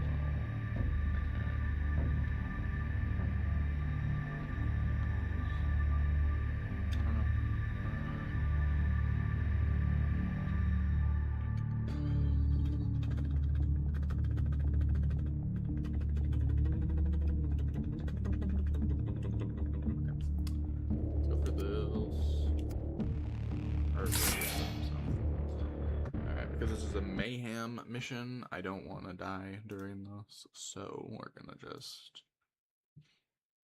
do health and well, no, this and this again, or reload and 1-hit kills as well.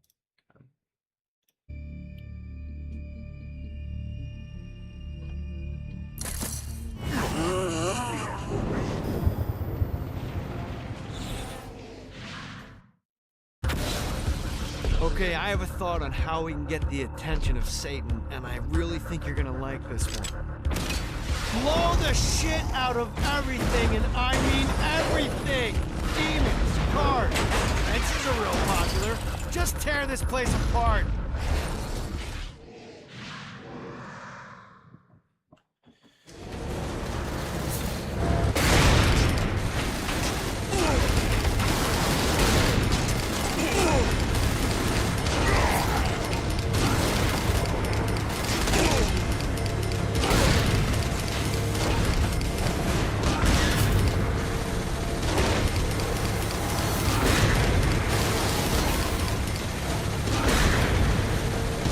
Give up yet?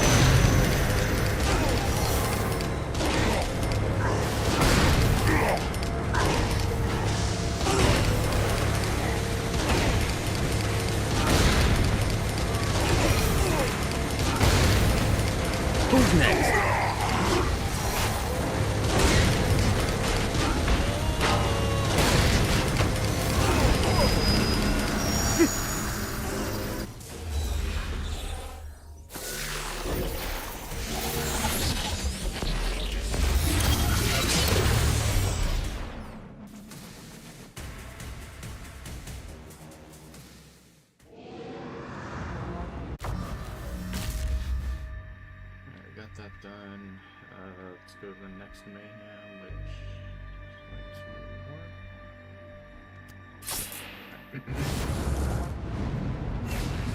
2 more. Woo!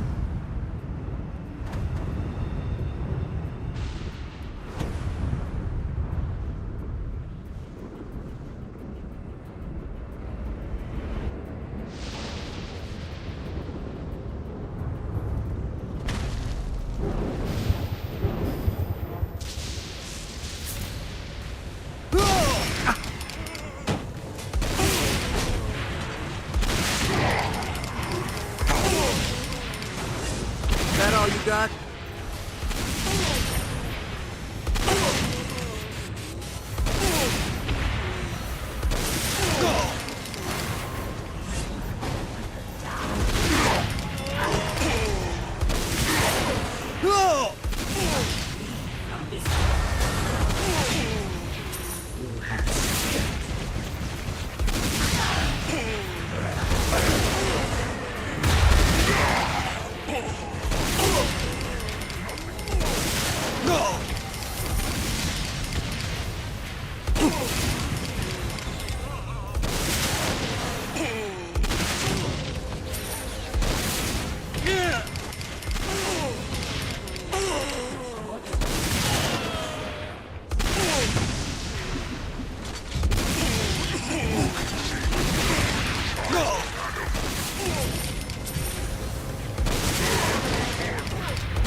Got him up.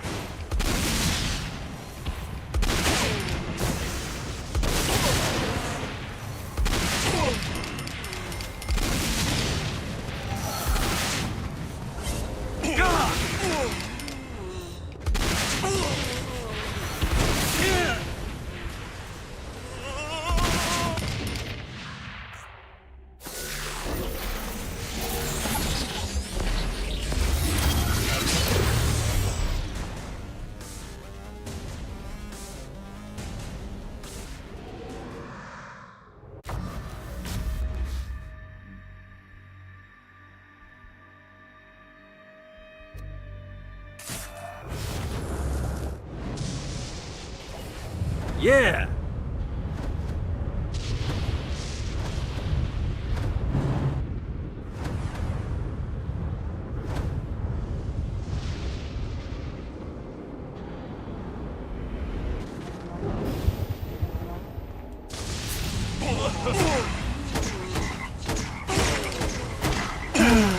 Life is good.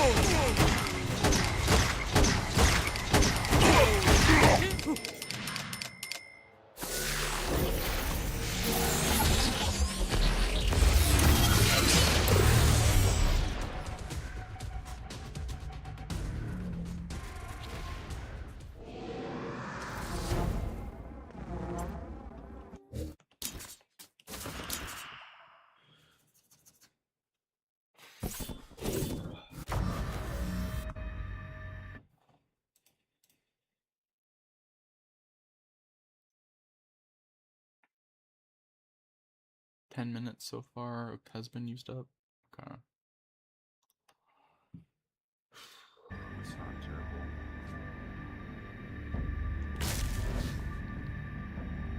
So how many do we got left? We got 2, we got 1, 2, 3 more Hell Blazing missions to do. We got 1, 2, 3 Salvation missions to do and 1 Fraud. So if we have, wait, 1, 2, 3. Oh wait. 3, 6, and so we only have 7 more missions to do, plus the last bit of collectible stuff here, which I mean is only like what? How many? 1, 2, 3, 4, 5, not counting Kenzie's.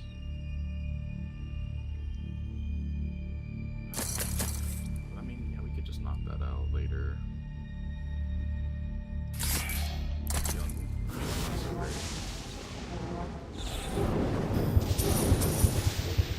We've been at this for 4 hours and 20 minutes. 4 out of 4:20. I feel like you're fine. It's fine. We've gained what, 79% from 64%. How much percentage is that? 6 plus. Well, it wouldn't be 10. It would be so like 15%. We did like 15% of total like stuff. So yeah, we could do it next time. We could finish up at 8. I'm not feeling great.